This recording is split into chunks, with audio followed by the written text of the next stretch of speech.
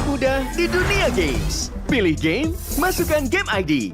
Pilih Diamond, masukkan kode promo, dan pilih metode pembayaran. Masukkan kode OTP. Selamat, kamu dapat tambahan kuota. Upgrade gameplaymu sekarang. Game smash andalanku bikin mainku semakin hebat. Tukar DG rings, diamond dan voucher game kau dapat.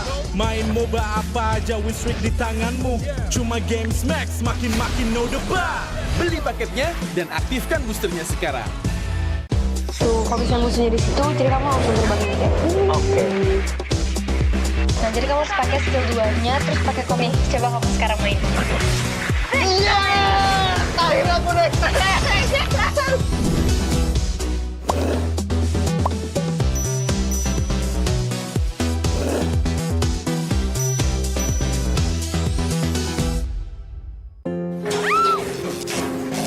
바로 출동하겠습니다.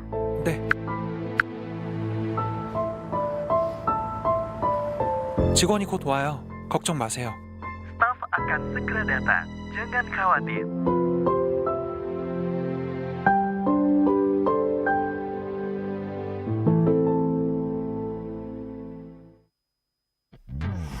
Character select. Bener.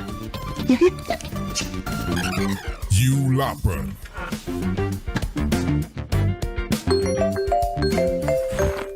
Stop! Pakai klik Indomaret, belanja 1 jam sampai dan gratis ongkir loh. Wah, belanja online kayak belanja di toko Indomaret. You kenyang. Siap main lagi. Let's go! Belanja online seperti di toko.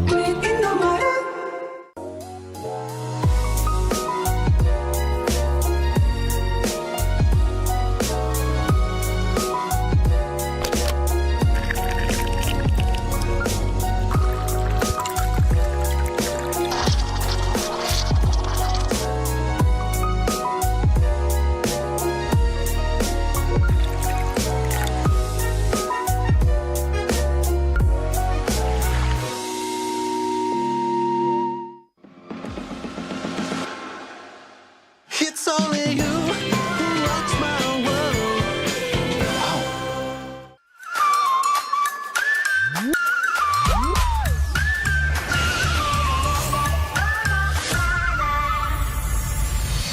I'll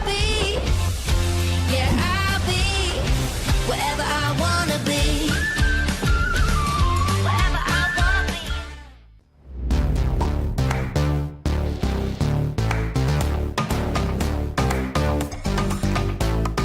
We don't need no sleep because the party.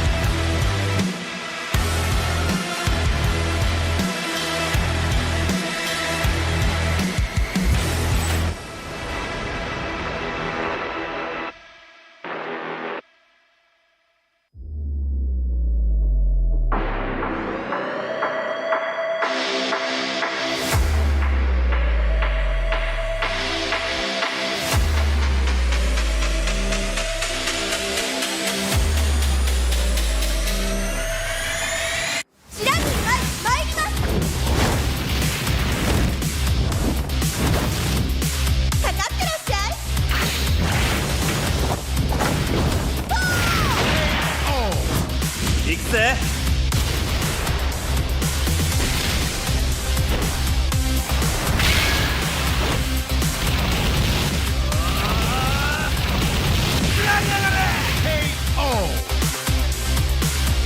맥시가 지가운다요. Hey, come on, come on.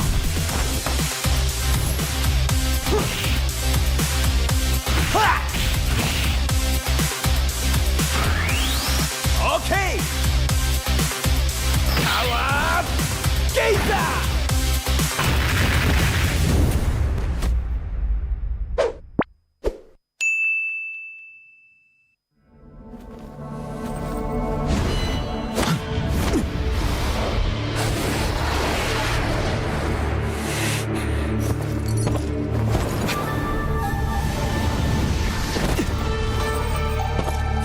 Yo, what's the rush? Wait up, will ya?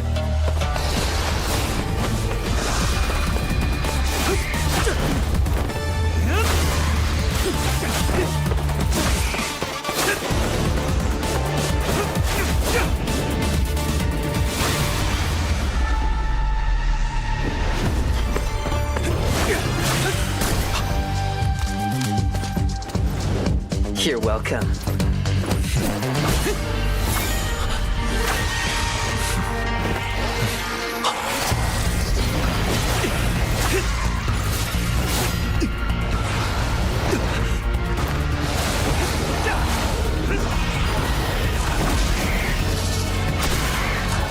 Hey, keep it together. Do you really want to die here? If I lose control, kill me without hesitation. It is your duty. Of course.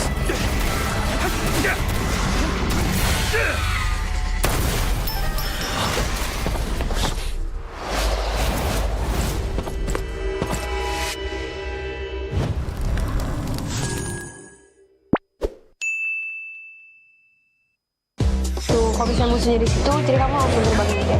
Oke. Nah, jadi kamu harus pakai skill 2-nya, terus pakai komik. Coba kamu sekarang main. Iya, akhirnya aku naik.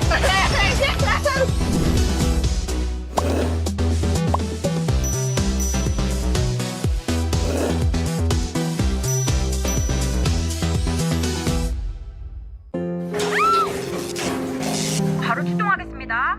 네. 직원이 곧 와요. 걱정 마세요. Staff akan segera datang. Jangan khawatir.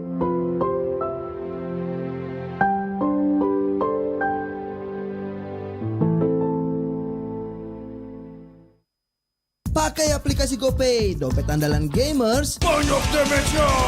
Ada cashback hingga 20.000 Buat upgrade skin baru. aplikasi ringan gak makan memori. HP lemot bisa victory. Top up langsung dalam game. Tanpa hambatan. Ikutan selebrasi MPL di aplikasi GoPay. Menambah total hadiah ratusan juta. Bonus stage. Gratis 100 kali transfer kemana aja. Beli pulsa harga termurah. Scan QRIS dengan mudah. Download sebelum mabarkan.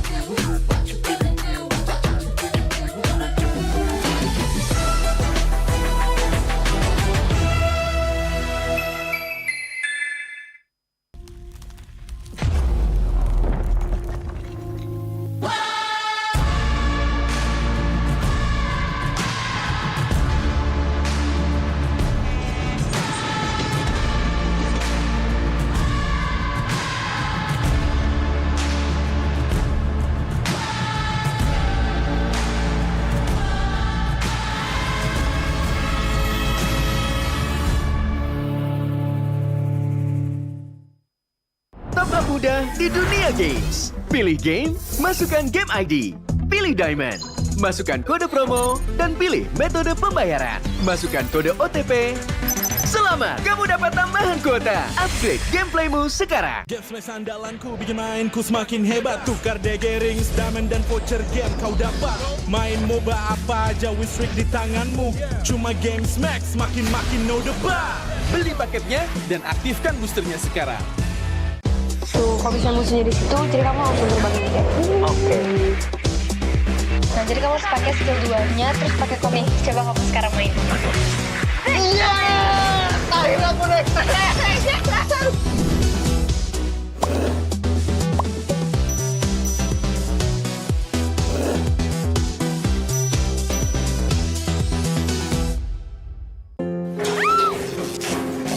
바로 출동하겠습니다. 네.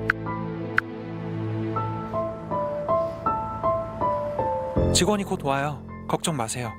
Staff akan segera datang. Jangan khawatir.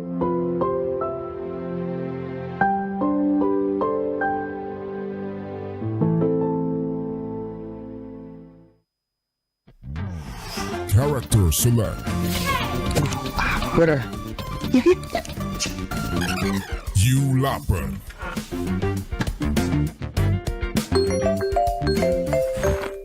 Stop! Pakai klik Indomaret, belanja 1 jam sampai dan gratis ongkir loh. Wah, belanja online kayak belanja di toko Indomaret. You kenyang, siap main lagi. Let's go! Belanja online seperti di toko.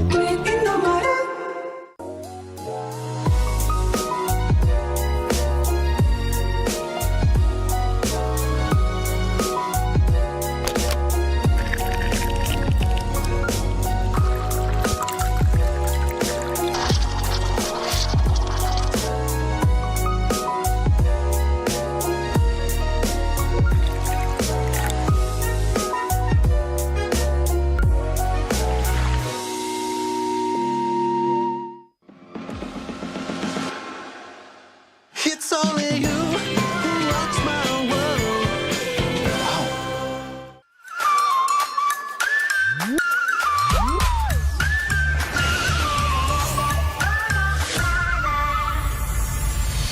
I'll be, yeah, I'll be wherever I wanna be. Wherever I wanna be.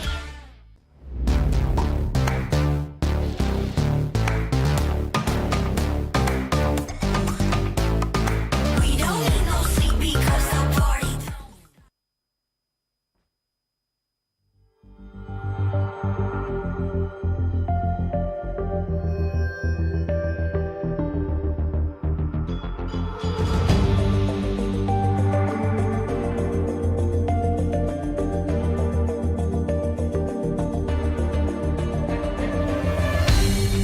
Aku kan berdiri dan terus berlari, terus ke arah puncak tertinggi. Ku takkan berhenti, hanya sampai di sini. Kemenangan abadi menanti. You know we won't miss if we unite our focus. And if you haven't noticed, we all live. Nyalakan apimu, hadapi semua tantangan, hadang semua serangan, jatuh bukan halangan. Bakar semangatmu, janganlah engkau menyerah. Kita akan buat sejarah. We all this, we won't miss. We all this, we won't miss. Saatnya beraksi, jalani ambisi. Aku kan menyawakan hari ini. You know we won't miss if we unite our focus. And if you haven't noticed, we all live. Nyalakan apimu, hadapi semua tantangan, hadang semua serangan, jatuh bukan halangan. Bakar semangatmu, janganlah engkau menyerah. Kita akan buat sejarah. We all this, we won't miss. We all this, we won't miss. We all this.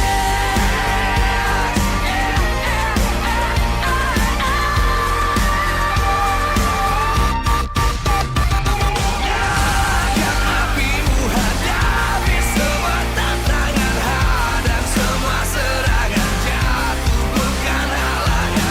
Bakar semangatmu, janganlah engkau menyerah. Kita akan buat sejarah. We all this.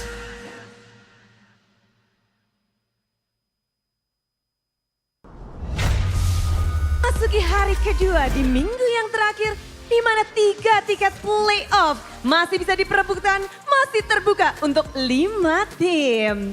Malam minggu bisa jadi malam yang indah atau malam penuh penantian.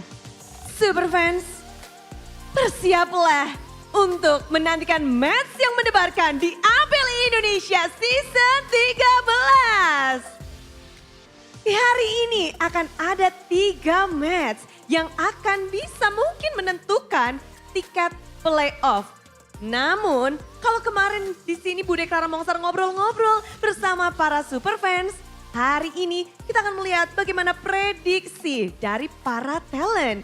Jadi seperti apa sih prediksi yang akan dikeluarkan oleh para talent? Yuk kita cek bersama-sama apakah ada tim favorit kalian. Dan kalian juga jangan lupa tulis di kolom komentar siapa yang akan masuk ke babak playoff. Dan inilah dia dari prediksi tim-tim yang akan masuk. Kita melihat bahwa peringkat pertama tidak bisa digeser lagi. Dan juga peringkat kedua apapun yang terjadi, Bigetron akan berada di pucuk.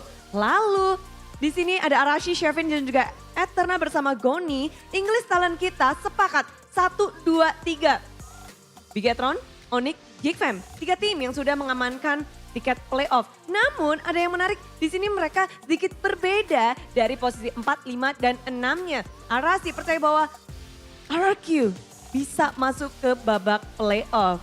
Dan Goni cukup mengejutkan di mana EVOS diletakkan di posisi 4. Wow, mungkin karena dari match kemarin. Dan kita akan melihat juga dari nextnya. Masih dari English Talent, Mirko dan juga Realize.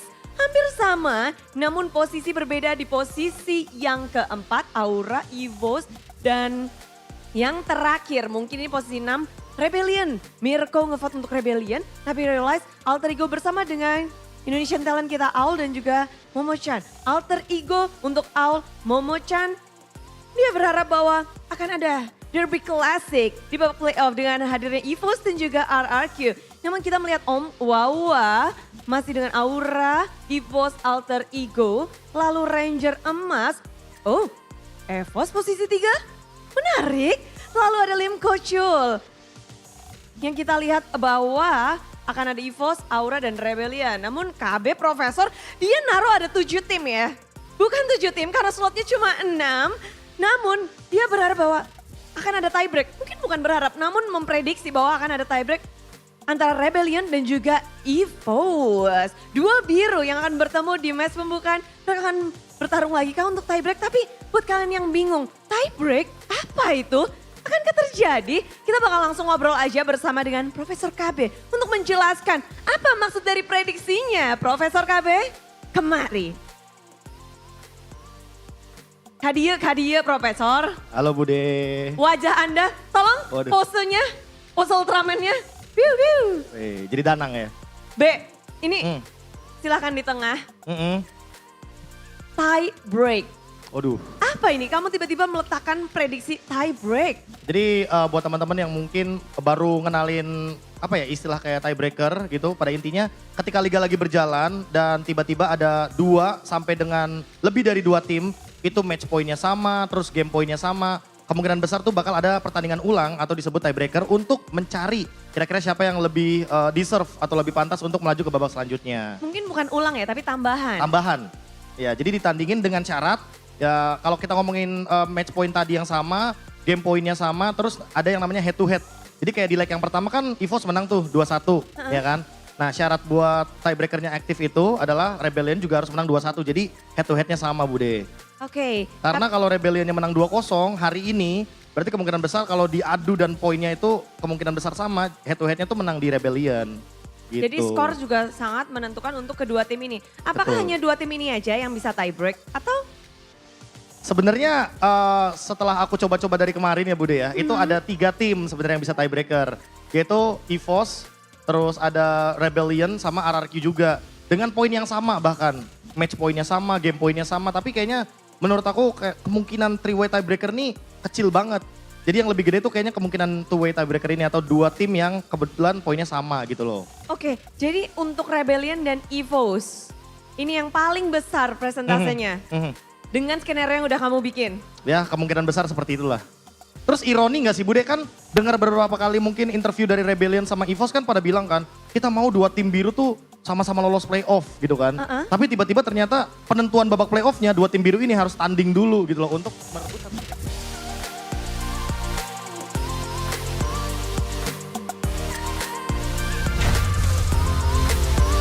Welcome to MPL Indonesia Season 13.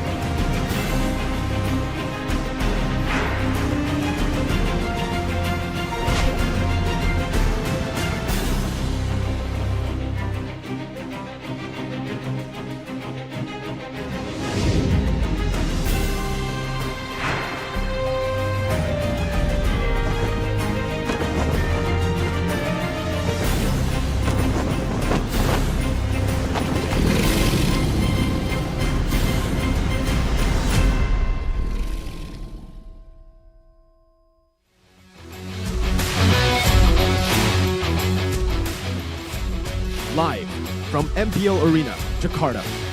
MPL Season 13 is powered by Moontalk. Presented by official tournament smartphone, Samsung Galaxy. Official e-wallet, GoPay. Official gold partner, UBS Gold. We own this.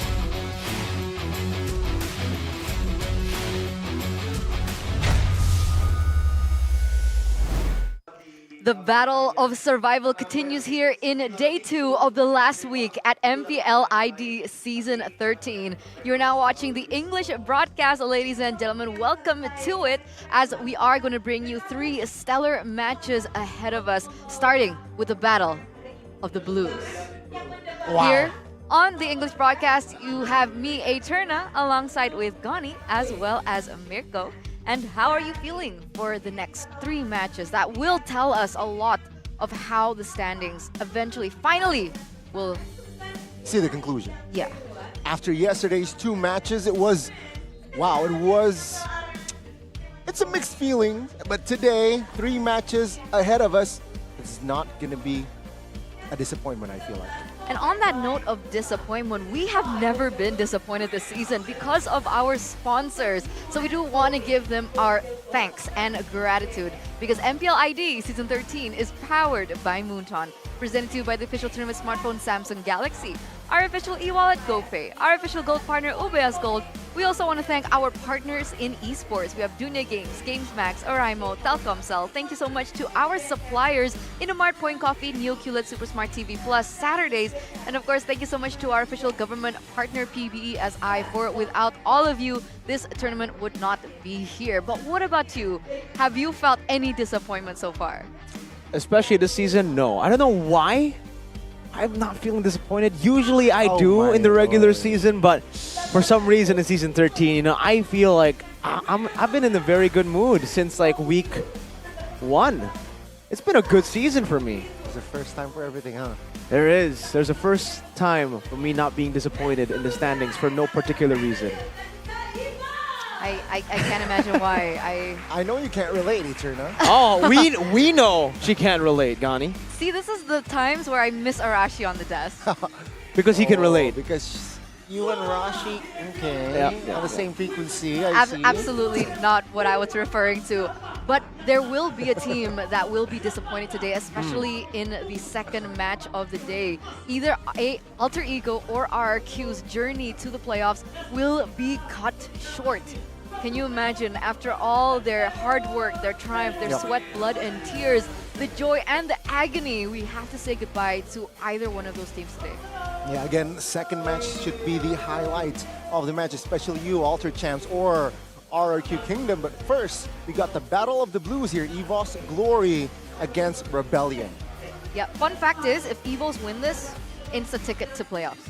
Instant. 1 match is all they need, just like Aura yesterday, but unfortunately they didn't take the dub. But for EVO's Glory, 1 match should do it. If they don't do it against Rebellion, they have to do it against Onyx. So it's now or never technically for EVOs. You need to try to get all the wins you can to secure the playoffs, because at this point, we got to take a look at the road to playoffs here. Standings, it's looking tight for every single team. And even Aura, by the way, might not be safe. Because I thought with a 2-1 loss, they are completely safe still. They just can't afford to lose 2-0. Turns out, if Aura lose their next match and EVOS beat Onyx, there's a chance that Aura might still not be able to make it a playoff. So their fate lies on other teams' hands. You even mentioned that there could even be a 3-way tie. That's what I'm hoping for. Okay, so what scenario will we get a 3-way tie? So Rebellion win against EVO's Glory, 2-1. Onyx win against EVO's Glory, 2-1. And RQ win against Alter Ego, 2-1. And then Rebellion, I believe, wait, let me think about it. Wait. That's Rebellion or RQ? Rebellion will have to lose against their next opponent after EVO's, which I believe is Geek Fam, 2-1. If that happens, then they will all be tied at -5, -5, -5. RRQ, Rebellion, and EVO's Glory, having a 3-way tiebreaker to make it to playoffs. Okay, so there it is. That's crazy. Have we ever had a 3-way tie before? We've never even had a tiebreaker in MPL Indonesia history. You're right. There's always like, we might see a tiebreaker, we might see a tiebreaker, but we never actually see it come to fruition tonight. There's a possibility for a three-way tie, ladies and gentlemen. And meanwhile, Onyx and Bigatron at the top, just watching the world burn below them, already securing the upper brackets. And we're actually going to see them go head-to-head in the last match of the day. But let's jump real quick to our first, the Battle of the Blues, the friends turned foe. We've never seen both of these teams make it to the playoffs together. It's always been either EVOS or it's either Rebellion. And they've been kind of vocal about that as well. They've been like, you know, this season we have to make it to the playoffs together. We can't go alone. We've got each other's back. With the blue bros, you know? But this particular match will define their fate, and they will no longer be, quote-unquote, the blue bros anymore. Somehow poetic, right? I mean, earlier on, they were both in the red zone. Again, signaling perhaps they both might not make it to playoffs, but on almost the last day, there's either one of them that might make it to the playoffs. The risk is so high, the intensity is definitely getting to us. I hope it does not get to them. But for the team lineup for EVO's Glory, we have the main five. For Rebellion, Cars, Vincent, Suelo, Audi, TZ, and D. This lineup with D, not Moai, usually is the lineup they deploy up against teams who have better macro. So, let's see if Rebellion can take that advantage in the macro. They're confident with the Prodigy in their roster. In the gold lane with D, will they be able to clinch a playoff spot? Ladies and gentlemen, please welcome, it is a Rebellion Esports. They need this win. They desperately need this win if they want to make it to playoffs. But let's see the opening that they have in store for us. In Kadir we trust. In Kadir we trust. So a lot of parallels have been drawn from Audi TZ to Kadir. I think it's an Indonesian comedian, but he has the same kind of way that he talks, etc. And that's what they refer to Audi TZ to this season, Kadir. So in Kadir we trust means we're placing our trust to Sir Audi TZ. On the other side, another blue stands in their way.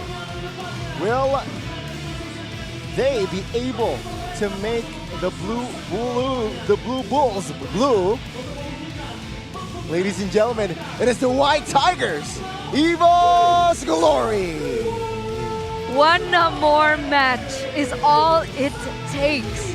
Amongst all the doubt, amongst all the hate, this team has risen from the ashes and made themselves known to everyone. Imagine that, going on a lose streak, several matches in a row, and now it only takes one more match. But they have to overthrow the rage and the might of the Blue Bulls. It definitely feels like EVO's Glory. If we take a look at the entire season, it feels like it's their story. It feels like it's their protagonist era. Starting the season with -4 with their previous lineup, and then when this lineup got deployed, instant success with Coach Stratic, as I like to call him, but you know, his real name is Strategy, and Caleb, and Rebellion, also with Chico and Vivi. It's gonna be an interesting... What about the Marshal? Oh, Mr. Danang! Yep. I can't believe I forgot. Danang? That was disrespectful by me. I've got to apologize. Say it again then. Say it Mr. twice. Danang. Danang. It's Danang. Danang. Like the last airbender, Dan Ang. Shout out Leo. Okay. But let's take a look at the head-to-head between both of these teams, because now we've seen them perform for several weeks straight. Let's talk about their weaknesses. What do they need to improve? It's kind of tough for both these teams because it's like they have a similar playstyle. Both Rebellion and EVOs, they can play the pickoff game with Dreams and Audi TZ. They can play wonderful team fight compositions as well. And for the most part, they've both been able to find success through those, either team fighting or picking their opponents off. So their main weakness for both these teams, which is very similar, is that late game macro. EVO's Glory, when they get taken to deep waters in the later stage of the game, their macro, it seems like they can't develop, they can't utilize the force errors as much as other teams in the top echelon, the upper echelon of MPL Indonesia Season 13. But we'll get to that in the Keys to Victory, presented by Samsung Galaxy S24 for EVO's Glory. Number one, don't ego draft. They have a tendency to ego draft. Up against a lot of teams that you would usually see respect for up against RRQ, they didn't ban the Claude. It ended up with a game win for RRQ. Up against just recently, Aura, both Kabuki and Yaoi got their heroes, so they need to respect Rebellion's power heroes. Number 2, play with a proactive playstyle, not reactive, and Brands get space, Evos gets playoffs. I love that line. Shout outs to Mr. Dika backstage, but play with proactiveness. That's something that Evo's Glory need to play with. They've been able to find so much success through the proactive maneuvers around the map in the early game. But when they are reactive, it feels a bit more 50-50 because they have to wait for Brands to get to a certain power spike before they make crazy proactive plays, and by that time it could be too late, especially up against the Blue Bulls who charge all the way from the early game. And that's why they need to commit to one gameplay. It's either pick off or team fight, mainly in the draft itself, because we have seen Rebellion pull off some nasty team fight compositions with the Roger, the Florid, and then picking up an Edith or Yu Zhang to just force the enemy team to fight. You either fight or you lose out the objective, and it's all about that early game decision making where they can force these fights out from their opponents that makes them so strong. Number 2, time to unleash the pocket or cheese picks. A lot of criticism has been sent to RBL's way in the early weeks of Season 13 because it just felt like you're not in a desperate spot yet. You're still looking for points. Why go for the Hanzo? Why go for these crazy picks? Even the Terizla. But now is the time. If you want to get a win, if you want to shock your opponent, throw a curveball. Desperate times call for desperate measures. They need 2 wins to make it a playoffs. And that's just it, right? I mean, if we take a look at this poster even, Clash or Unite, we talked about this a little bit before as well. The fact that we've never seen both of these teams make it to the playoffs. It's either always been just Rebellion or just Evos. You can even see from the history all the way from Season 8 up until Season 12. But for Season 13, will we finally see a different story? Let's see, right? Will the trend continue for both of the teams? But it's so coincidental that it's always been either or. It's just star-crossed lovers. Star-crossed lovers. Romeo and Juliet. The new one? With Tom Holland? Yeah. Yeah. Any of them. I think they have the same premise. Oh yeah? I thought it might be different, but yeah, for them it's been the same relatively. Maybe we might have a new take on that Romeo and Juliet story with Season 13, just like we're seeing in real life with Tom Holland. For Season 13, could they possibly make it out to playoffs together? Or the drama, will they both not qualify? Will they stay solid all throughout? Because that has been the story for them, right? We've been talking about how they've been bros, they've been supporting each other in interviews as well. No animosity between these 2 teams for a long time, and it's very unfortunate that they will have to battle. But bros battle sometimes, and they come out as better men. Okay. Have you guys fought before? Me and Gani? Yeah. All the time, man. All the time. Because of his team and my team. Oh, yeah. I understand. But we are moments away, ladies and gentlemen, of getting into the drafting phase where the mind games will begin. Will we see cheese strats coming through for Rebellion like we saw in the keys to victory? Will that be the solution that they desperately need at this point of the season? Evo's first pick, Rebellion with the second, Roger, Yuzong, Luo Yi banned out. So this is quite different. Rebellion, Harith, Xborg, and Angela. Why did you go for the Young? Well, we literally just said they need to commit onto team fights or pickoffs. And I also mentioned Roger Florin, Yu Zhang, Edith. That's usually the composition. They banned out the Yu Zhang and the Roger. So based on the keys to victory, don't ego draft. Coach Strateg has read it and has gone for full respect and also proactive. Look for those proactive picks for Clock and Valentina. First pick though, while the Matilda is up for grabs. Maybe they're anticipating a Faramis pick coming through from Rebellion. Not really sure what's happening here, but we do have the Barats in place, secured by Rebellion. It's to prevent too much of a fluidity choice for Annabelle. And again, usually want to combine the Barats with the Matilda. But no, they instantly picked the Moskov. I was about to say, if you have D, a player that is so comfortable on this Moskov, you know what? I like it. I like it. And man, I've seen this level of prio in ranked games as well. I didn't know if it actually translates over towards MPL ID, but the Moskov has been super prio in ranked games. When the Roger is banned out, you want to pick up this Moskov because the Moskov will be able to scale. And at this point, we're actually seeing a new development for the Moskov. We usually think that for Moskov, you need to go for Inspire, but now we're seeing Purifies. Even just yesterday, Skylar with the Flicker made it work. So, hey, they've shown that it's possible. And D, we've said this many times, MDL, during his time in Onyx Prodigy, he was the Moskov god, using it before it was even meta. But take a look at EVOS. They have that counter, then the Natan in the late game, and the Carmilla for team fighting up against Rebellion. They really want to hold them off from that team fight. It's all about that early game dominance. They're also perhaps maybe anticipating that Rebellion could pick up something like the chip. So in case that they do that, they're going and giving a warning, a poster warning, like, hey, yes, you can pick up chip here. It's not been banned. We didn't go for the ban. We went for Louis instead. But if you do, we have the Carmilla, and you've seen the chip fail against our Carmilla in particular, especially in the hands of Dreams. A very good anticipation pick there, but I really like what they are doing here, right? Rebellion, they grab more space with the Novaria. Sure, a standard pick would be Matilda. Again, Barat's Matilda would be a very aggressive early game, but with the Novaria, what it does, it actually balances out the range that Natan has. So I like what Rebellion is going here. I want to see the execution though. Me too. I think for now, we really have to talk about, okay, an alpha ban coming through, but I really want to talk about Evo's Glory's playstyle, the usual playstyle that we see for him, because I did mention it's all about the early game, though they have the Natan. We have a comment first, though, from Mr. Eman, the Red Raider. The best gold laner? What? Sorry, what? What did you say? I didn't say that. Oh, okay. I misheard. I want to face EVOS because we lost to them in the last meeting. Yes, hopefully EVOS does make it to the playoffs. Same. Whatever he says, I agree. You know, I have to agree. But back to EVOS. Wow, a chip ban despite picking the Carmilla. And going back to my point, early game dominance is what they look for, even when they have a Natan. Natan, this guy is going to be playing weak side all the time. Everyone else will be looking for fights and looking to get that snowball rolling from the start. That's why the Carmilla and the Valentina.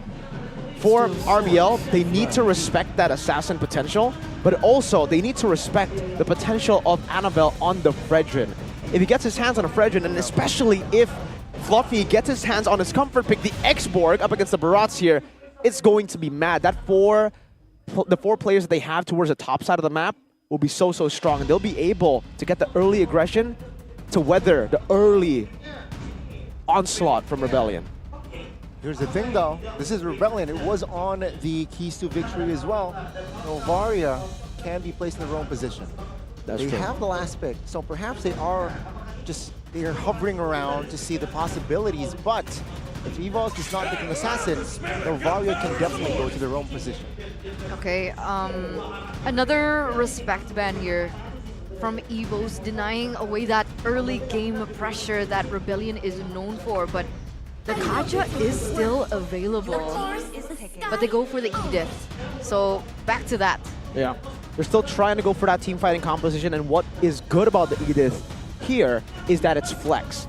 Technically for the Edith and the Barat, it's still flex, and we have seen Rebellion utilize both these picks as pretty good flex. Barat goes to the XP, Edith goes to Rome, and then they go pick up a new jungler, and can go, you know, all the other ways as well. So for EVOS, it does get them in a tough spot. I think they shouldn't try to fully counter Rebellion. Instead, they should just work on the team synergy with their draft. They already have a Carmilla. It's great for flex too. They've used this in the jungle, even though it didn't work out. Rome is usually where we see the success for Carmilla, for EVO's Glory. And that's what I'm thinking. Pick up an X-Borg in the lane up against the Edith. That's a pretty good lane to try to dominate. And then you will go for the barrage too. I believe that might be a Dairoth jungle. No, it's a Dairoth XP and a Fredrin jungle. Interesting. What are they fishing for here? Rebellion. Are they anticipating that the Dairoth can win against Barrett in the EXP lane? Or the Are they looking for the... Or the Edith in the XP. Yeah. That's true. It's still flex. Or they might pick up like a Paquito here technically. They could pick up another XP and then flex it all around. What do you think the last pick is going to be? You know what? After seeing the composition from EVOS, they might Do they have enough will? Yeah, I think this Novaria can definitely be roam. They pick up another mage that can burst. So I'm guessing Lilia. But no, Lapu. So Edith Roam. It's going to be standard composition here from side of Rebellion. Yeah. Fluffy on the Dairoth. That is going to be a Dairoth in the EXP lane. What do you think about the compositions? I think for Rebellion, they have a more balanced composition. For Evos, it's much more protect Mr. President. But also, I really want to question the Dairoth pick, right? Because we were talking about the export, maybe other picks for Fluffy, but we didn't think about the Dairoth at all. And especially here, because for Dairoth, usually you pick him up when you have a physical damage dealer that can deal even more damage with that second skill for Dairoth that reduces physical defense. Now I wonder who that's going to be comboed with, because Fredrin, I don't think Evos will be relying on Fredrin to deal damage. Maybe it's because of the early game. Maybe they want to look for that early game with the Dairoth. But expect this Dairoth to try to go full damage, because that's the only way I see that Dairoth build this game. And with that being said, I'm expecting a lot of action even from the early game. We'll see how this pans out. Ladies and gentlemen, one more match win will give the White Tigers their running chance for the playoffs stage. Welcome to the Land of Dawn for game number 1 in the Battle of the Blues. Let's get it. Taking a look at this game so far, my bad by the way, the expert was banned already in the first phase. Didn't notice it quite late. Before the Dairoth pick, let's take a look at how this Dairoth actually plays out. So he actually does go Quantum Charge. I think he does want to go for a little bit more of an aggressive style here up against Cars to possibly go for invades early with the Carmilla too. You can see Dreams already start things off very aggressively. And D as well with the Quantum Charge, but this time no crazy spell. It's still with the Inspire. No Flicker, no Purify. Brands and D also with the Tenacity. It's attack speed for D, and it's the Thrill for Brands. But Fluffy, yeah, as expected, that's a full damage build it seems. Master Assassin and the Rupture. So they're relying on the front line coming through from the side of the Fredrin. In the early game, that aggression should be able to pay off. I think they want to deny Rebellion from working in their comfort, which is that tempo in the early game. But later on, is that going to backfire onto them? For Evos? I think we'll just have to see here the way that they play it out, because for Fluffy, I don't know how he's building, because based on the emblems, it should be more of a at least semi-tank build if he wants to be a bit more defensive. But they'll have enough damage for both physical and magical if they look for these proactive movements, and that technically for the keys to victory, that's what we are expecting from Evos. Both teams already. Daytona's welcome already invested.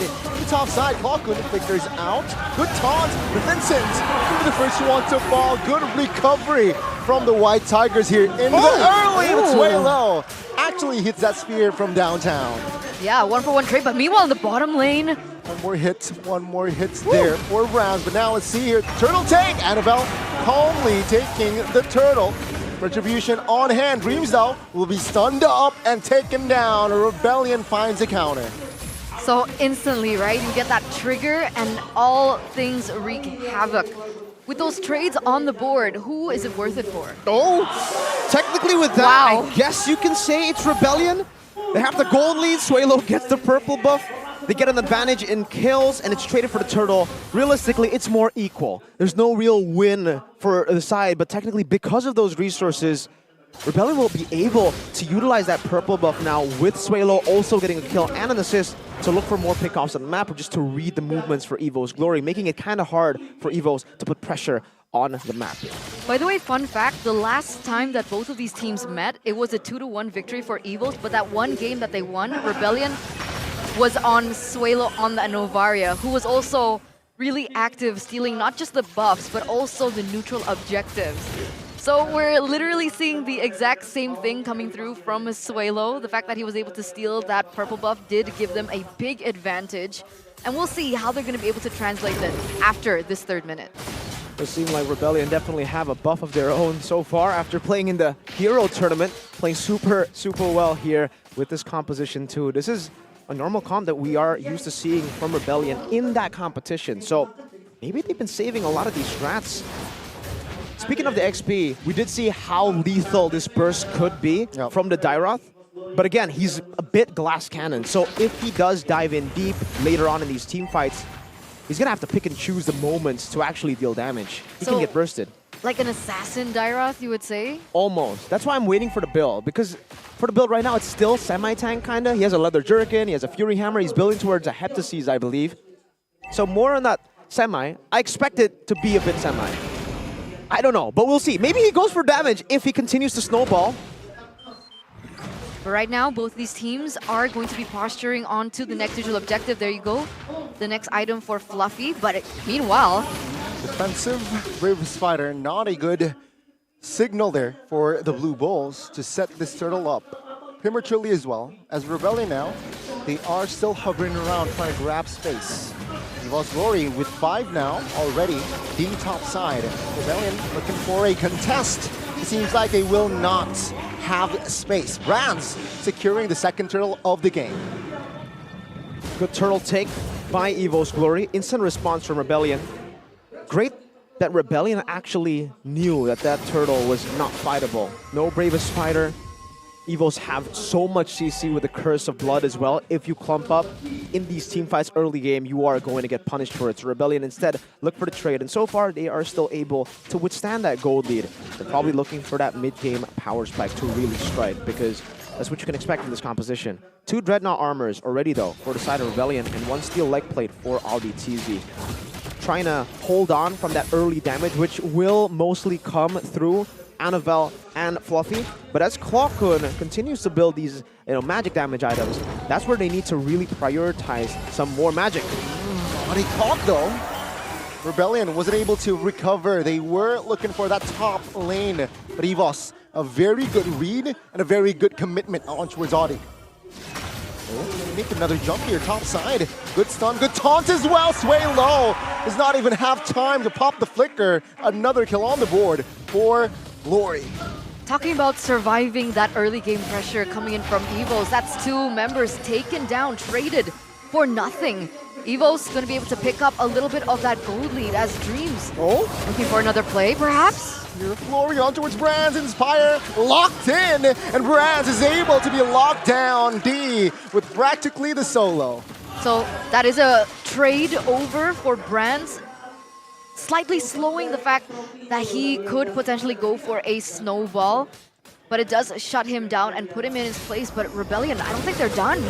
4v2, good stun on towards Dreams now. Good knock-up as well. Annabelle now taking some heat, but Dreams at the backside will not be able to find an angle. That's a bait there. Good knock-up again by Audi. Now the immunity though, Annabelle will be the first one to fall. The turret as well, as it was rated top side. Rebellion looking for some counterplay. Big W for Rebellion though, the fact that they were able to take Brands down as well and then clear up the wave. They shoved in the lane, and now Brands, he's actually rotating towards the turtle side. They get a mid turret too, so incredible value as Rebellion put themselves in a good spot to go for this turtle. This is a Rebellion turtle, should be. Yep, perfect turtle, no more for Evo's Glory as Rebellion picks up the final turtle. And Evo's Glory, they are the ones looking quite lost here in minute 7. That was really good timing as well, right? Because the fact that they were able to collapse that domino effect and the timing that Annabelle wasn't even on the board for that neutral objective contest really just did a signal that Rebellion could take hold of the map. And now they get another turret in that top side for it. So 1,700 gold lead for Rebellion. Have they reached that mid power spike? Yes, they have. The NOD and the Enchanted Talisman for Sway Low. He's playing more utility as the burst damage will actually come from everyone. Even Audi TZ at this point can deal so much damage, and take a look at that. Right after the leg plates, go straight for the Radiant Armor, and that is what everyone almost is going for as well. The Barat and even Lapu cars with the Radiant already. Now we're just waiting on Vincent to secure his Radiant again. Wow. Did he get it again? Sway Low! Twice this time. 2 times in a row. Sway Low on the Navaria is built different. He has that attitude and he has that confidence in himself, and we've seen it not only just in this match, but in the matches before this. So expect more of these kinds of plays, and Evos need to sniff that out. And that's a big resource wasted if they have to utilize the retribution to prevent those steals from happening. Whoa! Spirit Glory will not be committed as D will grab the turret top lane. Wow, Rebellion is toying with Evol's Glory right now. So this is why it's a different take on the side lane pressure. Usually, for the most part, I think in the last 3 seasons, we usually see the XP lane who goes into the side lane and clears it out. But now with the Moskov having so much global pressure, because of the Spear of Destruction, we're seeing the Moskov actually do the dirty work of cleaning out these side waves, getting the macro advantage for the team, and staying safe with it. Because technically at this point, Brands cannot go up there to 1v1 him. Fluffy can, but D is building already towards... He already has 3 items. He's in his power spike, and Brands is still quite far away from that Holy Crystal. He might actually pick it up in the 11th minute, looking at how the game is being played right now. And Rebellion have this macro advantage they can utilize all the time. Edith just screening away around that top side as the Moskov clears the wave, and he can join a team fight at any time if he lands the Spear of Destruction. So this is already best case scenario for the Blue Bulls. Wait a minute. Okay. And that's going to be a purple buff taken in from D. But back to that point, this is already the perfect scenario for Rebellion. They've been able to amount for an advantage. But Annabelle going to go for the contest. He's a level below Vincent at the moment. If he reaches that level 12, Vincent should be able to pick up that 13. But it looks like Evos want to commit still. Evol's Glory here. Still perhaps looking for an angle here with Fluffy as well on the top side. Good taunt on towards Cars. But take a look at Audi. Now Spear of Destruction connects and take a look at D. He is going crazy with that 1 kill. Brands though will find that kill as well. But the Lord will fall to the hands of the Rebellion side. Now, oh my goodness, D survives, but that's 2 for 3. But Rebellion got the Lord. Yeah, but like, what? How? How did Evos get that much value despite the fact that the Blue Bulls were able to get that Lord? Rebellion were controlling. They were, but they weren't technically. I gotta give props to both teams. Rebellion trying to utilize the forced errors, but at that point, they've already gotten the Lord so low to a point where Evos knew, you know what? We're just gonna stay decisive. We're gonna hold this Lord from resetting, and you won't be able to play with that macro advantage. So D was walking up top. Evos decided to just go for the fight. So for the most part in that fight, actually, they split the fight up. D went to the bottom side, going on to Brands with the Spear of Destruction teleport, and the rest of them just kind of got wiped up top. Luckily, it's still very worth it for Rebellion. Their carry still stayed alive. No shutdowns given towards Evol's Glory, and they get the Lord. So they'll be able to utilize this Lord advantage with a lot more pressure coming down on Evos. Astral spots 4. Annabelle is there as well. Good airborne there towards Dream, but Evol's Glory, they will be able to handle the Lord. This is the first Lord, mind you. Rebellion will be able to get almost all of the tier 2s. That tier 2 in the bottom lane, though, is still standing. Nobody's going to clear it just yet. Looks like Rebellion are hovering over this mid lane with the waves crashing. With the Natan, though, I don't think they will be able to get any base turrets. Well, let's see here, Rebellion still with an attempt. Annabelle, oh my goodness, D! With the burst and attack speed, he'll be able to just melt Annabelle down. A first base turret taken from Evos. Wonderfully done, man. This is beautiful by Rebellion. That 80th pick just going and finding so much value this game. Pops the Primal Wrath because they want to threaten the turret take. Annabelle tries to frontline, but it's very different when you try to frontline up against an Edith compared to any other roamer. You get immobilized and you get bursted down, not just by the Moskov, but even by the Primal Wrath. Good immobilize. And it's actually Evol's Glory finding the counter. Now good stun on towards Dreams and Brands. Brands 1 HP, survives that fight. Way low.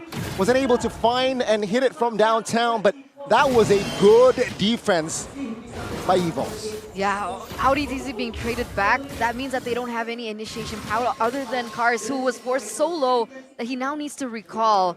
Let's take a little update into the items here. Yeah, shout out to D. He had the Magic Blade in the Lord fight, and he completed the Rose Gold that enabled him to survive in that fight. But I want to focus on Brands here, because there's so much magic defense already for the side of Rebellion. He needed to go Divine Glaive. That will severely halt that Holy Crystal power spike from happening. So he's probably going to get it in the 14th minute of the game. And at that point, Rebellion might be able to just build up too big of a gold lead for even the Natan to look for a comeback. looking at this even, Natan won't be able to free hit. Usually, you just take account 2 members from the enemy team that you need to be aware of on the Natan. Now, technically, with the Edith and Lapu, that's 4 members that you need to be aware of in all these team fights. How they disengage, how they engage. And technically, it's all up to Rebellion as to when they want to take these fights. They've been winning because they can actually bait out the entropy quite easily with poke from AudiTZ, with Cars using the Bravest Fighter defensively or offensively, and obviously AudiTZ with the Earth Shatter. He can just disengage at any time. So for Rebellion, they call the shots. It's all up to Evos to just react to the shots. How they actually look for pickoffs, that's, I guess, their key to victory at this point. Either they fully turtle in their base, look for like a defense and wait for a mistake, or they go for a pickoff. But I don't think a pickoff will come in right here. Rebellion look too clean right now. The mind games, that's definitely the key point at the moment, but Brand's just secured his Holy Crystal. Very close. Let go, spots 5. Body, you can see, Tono's welcome now, invested early. Fluffy will lose his immortality. Look at the backside. He's actually Brand's taken down and clocked as well. Rebellion now going crazy with D. Is just going ham on towards Dreams. Dreams will not survive. That's a double 4D as well. Another shutdown. And that's Rebellion going for the wipeout. Annabelle in a no man's land, looking for a defense, looking to escape, but D will focus on the turret, and Rebellion, they will have a say in the first game.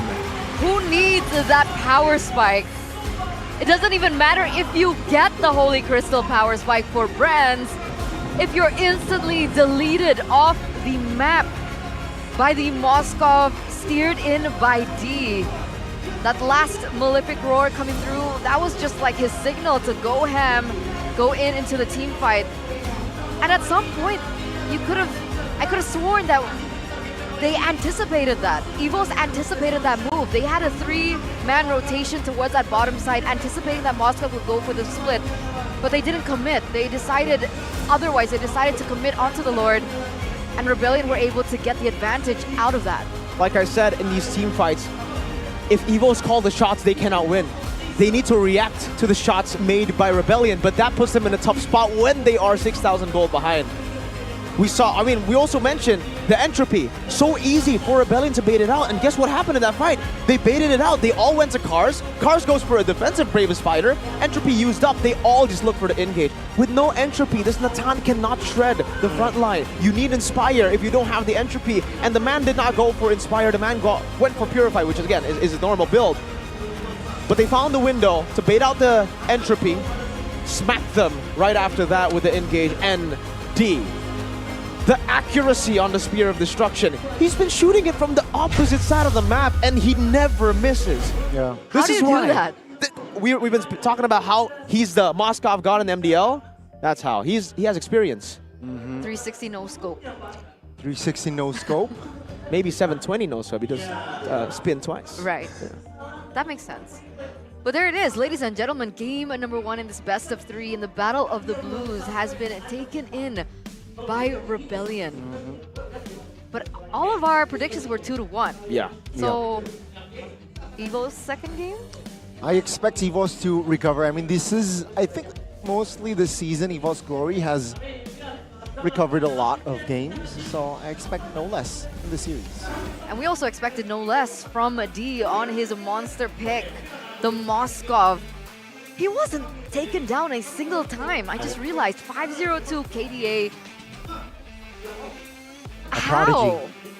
A prodigy. Okay, Gani. Well, how crisp, clean positioning, very good awareness, and a team to support him as well. He always comes in towards the end. He's more of the assassin, technically, even though he's a marksman, because he comes in towards the end. He was a sweeper. He was a sweeper. He's a janitor. He's a he janitor. Cleans up. After Evos make a mess, after they've used their resources, Mr. Janitor Man D comes in swinging with the Spear of Destruction and cleaning up. Rose Gold Meteor as well. No need for the Wind of Nature despite Fluffy going for damage. It does not matter. He's not threatened at all by Fluffy. That Rose Gold Meteor shield is enough to actually hold it off. And I think we really need to go back to what Evos was planning, right? Because I actually really like the draft up until that Dairoth pick, which again, we did mention usually it's comboed with a physical damage dealer. So he's going to go for a glass cannon build. And even then, I think it's a bit too gimmicky of a pick to go full damage Dairoth in MPL. And I think that showed it's very one-dimensional. Rebellion, no. If you jump in with skill 2 and you can't get the full burst right as you skill 2, that's it. A couple of times you were able to see that, right? Like the skill 2 here, finding pickoffs in the early game, but towards the later stage of the game, yeah, we just did not see Fluffy at all. He was a ghost in this game, and not a good one. D, on the other hand, man, the way Rebellion played that early game was just really good. They held on for the early game onslaught of Evos. They traded whenever they could. They weathered the storm. And when those power spikes hit, they decided to go in, decided to fight, and use that crazy macro advantage they have with the global pressure of D. But that's exactly why they can't call the shots, by the way. If Annabelle walks up, Edith Primal Wrath, you're immobilized, you get shot down by the Edith, and then the Moskov eats you up. And this is exactly what happened here as well. They baited out the entropy with Cars. They tried to lock him down, but Cars used the Bravest Fighter defensively, and then AudiTZ concealed to look for the re-engage. Spear of Destruction connects, and D just cleans house. Sweeper. You said a ghost, but in a like the bad kind. What's a good kind of ghost? Because like ghosts are scary. Usually you should be able to put fear into the minds of Rebellion. Oh, but Here, instead you become Casper. I don't think he was friendly. Casper's cute. But he wasn't. Well, he's fluffy. I don't know about cute, but he is fluffy. He's a fluffy ghost. I was referring to Casper being cute, not.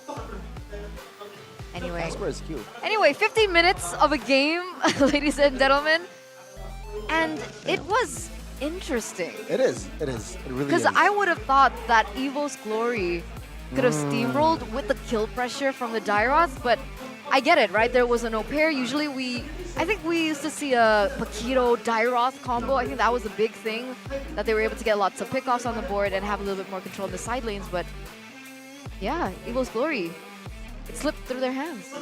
I think for Dairoth, it's like the biggest fall-off pick, you know? Like, you need to get a snowball going from the start. You need to get a massive snowball for you to even still be relevant in the 15th minute of the game. And he didn't. I don't think he got that big of a snowball, but yet we expected semi-tank.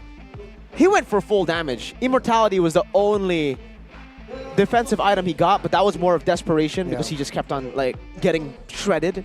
But Hunter Strike, Blade of Heptases, I am not a fan of this Dairoth pick, unfortunately. Maybe if they had a Bruno or if they had something else that was physical in the MM, I think it could have worked. He could have gone for a tanky build as well, utility Dairoth like we are used to seeing. Yeah, I'm really trying to think the value of the Dairoth here, but it's very hard to say here with this composition, especially. We all know Rebellion can just flex the Edith, flex the Novaria even, flex the Barats, and that is what happened, right? Lapu-Lapu last pick, and then you can see what Cars did. I again, give credits to Cars. He wasn't giving any potential kills towards the Dairoth in the early game because he was playing it very, very safe. He knows the powers of that Dairoth, and he just hugged the turret top side.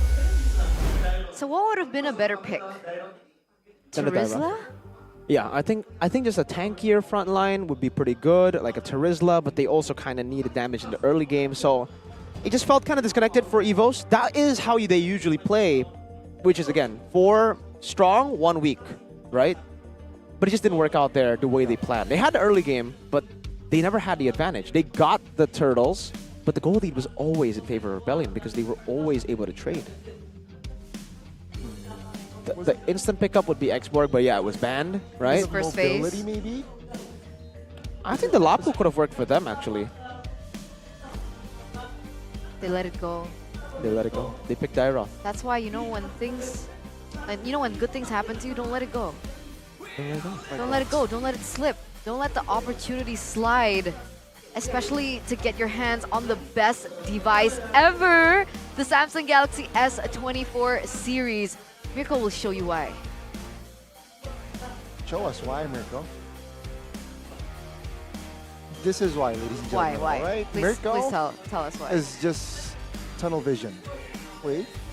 For you guys who want to visit, different countries, like me, I want to visit Korea, but I can only speak Indonesian. I can't even speak English. So, what do I need to do? I get the interpreter here, and I can just say, Apa kabar?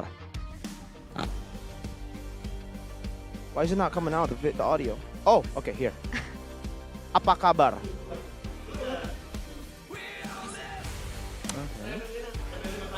Okay. So you can do different sentences. You want to say anything in Indo? You translate to Yeah. Korean? Aku sayang Yawi. Aku sayang Yawi. Oh my god, man. I don't think Aku sayang Yawi. Is that wait? Interesting. Okay. That was an example, by the way. That was an example. It's just like a. Yeah, I mean, It didn't translate yaoi because he doesn't know what yaoi is, but it translated everything I else. know what Yawi is. we know what yaoi is. The The roamer? I know what you guys don't know. What? I know that you guys don't know that you guys can get a cashback of up to 2 million rupias and a 40% discount on a Samsung Care Plus. So don't forget to check Samsung.com/ID. Epic games, just like that. Be epic, just like that. With Samsung Galaxy S24 series. Go ahead, check it out. It's so simple, and you get a 40% discount on Samsung Care Plus. 2 million rupias cashback. I was joking, by the way. Of course. Like, I wasn't serious. That was just like an example.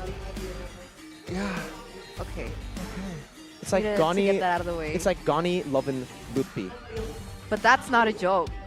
He really does love Luffy. Do you really love Lutfi, Gani? I mean, he's Onic. I love all Onic players, or, you know, Prodigy players.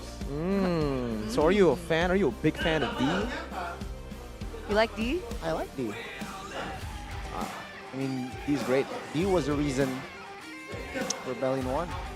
D was the MVP. Yeah. That was a massive play from D. Multiple times. Absolutely phenomenal from D.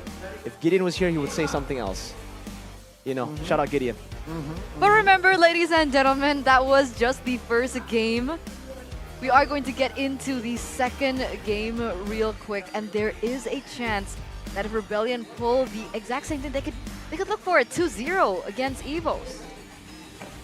I mean, Chico, seeing at his face, he's locked in. So yeah. But can you imagine, like, the two teams that only need one more game to secure Like Aura? playoffs? Like, every other team is making it just so hard for them. You know, it's like, it's so hard to get the playoffs, but all they need to do is get a Samsung phone. It's not that hard, and you guys can get the Galaxy Zone 2 during playoffs. You guys get to sit in front, and look at this! A couple! Hey! The Team Galaxy Zone couple here. I don't know their names. I wanted to call them Mr. something, but I don't know their names, so unfortunately, but we'll call them Mr. and Mrs. Galaxy. Mr. and Mrs. Galaxy. I like that. They're even twinning with their outfits. Oh, you're right. That's Hey, it's almost cute. like you guys. You're right! You're wearing the same outfit. It's almost Are like we you got though? a uniform. We are. Wait, I'm wearing the same outfit. You too. That's weird. How did... What? With the Indodesk as well. Huh. Wait, the players are wearing the same outfit. Jerseys? What? Man, Must so be a many coincidence. coincidences. Let's take a look at the biggest coincidence, which Ooh. is... Whiplash. I don't know what this coincidence is that I'm trying to refer to from this game because there was no coincidence at all. This was all skill. Usually the kids at home will say skill issue when this kind of game happens. And I think 4D, that's what happened too. Big plays for him all the time, always using that global pressure. The damage was enough. And I want to take a look at that damage dealt actually because I thought for sure D would hold the damage dealt.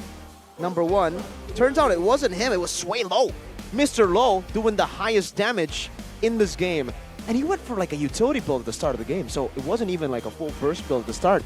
I guess when you steal 2 purple buffs, you can steal a whole lot more categories too, and he stole that damage dealt from D, took it away. The poke damage building up. Will they be able to steal the dreams No. of Evo's I don't glory? think so. I don't. Oh, the dreams of Evo's glory. I thought dreams, like, you know, take the player. Well, maybe not now. Maybe Not ever. next If season. Audi plays like this. Oh, true. Right? Like Maybe after. maybe after the game.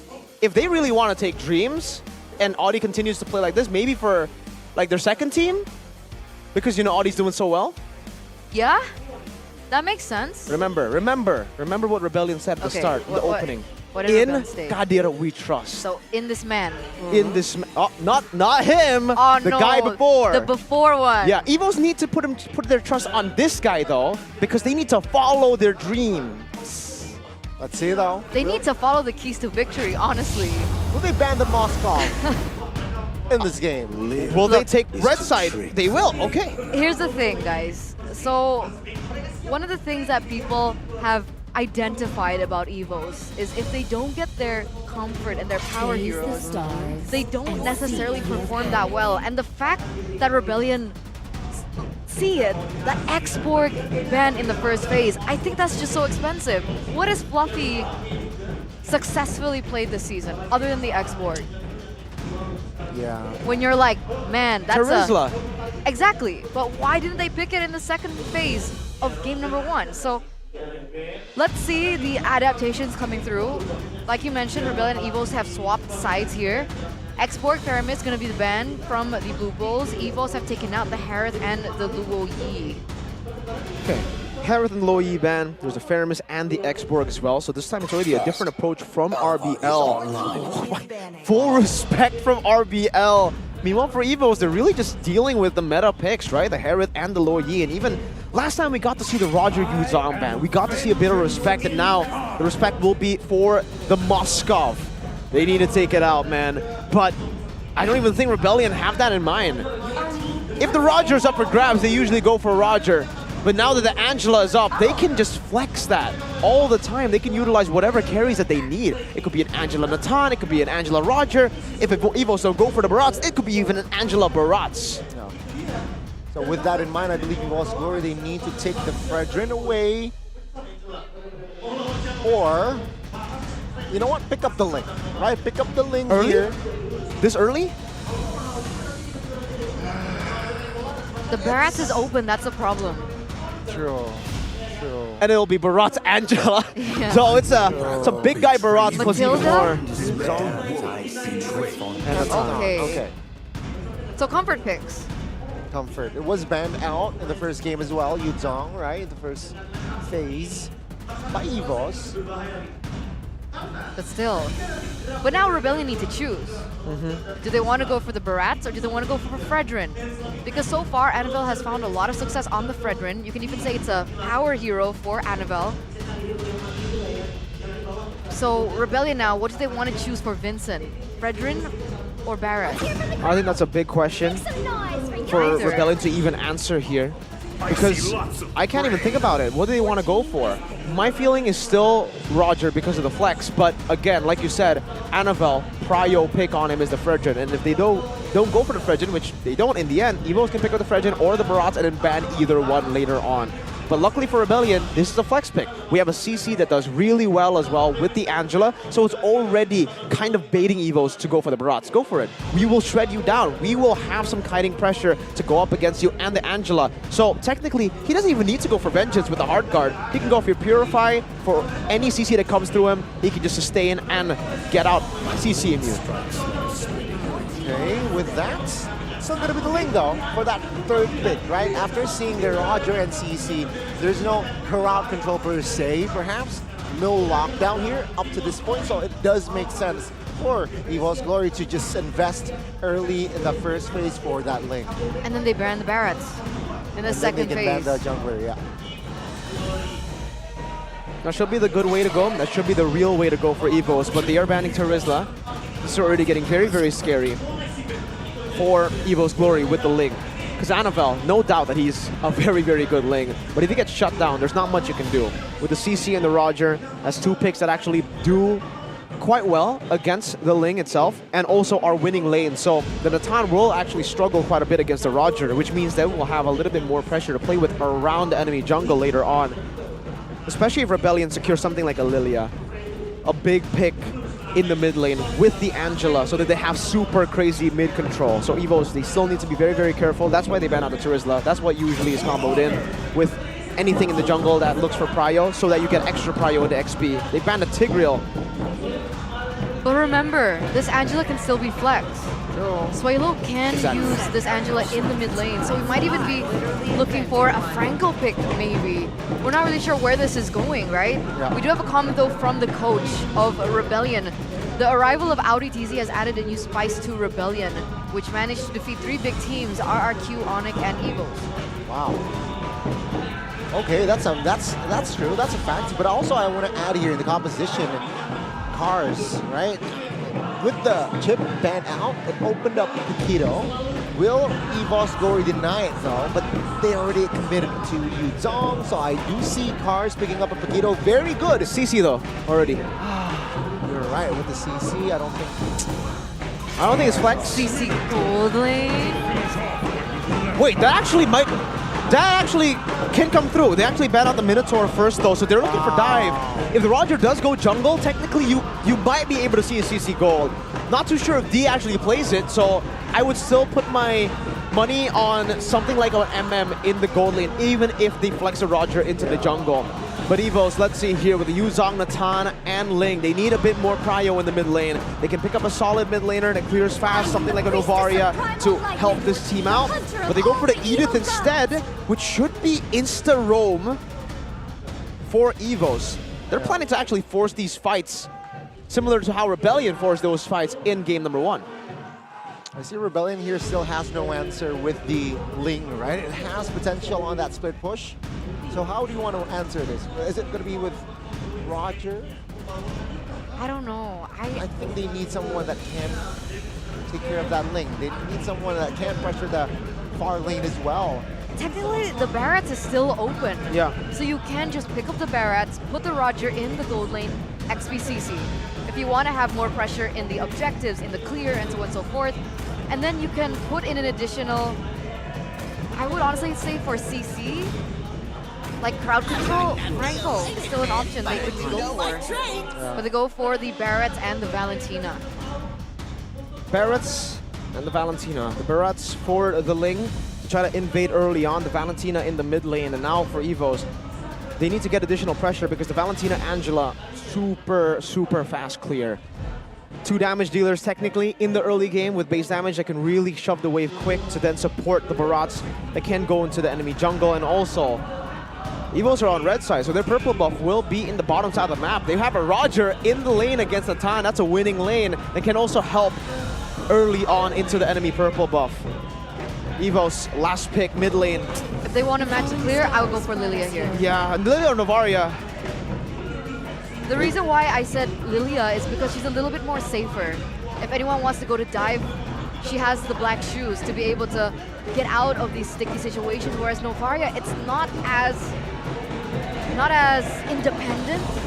There is a way for her to, maneuver around the map a little bit better because of her skill too, but she is still vulnerable in that back line. Let's see though what will happen in game 2 match point for Rebellion.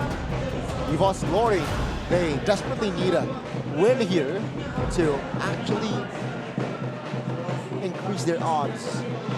And the odds are looking slimmer and slimmer as the season progresses. Those match points aren't getting any higher, and if they lose this, there is going to be a big chance that we won't see the Blue Bulls in the playoffs. So here it is, ladies and gentlemen. Can Rebellion break the dream?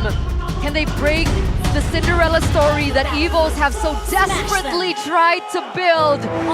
Game number 2, into the land of dawn, the battle of the Blue Bulls. Welcome to Let's see how this unfolds.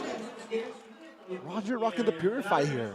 So he wants to be extra secure against Edith.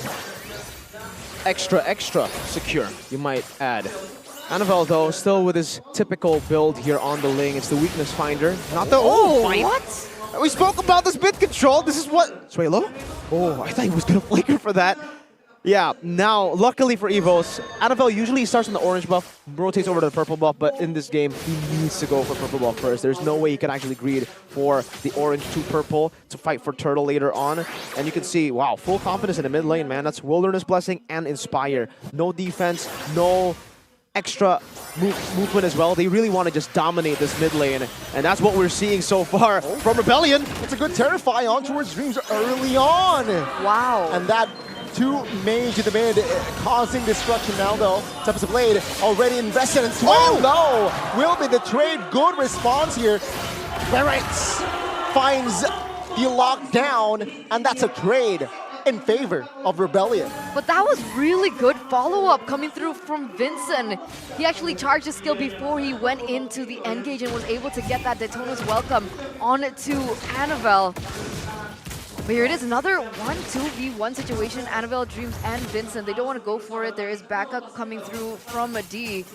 But that's just it, right? That was the early aggression that we were anticipating from Rebellion because of the aggressive mid trail that they have. And now they're going to be a ways more quicker to the next neutral objective.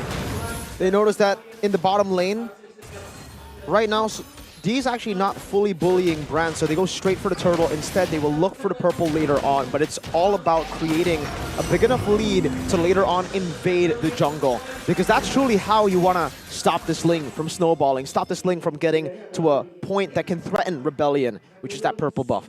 So it's all calm right now, especially with the kill that they got on Annabelle. It can be a very slow game for them.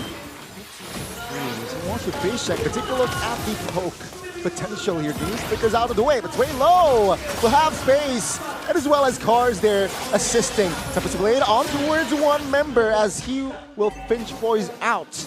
Man, Rebellion really knows the stuff. They're on a roll here, but Cars with the hard guard. Cars vengeance as well now, looking for the kill here. Fluffy will not be able to find it as Clockun has space to perhaps find a cheeky kill. But again, Rebellion responds in the right manner. That was a very small thing, but he walked inside so that he doesn't get hit by the sweet spot of the Dragon Tail to actually survive that. So, hey, wow, well played, Cars. Man, Rebellion, game number 2, they woke up and chose violence. Such dominant pressure coming through from them. The decision-making has been impeccable as well. A 1,000 gold lead. They're on a roll here. They really, really want this win, and you can even see it through their gameplay. Suelo as well, his IMU placement and choice making has been great. He was able to use Dreams' ultimate earlier on to dish out that damage and eventually get that kill and that damage down. I like what I'm seeing from the Blue Bulls here. Yeah, the timer. Invasion here. Daytona's Welcome on towards Dreams, and take a look at here. Annabelle will still claim the purple as Evo's Glory finds not a kill, just the purple, and they will have to be satisfied about that. They need to. They need to just take that dub, because that dub was actually already really good for them. The fact that they were still able to get the purple buff is quite massive. But again, for the neutral objective, Vincent has taken his own purple. Now onto the turtle he goes. He doesn't have the Detona's Welcome anymore, so Evos technically can pull the trigger. Both red trees will be up at the same time too. Rebellion knows it, and they actually decide to play it slow. They have the advantage here. No real reason to rush anything. But there is something that they need to rush. They need to rush to shut down Brands. They've been so focused on Annabelle that Brands has actually been free farming and getting a few hits onto the turret goal too. Definitely going to be a threat in the later stage of the game. But it feels like Rebellion, they just want to try and steamroll it, but Black Dragon form. They pull the trigger here. Vincent, though, will still have the last laugh. Now Tempest Blade as a defensive maneuver, still too clean with it. But Rebellion, they will not give up in hunting Annabelle down. Fluffy now in a 3v1, a furious dive towards the back, and he is okay. Take a look at bottom side now. D forced to use the Purify as Dreams and Brands, the duo, finding the first turret of the game. Man, it's the anticipation of that move, right? I think they knew it. Okay, we'll try a 50-50 on the turtle. We don't get it. Let's try and hinge our bets in the bottom side of the map, get a trade onto D, and kind of try and propel Brands a little bit further. But at that point, he denied that away. D was able to get out. They didn't get that trade off. And now Rebellion, they pick up the purple buff too. Yeah, now that's really, really good, especially for the timers here. They were able to trade equally in turrets, despite getting the turtle and now the purple buff, so it's still a massive win for Rebellion. Because for Rebellion, Why they're more focused on Annabelle in the early game is because Ling gets his power spike quicker than the Natan. But now, they can turn their focus towards the Natan. They have the purple up control already. Annabelle is going to be severely under-leveled and also severely under-farmed. Look at Vincent, 2 levels ahead already. This is why the Barats work so well. This is why Onyx usually, when they go for the Ling, they ban out the Barats. Brands, ooh, has to flicker. Okay. That's why. What do you think about Evo's not banning out the Barats? They had every possibility to do so. And yet they didn't go for that. They went for Terizla and Chip. Yeah. I think it goes back to the keys to victory, the tendency of Evos to ego draft and try to expect things, assume things. Maybe they were assuming the Roger to go jungle because technically, yeah, when Rebellion picked Roger, 9 out of 10 times he goes jungle. But that slight chance of him going gold lane might just be the reason they'll have a tougher road to playoffs. Remember, if they lose here, their playoff ticket will be on the hands of their match against Onyx. See here already, players munching, clumping up in the mid side. Evo's Glory with 4. And they will look to shift their agenda towards the turtle. Now, 2,000 gold lead, Hotel. Will they invade or will they go turtle? As Cars already giving the green light, as Annabelle is quite low. I don't think he can contest for his own buff even. Tempest the Blade! A Rebellion pulling the right trigger. Annabelle down and purple buff no more again. Call the 911, Mr. Officer. My purple buff is gone. I was gonna say he can't contest for the neutral objective, not his own purple buff, but there he stands. He doesn't even try to get out of it. He gets traded in, loses his purple buff. That's absolutely no value for the White Tigers whatsoever. Suelo. Whoa. Waited here. Oh my god, a little bit too aggressive there, and Evo's Glory capitalizes. Suelo feeling kind of Sans with it, you know? That's a normal move from Sans usually, but he gets out maybe, you know? It's 50-50, sometimes he doesn't as well. It's okay, Suelo, he's feeling it, he's feeling that groove. Luckily for him, the shutdown was taken by Fluffy, not Brands, right? Because that could actually turn things around. With just a bit more go, oh my god, Cars is bullying Annabelle, man. And he can actually dive this. He can go for it if he has ult. Luckily for Annabelle, he does it, bottom lane. Vincent now, still opening vision. Evo's Glory does not want business. As Rebellion, they have defended their orange buff.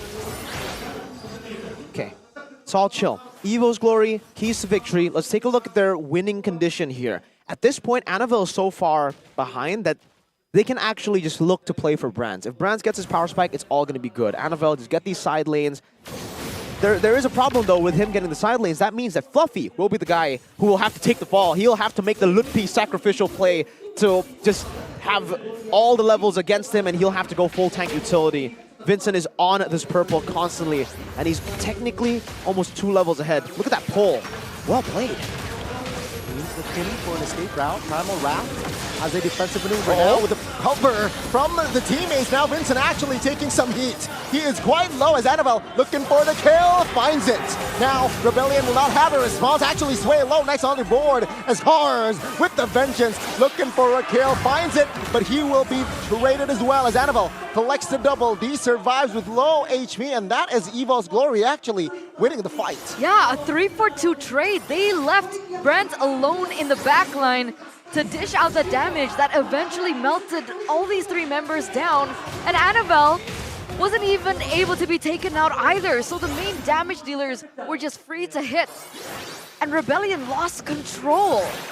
Way too overconfident, man. They got way too heated in that skirmish. They got the purple buff, they baited the Primal Wrath. That should have been an easy rotation towards the Lord with control, with the resources burnt out. They decided to fight in the Primal Wrath, giving Dreams some space to actually deal some damage onto them. And then it also continued with them whiffing their abilities. Vincent, Death to His Welcome not connecting, and they just went in blindly there. A bit too over-aggressive, and that actually might lead to Evos being able to mount a comeback. But before that, we are going to check out this game. A fun fact by GoPay. Annabelle becomes the Ling player with the highest win rate in MPL ID Season 13, with 100% win rate from his 2 times picked. Amazing stat, by the way.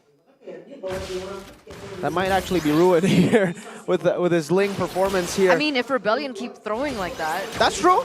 Annabelle has been getting a lot of good farm, by the way. He's the same level as Vincent. Vincent will be reaching 14 very soon, but look at Cars. Look at how they're doing this. It's basically the same with the Moskov, just with less mobility, less global presence. Annabelle picks up a Malefic Roar though. Is he going full damage with Yeah. his build?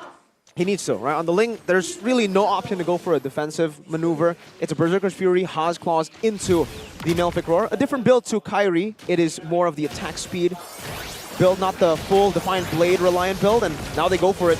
He spots 5 to Echo. Annabelle almost finds a backside. Now Daytona's welcome. Good knockup actually helps Evo's Glory to find the Lord. Annabelle finds a killing spree as well. And Glockun will find another. That's a 2-4-1 as Rebellion. Perhaps they still smell blood and perhaps looking for a trade. But Evo's Glory denies it. That was essentially a 2-for-2. Evo's Annabelle, despite all odds, he was able to secure the Lord. This is smelling like a White Tiger comeback. It does look like it's going to be a comeback. Highlight presented by UBS Gold, our official gold partner. You can see the advantage from Rebellion not being utilized at all. They had the wave up top, they could have played it slow, but they decided to fight, and Vincent got knocked up by the Lord, got knocked up by Fluffy, and Annabelle just took full control there. That's the thing with the Ling.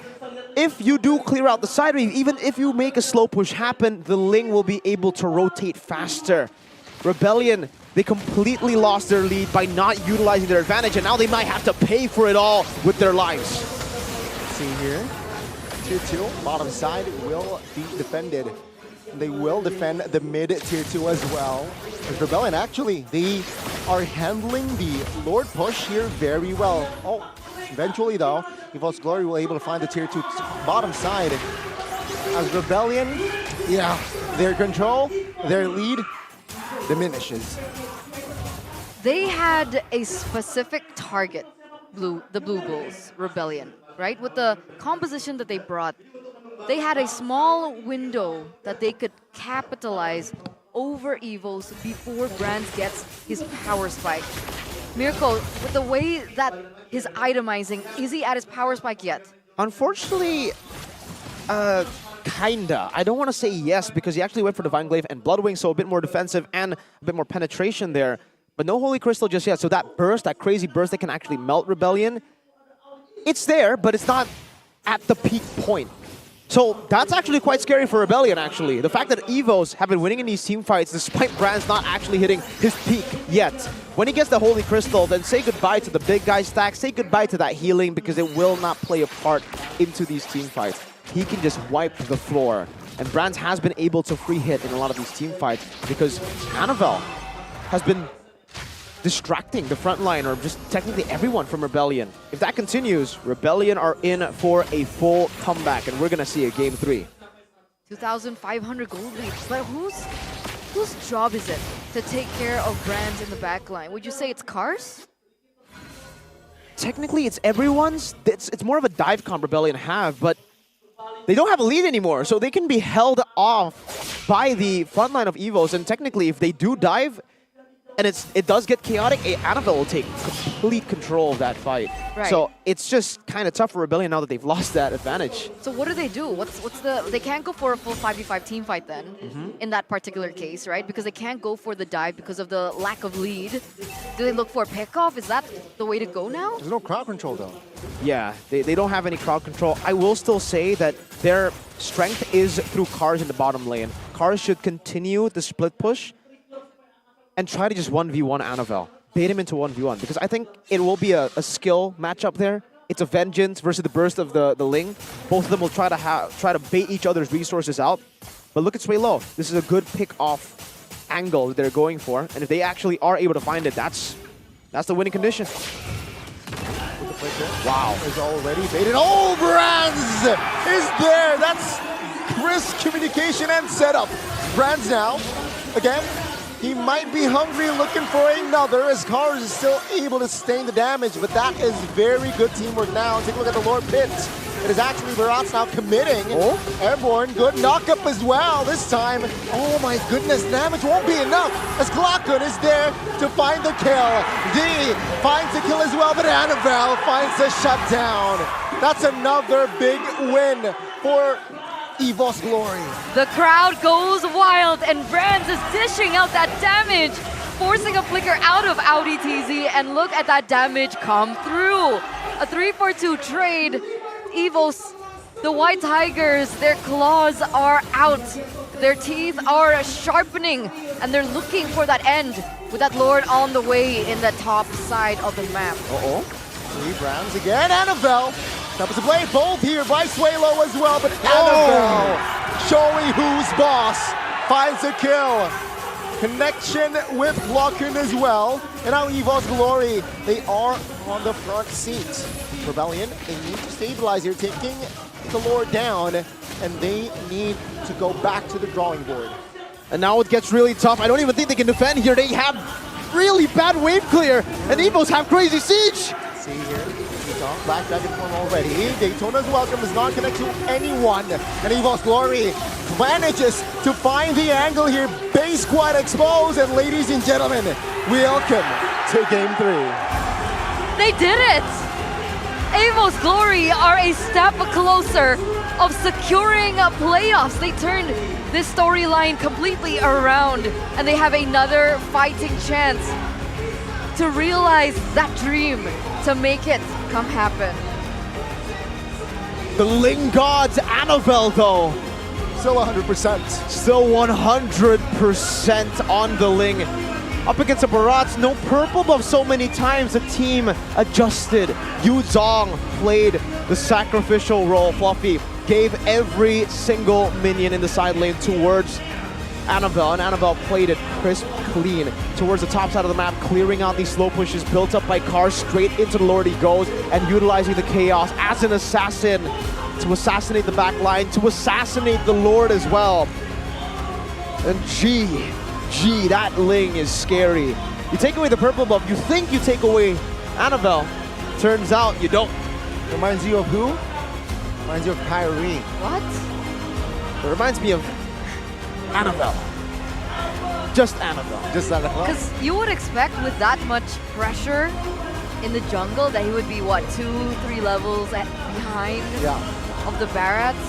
But no, he was always either equal or just a little bit less, 1 level. That's what I'm saying, right? Kyrie also on the I think I've seen Kyrie under pressure and then not make it. glimpses of Kyrie, but we'll never be full on Kyrie. Oof. For now, we'll see, ladies and gentlemen, if Annabelle can So continue brutal.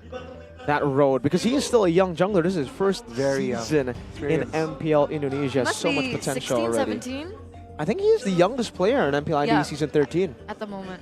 Wow. 16 or 17. 16 or 17. I think maybe I 16. think he just turned 17. 17. Okay, so just turned 17. Yeah. Shout outs to KB though, because he said he made a line. He said a line, I think 2 weeks ago, after Annabelle popped off on the lane the first time. He's like, believe me, or wait, what did he? Wait, he basically said like, Evos, they're never in shortage of good junglers. They always find a new replacement that does better than the previous one. Juan, Fersik, Taz, Sutsujin, Annabelle. Van. Annabelle. Anyways, let's take a look at the player of the game here. 6-4 and 3. Weakness Finder. We have the Fatal as well, and the Season Hunter. Whoa. And the build. Okay, wait. Man sold? Wait, you're right. Okay, he does. That's actually a Kyrie build here. That's actually the Kyrie build towards the end of the game. He had the Berserker's Fury, Haas Claws, and the Malefic Roar. When did he sell the Haas Claws? I think it's for the Immortality. But he goes for Endless Battle and the BOD. With this build, this is what we are used to seeing from Kyrie when he uses the Ling. It's purely focused on the Defiant Blades, and that's why he was able to burst Swaylo down like he was nothing in that signature pose of his, man, Annabelle. That's how much I care when you take my purple buff. That's a lot. What? I don't think that's what he means, but I think that means little. Oh. Yeah. Oh, is that considered little? I think so. Oh. You know, I don't know. I guess Depends, right? Depends. Can't be massive. But I've seen Lings build GDS. Yeah. When they go for GDS, what are they playing for? You get extra move speed when you ult, so technically it's more of preference, I would say. Either you go for more damage or more mobility. I would say in this game, when you need to carry, you need to go for more damage, and that's what Mr. Annabelle does early on in the game. He got shut down. This is a good read by Vincent, by the way, popping the death in his welcome and getting the lead. So let's dissect the comeback from Evo's Glory because it just doesn't look like it's comebackable usually when you're already this far behind. When the XP and mid can take your purple buff away, can kill you in your own jungle, that should automatically usually be a win for Rebellion. But this is it. This is the Rebellion classic late game macro weakness that we said, and this is not even late game, so that's why it gets even more scary for Rebellion because they are blundering so early in the game when they have a massive lead. They could have had Cars. At that point, Annabelle was still behind. Cars is ahead. At this point, I guess Annabelle is just way too ahead, and Brands also read that situation. But when the first Lord fight happened, Cars cleared out the top lane. I expected him to stay there while the rest of Rebellion constantly threatened the Lord. That will force Annabelle to clear it out, 1v1 Cars, and at that point, I am 90% sure Annabelle won't be able to 1v1 Cars during that first Lord. He has a Vengeance, right? And it's a CC snowballing CC. It's a snowball man CC. But Rebellion, they literally just saw their lead and said, nah, we'd win without a lead. And then they got, just like the man who said that, they died. I just didn't like a lot of the decision makings coming in from Rebellion. Like, what was Suelo doing that bush? Feeling alone? Sans. Yeah, but like, if you're on a Lilia, I think it makes a little bit more sense. There's more like utility, you can get out of those really tight spots, but on a Valentina, did he have Flicker? Was he on the Flicker? Yeah, he was on the Flicker. Did he have Flicker? Did he flicker out and still get caught? I mean, that was a 1v4 situation. It's just so iffy. It feels like Rebellion had total control and they just completely let it slip through their fingers. It's a nah, I'd win moment, right? He just said that, dies, and then unfortunately, Rebellion, they weren't able to get that 2-0 miracle victory against Evo's Glory. Yeah, I have to agree though. This is technically what we were talking about earlier backstage with, you know, KB as well. Their late game macro is questionable. And to see it this early in the game, this wasn't even late game, so they were not even pressured. They could take their time. Imagine late game when they can take their time. They're pressured to make just one decision. Oh, that blunder was quite massive, and this will play into the last game. The momentum on Evo's Glory side, they were able to come back. Comeback victories, that momentum that you have is crazy, and we'll see if Rebellion can completely reset from that, because from the itemization as well, there's nothing too crazy here for the side of Rebellion. There's nothing too crazy for the side of Evos as well. It's literally just a standard build for everyone. And Brand sold his boots for a win of nature in the end, respected the physical damage that came through, and like we said, by the way, not peak Brands could melt the front line. He got the Holy Crystal. What front line? Wait, sorry. Rich guy Annabelle 928 GBM? With how pressured he was? That's not normal. Nope. We mentioned in the drafts as well, right? With Ling, you can pressure every lane, right? Top, bot, and composition from Rebellion. There's no real answer to the split push potential, to the far lane push potential that Evo's Glory has with Natan, with Ling. And it just showed. It was really evident that Rebellion Esports were always on the back foot regarding the minion waves. I disagree. I think this comp was really good for Rebellion. It was just a big throw from them. They had the game in their bag. Annabelle would not be able to 1v1 Cars in the side with that much of a lead being on the hands of Rebellion, and a Vengeance as well. Annabelle had no chance in that 1v1, unless obviously Claw could rotate, but then that's a free Lord to Rebellion. That's why they could have just played it slow. They had the waves building up as well. Annabelle had to go up top to clear the wave and then rotate back to Lord. It was just misplays from Rebellion. But also well played to Evos for seeing those misplays and capitalizing. Definitely. 920 GPM. 920. That's well, I guess almost a gold laner. I mean, gold laner. Exactly. That's not a normal number for a jungler in general, let alone a jungler that was pressured from the early game. But I guess to be fair, towards the later stage, he was clearing 2 lanes, right? Yeah. Would that accumulate into the GPM? That's why we got to give a massive shout out to Fluffy, because that sacrificial play, the Lutpi sacrifice is what I call it, because that's what we saw from Lutpi when Kyrie was behind. Annabelle took the sides. He was behind, but it's okay. Your carry is it. I volunteer as tribute. And I volunteer to watch Wudeklara Mongstar with her interview on stage right now. Let's see what she's doing over there. Who's she with? Yuming, hi! Hai, Mune. Ya, salah. Ini membawa expert translatornya. Ya. Kebetulan aku jadi translatornya Mas Davi. Ada Gio di sini. Iya. Dia kan dia libur caster, jadi aku bawa dia. Karena aku libur caster, makanya bawa aku. Nah, gitu. Oke, mumpung lagi libur di sini, namun kita kalau komika di sini kita pasti mau sesuatu dong. Mau banyak boleh nggak? Satu aja. Satu aja. Oke, kita mau dong one-linernya. Boleh. Aku dari season 2 suka banget sama Ivos. Wih. Ivos. Kenapa Ivos? Soalnya kalau RRQ aku susah ngomongnya. Suka EVOS karena ngomong RRQ susah, Bude. Iya. Tuh. Dari season 2 kan? Season 2. Evos coba. Evos. Gampang. Evos Roar? Itu yang susah. Oh. Tapi hashtagnya itu loh, berarti nggak bisa meror ya? Enggak, Evos ngeong. Evos ngeong. Tapi katanya udah Evos fans dari season 2, dari zamannya siapa tuh berarti ya? Ini, Just No Limit. Yes. Just No Limit. Berarti waktu itu di season 2 Surabaya ya Bude ya? Surabaya. Jatuh cinta tuh? Iya. Sama Evos atau sama player-playernya? Evosnya. Karena warnanya biru. Warna biru, suka warna biru? Suka warna biru. Oke, ada filosofinya kan warna biru? Enggak ada sih, sama logonya macan. Macan? Iya. Kenapa emang kenapa kalau macan dan biru, kenapa Mas Davi? Jangan gitu ah. Kenapa? Bentar. Ini kalian berdua akrab banget, temen mabar ya? Iya, saking mabar. Role-nya apa? Kalau Gio apa role-nya? Aku yang pasti beban lah. Role beban udah pasti. Gak usah ditanya ya. Kalau aku ini, MM. Marksman? Iya, MM. MM.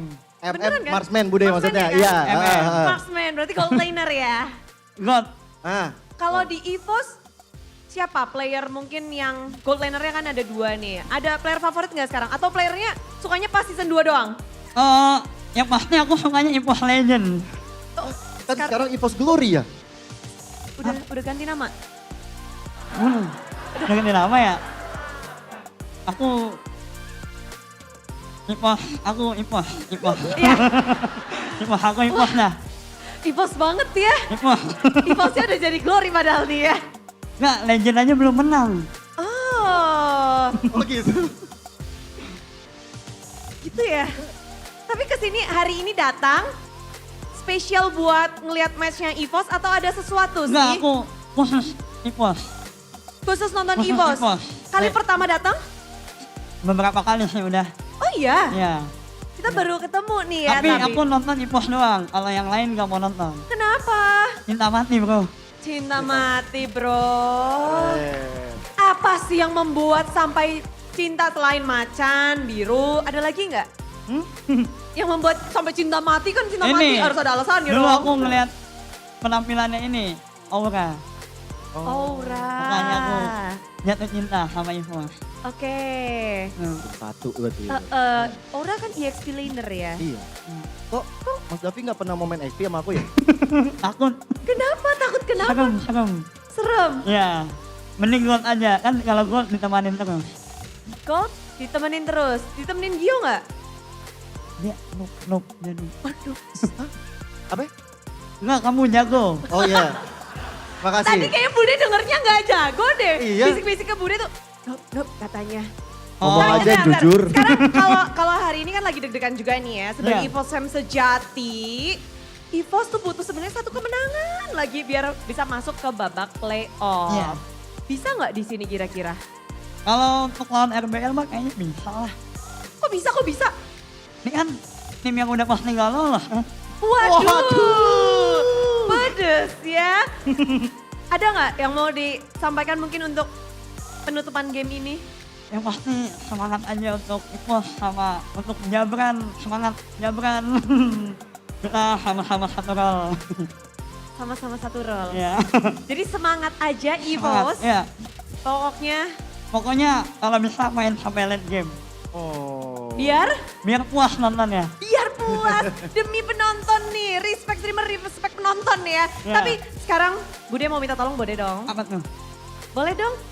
Lemparin ke caster buat mulai game ketiga. Oke. Gimana caranya? Yuk. Ada Lim Kocul, ada Ranger Emas, ada Profesor KB. Silakan. Caster. Oke. Mas Lim Kocul, Mas Ranger Mas sama Profesor KB. Sikat. Sikat. Rar.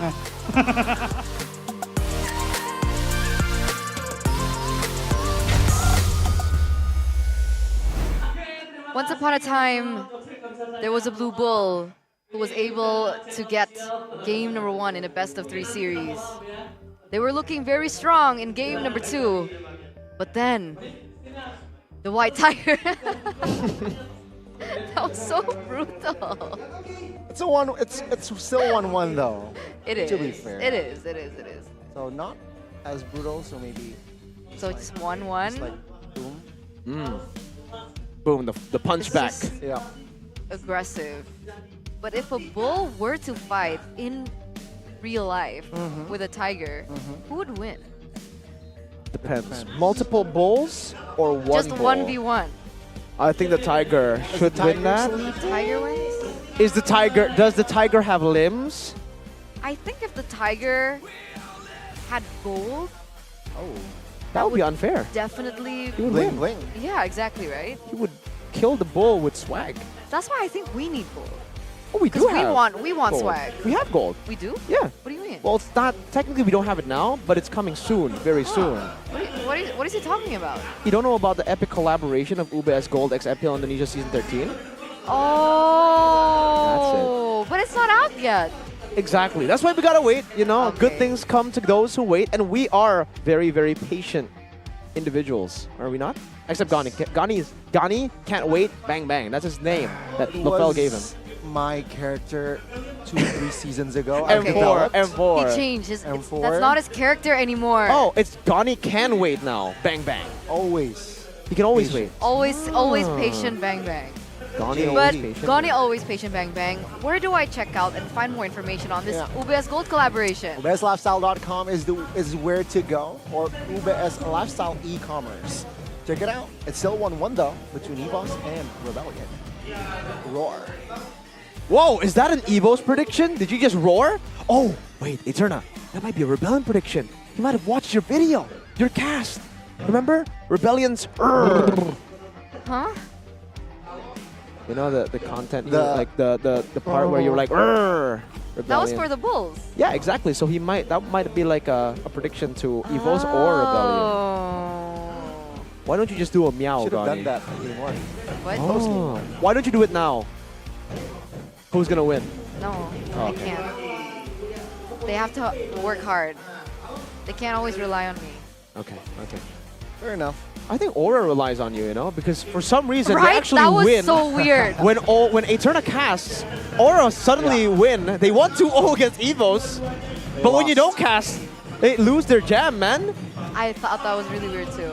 Are We'll see you? tomorrow. Are you the shadow analyst of Aura? We'll see tomorrow. Good luck, So Charm. when I'm analyzing, GLC. so when I'm analyzing, they lose. No, they win. They win when you're here. No, but if I'm casting, I can't be an analyst. Who says that? Does Audi say that? Because he's #1 right now. Oh, 42 total assists and a team fight participation of 92.8%. That's Can you wild. imagine? 92, that's almost 100. That's true. That's absolutely true. That's almost 100. Technically almost 95, almost 93, 92.8, right? Wow. This guy has been on a roll this season. Not just in-game, but out-game too. He's been trash-talking, and me personally, Audi, you're a W human being. Keep trash-talking. We want to hear it. That's usually why I actually root for Rebellion. I want to see him in the interviews. Unfortunately, we haven't gotten an interview with Rebellion for a while now, and last time he said he's Lucky Teasy. He's not Audi Teasy anymore. He's just lucky. Yeah. Kind of lost that spark.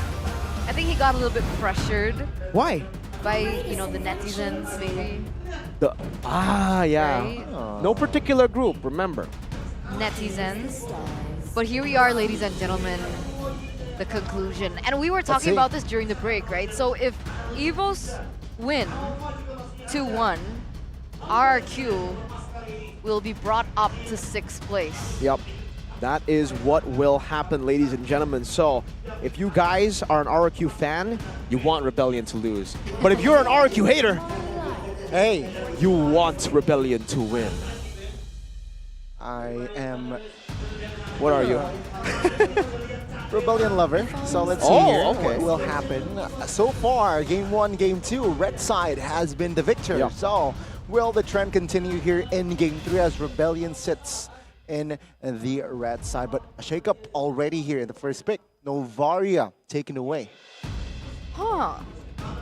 No Barretts. Nope. No Matilda. Matilda has not been touched. No. This best of 3 series. They go for Novaria in the first phase. What's the idea? Why Novaria? Why is it so cryo?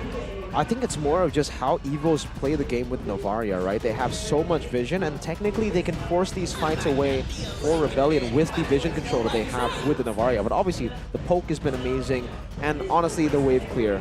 Because technically, if you're Novaria, even in that game, there were ways for them to clear out that slow push without sending members. Novaria would just use Astral Recall, shoot the wave, and it will automatically build towards an Evo's Glory slow push back. And now, remember that Terizla we were talking about instead of the Dairoth that they should have gone for in game number 1? Yeah, they read through that adjustment now. They've taken a Novaria and a Terizla, and they've locked in Natan, 3rd game in a row. And wasn't it you that mentioned that Terizla is a good EXP laner if you want to use an assassin in the jungle like Ling? Yeah. Are they setting up for it? On blue side, it's a bit harder to set up for it. And it's looking very scary here for Rebellion because the range that Natan and Novaria has is actually very scary, right? So during setups, during whatever, it's going to be very scary. But it seems like Rebellion will bring out a chip here in the last game. Carmilla should be banned here in the second phase. Yeah. It's do or die, man. I was like looking at Rebellion, I'm like, I'm so down if you guys pull up a cheese strat right now.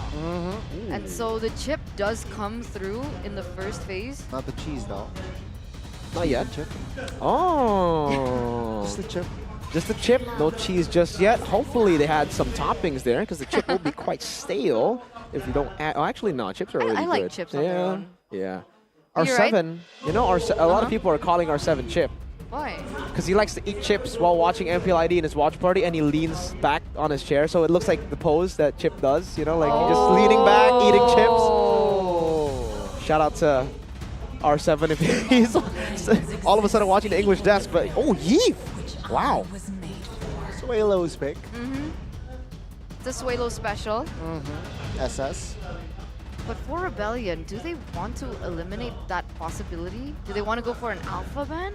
Do they want to go for a Ling ban? What's their best course of action here? Yeah, choose your poison, right? Technically, this is a bit tough. I think that, that's a really good question, man. Let's choose your poison, really, because I can see ways where the Ling and the Alpha can work. I think the Alpha is a bit more reliable. You know, Ling does require a bit more skill. And it's good against the Barretts. But they don't think so. They think, you know what? Get this guy out of here. Get this guy out. He's too good. Ling ban for RBL. Right. So Alpha is open. You think it's 100% Alpha picked up? Because Fredman is still on the board. Faramis pick? Can Rebellion still go for a Faramis? Is Faramis good in the mid lane? It's pretty good, actually, if you actually want to dive as well up against Evo's Glory's composition that wants to front to back. With the chip as well? Yeah. When you teleport Netherrealm, right? Exactly. Usually you can try to punish, but with the Faramis, technically you'll have that too. No Valentina, no Novaria, or sorry, no Yeeve, and technically no Novaria as well. Yeah, the Faramis can work here. The Valentina ban will actually kind of help Rebellion, but Evo's already have picked Novaria, so they couldn't have gone Valentina either way. But they could go Faramis, Novaria, Roam. Because that Valentina ban is weird. That's true. That's actually really true. I think the last time we saw a Faramis roam, or a Faramis mid and a Novaria roam, it was Drian, if I'm not mistaken. Akito gets locked in first, so they want to try to react to whatever Evos has in stored for Rebellion. If they go for the Faramis, I think Rebellion might go for the Lilia. They might just go for full damage here and out-damage Evo's Glory. Coach Age, a comment from Coach Age. So far, after the loss, the players' vibe is still positive, but maybe there were minor and major mistakes that happened against Aura. But there you go, Alpha and Minotaur. Wow, this is a very scary composition here because again, Minion Fury, massive crowd control. It's a very good response if the chip uses the shortcut as well. And again, Alpha, just a very good initiator, acting initiator as well. Combined with Terizla, a lot of crowd control and a lot of damage here in the EVOS's composition. And technically, Feramis would be such a bad pick, right, against that composition, but... Okay. Wait. A Farsa. Last time we saw the Farsa, it was quite recent. I don't know if I like it. Yehez Kill went to become Yehez Killed on the Farsa. Let's see if Suelo can change the odds of the Farsa, because this comp from EVOS, they do not have a lot of dive. The only guy technically who can really dive to the back would be Terizla with a Flicker penalty zone. It would be quite readable for RBL. We'll just have to see how it works. It's a skill matchup. So there's a chance. There is a chance that this Farsa could work. And there's a chance that this Farsa could be the reason they lose too, just like Aura yesterday. And there's definitely a chance for RRQ to be able to still make it to the playoffs if Rebellion let go of this win. EVOS are one more game away of securing the playoffs. Ladies and gentlemen, the crowd is going wild here at MPL Arena from both parties. And we are just going to go straight into it. Everything is on the line. Everything has been put to the test. Both teams are put into a corner and they will be seen for their quality and their determination and their intelligence in game number 3. Let's take a look.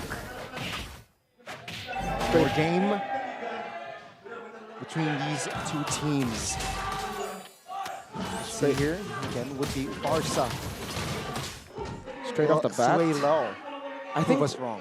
Looking at the emblem straight off the bat, it's the lethal weapon mastery. Ooh, for Suelo, wanting to go for extra damage. D is, oh my lord, this is a snowballing comp for Rebellion. They really want that early game. They want to just go and plow through EVOS. Everyone is a damage dealer except for Vincent and Audi. And technically Audi does a lot of base damage too with that concussive blast, so even Cars, he's gonna be going full damage, guys. That's a lethal ignition, Festival of Blood Rupture. If they don't win in the early game, it's gonna be tough for Rebellion. So again, they're putting all their eggs in one basket, just like game number 2. It didn't work out for them, but maybe they've learned from those mistakes, those minor setbacks, those decision-making that eventually made EVOS be able to come back. We'll see. They're putting a lot of pressure here in the EXP lane. Again, a debut pick for Suelo on the Farsa. And not a good record for that Roger, for D on that Roger. 2 losses already. That's true. It has been mostly successes on Vincent, Roger, in the jungle compared to that gold lane. But let's see this level 4 power spike. It'll definitely be still more favored if they go for a full fight to EVOS around this neutral objective. But if Cars pokes them down, that'll change. 4v4 in the turtle setup here. EVOS Glory is on the poke on towards the turtle. Daytona's welcome. He's not connect. Vincent, though, will connect directly. Good knock-up. Hey, take a look at the chain CC built up. But the damage is there for Rebellion as Suelo collects the double. Money, money, money. 1v3. And remember, oh, that was close. What? Wait, what? Bronze isolated. Vincent Cars is there. Now Clockland looking to provide cover, but Cars. Oh my. Portal? Killing machine. Brans walked into the portal that was left there. Oh. Brans walked into his own death. Oh no, that's not what you want to see. Was it a miscom? It was just, he just moved towards it. He just didn't notice it. Oh, I want to replay. I want to replay. What? Brans. Let's see though. 1,500 gold lead already. Oh, that's so sad, man, because Again, that just gave Rebellion so much more pressure. He was getting a really good lane in the bottom lane. Oh my lord, that could not have been worse for Evos. They lost 3 and they lost Brand, so make it 4. That the time needs to scale. Oh my god, now they're just bullying in the enemy jungle. Audi puts a shortcut. Take a look at Fluffy here. Looking for perhaps his grab more space. Vincent still. Oh, Daytona's welcome. On towards one. Dreams is there to provide the cover as well. Now Audi jumps on towards a stun, but it's going to be 1-for-1. Both the EXP and the jungler here will be taken out. I'm still so speechless after that play. Me too. What? How does that happen? Oh, that was so unfortunate, man. But now you can see the level diff for D. And he is quite ahead. This lane is already favored towards the Roger. So if D continues this pace and Rebellion continue this pace as well, the next turtle will be major in favor for Rebellion. And technically, with the fact that Rebellion have opted for the Pharsa, despite how vulnerable a Pharsa is, that burst damage in the early game has really done them favors in these team fights. The fact that it's also very high mobility, using the wings by wings to roam around the map, can utilize it as well to get into the best corners to open up that feather airstrike. They found so much value out of it so far, and we've actually seen it as being one of the key reasons that they're able to win out in these team fights. Because earlier on, Annabelle was a level ahead, still unable to get that turtle. Not able to because of the crazy skirmishes that Rebellion can pull off, basically. Evos need to be worried about this. Even though they have the control, Munion's Fury. Connecting, but does not connect really, but it will grab space. Oh, what happened to the bottom side of the map? It is actually feathered airstrike in combination of D, taking Brands down for the second time of the game. Now Audi is there with the shortcut. Now Dreams needs to be careful because 3-on-1 now. Crash course! Enough damage, definitely. Another kill on the board.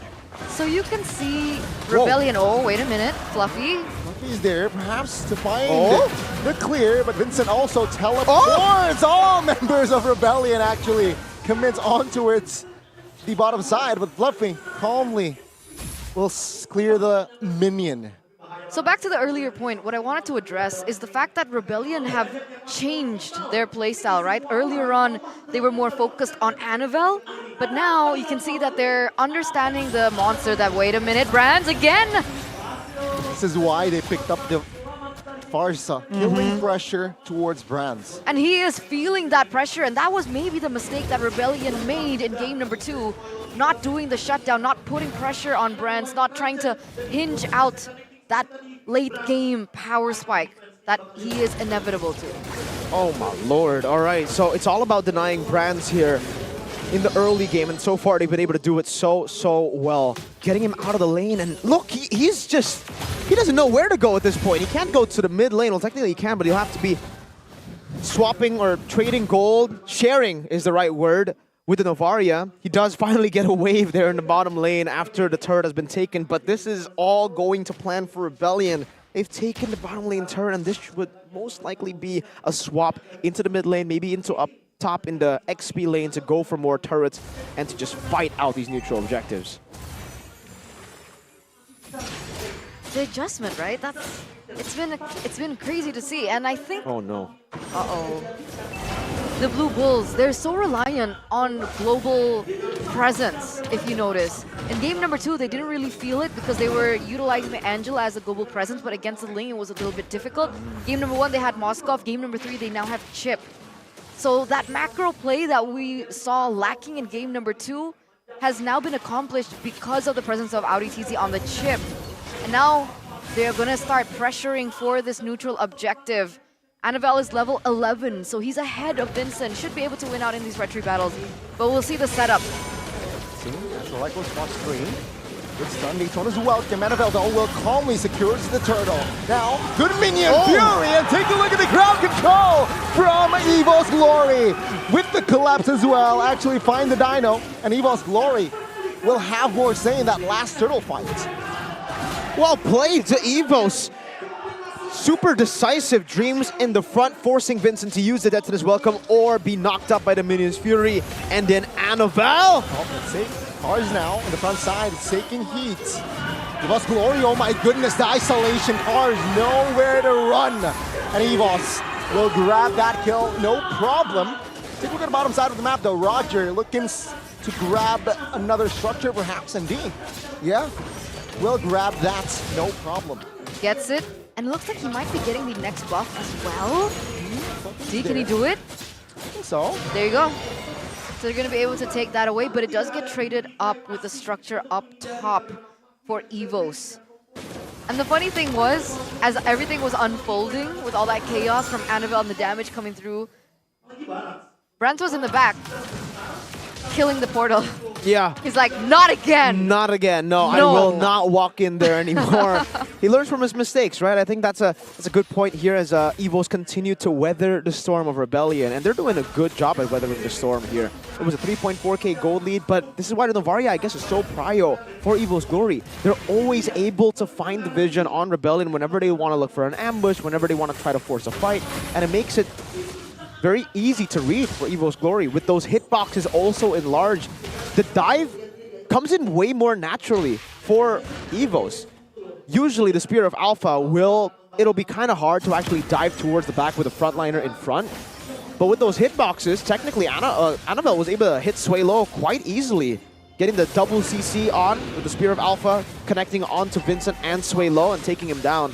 That gold lead now down to just 600. So Rebellion, we spoke of how they are very one-dimensional this game. They're looking for that early to mid snowball. If they get that, it's going to be hard for EVOS, but if they don't, the clock's ticking. The clock's ticking real quick because the gold lead is only down to 1k. But they have a contingency. They have cars. Remember what they were able to pull off with cars on the Paquito. Yeah, against Onyx. Mm-hmm. It's a big scar for you, I think. Oh, really? Yeah, sure. But yeah, I mean, 1.2k. And Rebellion, I feel like they're being too passive now, right? Sure, you will not pull the trigger unless you're really sure, but you're just being so passive. Is this the right call? But look at Swalo. Look at his positioning right now. It is okay to stay this passive for now. They still have a 1.4k gold lead. Yes, the clock is ticking, but it's still the 11th minute. It's still within their realm. It's still within their power spike. So they want to take as much time as possible to utilize the portals that Mr. Man Audi TZ can place down. Mr. Man. Because that's really how they've been able to get that 3.4k gold lead as well. Through the macro advantage. So if the Paquito continuously just clears up top, Vincent continuously plays around the Lord, they should be able to look for a leeway perhaps. But it seems like EVOS are using this so well. Entropy? Okay. Swalo is playing a dangerous game. With Annabelle there, hovering around. But yeah, here, both teams. Wait. No trigger pulled yet. So Brand Starlium Scythe straight into Divine Glaive again. So he's on his second item, nowhere near ready yet. Third. Yeah. What's his first item? Feather of Heaven, Starlium Scythe, and then... Oh! Offside, Fluffy. Oh! That's a knockup. Wow. But no follow-up damage. Now D is on a hunt. He smells blood of Vincent on the other side of the map. Actually, the first one to fall. Fluffy's the trade. And take a look at now EVOS Glory. Going up against Rebellion, who has no jungler, will commit on towards the Lord. But Annabelle surely secures it. Now take a look at this. Rebellion actually wants to fight Annabelle now. Loses mortality. But D, oh my goodness. He was the one taken down. Annabelle finds a shutdown. So unfortunate for the Blue Bulls. A 2-for-2 trade. They had to lose Vincent in the process. Vincent got caught despite Rebellion already making that call to commit fully onto Fluffy. And Fluffy was still able to kite out of that engage. Imagine 4 versus 1 by time. And it just fell from there. The delay by Fluffy buying so much time to make Rebellion later than they even should be. Vincent also, you said it, a turn up, dying after the call. And this might just be it for EVOS. They have weathered the storm and they have gone to their own power spikes. Annabelle, level 15, 2 levels ahead on the Alpha. Evos are knocking on the doors of Rebellion's base. That feather airstrike though. Let's see here, Rebellion trying to hold on that top base turret. It seems like firepower will be enough, surely, to take it to almost to a 1 HP. Rebellion though will still keep all of their base turrets. Also, interestingly enough, Tier 1 and Tier 2 bottom side of the map still stands. Cars doing work. What is Cars doing there though? Now, is he just focusing on pushing that lane? Does he want to go for a 1v1 against Fluffy? Does he win in that 1v1 against Fluffy? I'll take a look at the items to answer that question. Fluffy doesn't have any damage. He does have a lot of defenses though. Leather Jerkin, Steel Leg Plates, and the Anti-Cuirass. For the Paquito. Oh, wow. He's doing fine himself, man. Hunter Strike, Melfic Roar, and the Heptasis. I think he should be able to hold his own. But can he solo kill Fluffy? I don't think it'll get to a point where he'll be able to solo kill Fluffy, because Fluffy will probably just clear the wave, back away, clear the wave, back away, and Cars won't be able to stop him from clearing the wave and backing away. So it's kind of a stalemate in the bottom lane. Shortcuts. Seems like EVOS will have space to deny the commitment from Rebellion here. Still gold-wise, 1,000 gold lead to the White Tigers. Rebellion, they are holding on now. D was able to get a tower in the top side because Evos were tunnel visioning on Paquito, I think. They're looking for a pick onto Paquito before they go in for the engage. And so they were able to get a little bit of value in the top side of the map. You can see Fluffy also rotating towards this side too to try and push for it. But for the most part, despite them being able to get that value, Evo still hold this map control. Annabelle level 15. Okay, Vincent's also level 15. At 15 minutes, when we're talking about this next Lord Dance, what are we expecting in a full 5v5? Expect Evos to dominate, actually. Because that's really what they can do at this point of the game. They have weathered the storm so well, unless this is the core win condition for Rebellion. If somehow Cars gets a good flank, Vincent eats Annabelle, and D cleans up, Rebellion can actually win. But that is a very specific way to win. They can try to split and isolate Evos up with the Paquito in the bottom lane. Technically, they're already going for 1v1 there. Cars buys a rose gold. Turns out Fluffy actually wins out in the 1v1 so far in the trade, so they don't even have that with them. Audi! Oh my god, Audi jumping in, Dreams with the cover. Oh, shortcut actually. Now Sway Low investing the feathered airstrike. Rebellion now move back as resources already popped left and right. EVOS Glory does not pull the trigger yet though on the Lord. Take a look at Fluffy here. It's technically a 5v4. And now EVOS Glory, they're capitalizing, clearing the waves, and now owning the Lord. They don't have the resources to do this. In theory, ontowards too, and Annabelle collects the kill. Dreams loses immortality, but take a look at Browns here, in trouble as D, able to secure him down. No, Lord secures all towards the evil side. The shutdown. Cars finding the win in a 2v2. Now Sway Low, wings by wings, aggressively looking for the kill perhaps, as Audi will not be able to assist. 3 members taken out. They use so many resources. It turns out it might have just been a bait. Rebellion have baited Evos into going for the kill, and now they are capitalizing left and right. Fluffy and Clockun are still available, and the Lord was secured by the White Tigers, so it doesn't look like they can go for the end. This is the right call though. Let's see Fluffy and Clockun looking to punish, as the Lord will be taken care of. Rebellion, very good decision there in clearing the Lord and taking the base turret top lane. Brands goes for the Bloodwings. I understand here he needs to get a bit more shielding towards the back, but man, his decision to go for Bloodwings instead of Wind of Nature actually costed them almost the game. Luckily, Annabelle, as clean as ever, was able to secure the neutral objective and deny that from Rebellion. But the advantage that Evos had there, it just wasn't seen because of how they took the fight. They need to play in a very, very organized front to back. Rebellion, we said it, if they can somehow flank in the back, get Annabelle in a place where he cannot use the Spear of Alpha to peel, then they can actually win these team fights. And RBL, they found the precise maneuver to make that fight happen. Brands was isolated, and he had no win in nature. D was actually hovering over him. I think D thought he had win in nature. That's why he was like hesitant to fully go in, but then he found out and he's like, all right, I guess I'll take Brands, and then they continue the fight, but expect Brands to sell that boots, the tough boots, for the win in nature very, very soon, because it's not just D that he has to be worried about. Cars can one-tap him too. He can just 1-2, jab him straight and take him out. But can you expect that same maneuver twice? Right? Because that was on the back of the play of Audi TZ on the chip. In the back line, being able to pick up cars as well with the portal. But don't you think that at this point, Evos would smell it coming? The later the game goes, the more chaotic these team fights can be, Eterna, and that's why I think actually the chances of that happening grows because of how much map pressure Rebellion have gotten despite them being behind for the last 2 minutes or last 5 minutes. Because they were able to pick up the turrets in the bottom lane. That's another opening for them to flank all the way from bot. Now they need to take care of that mid turret.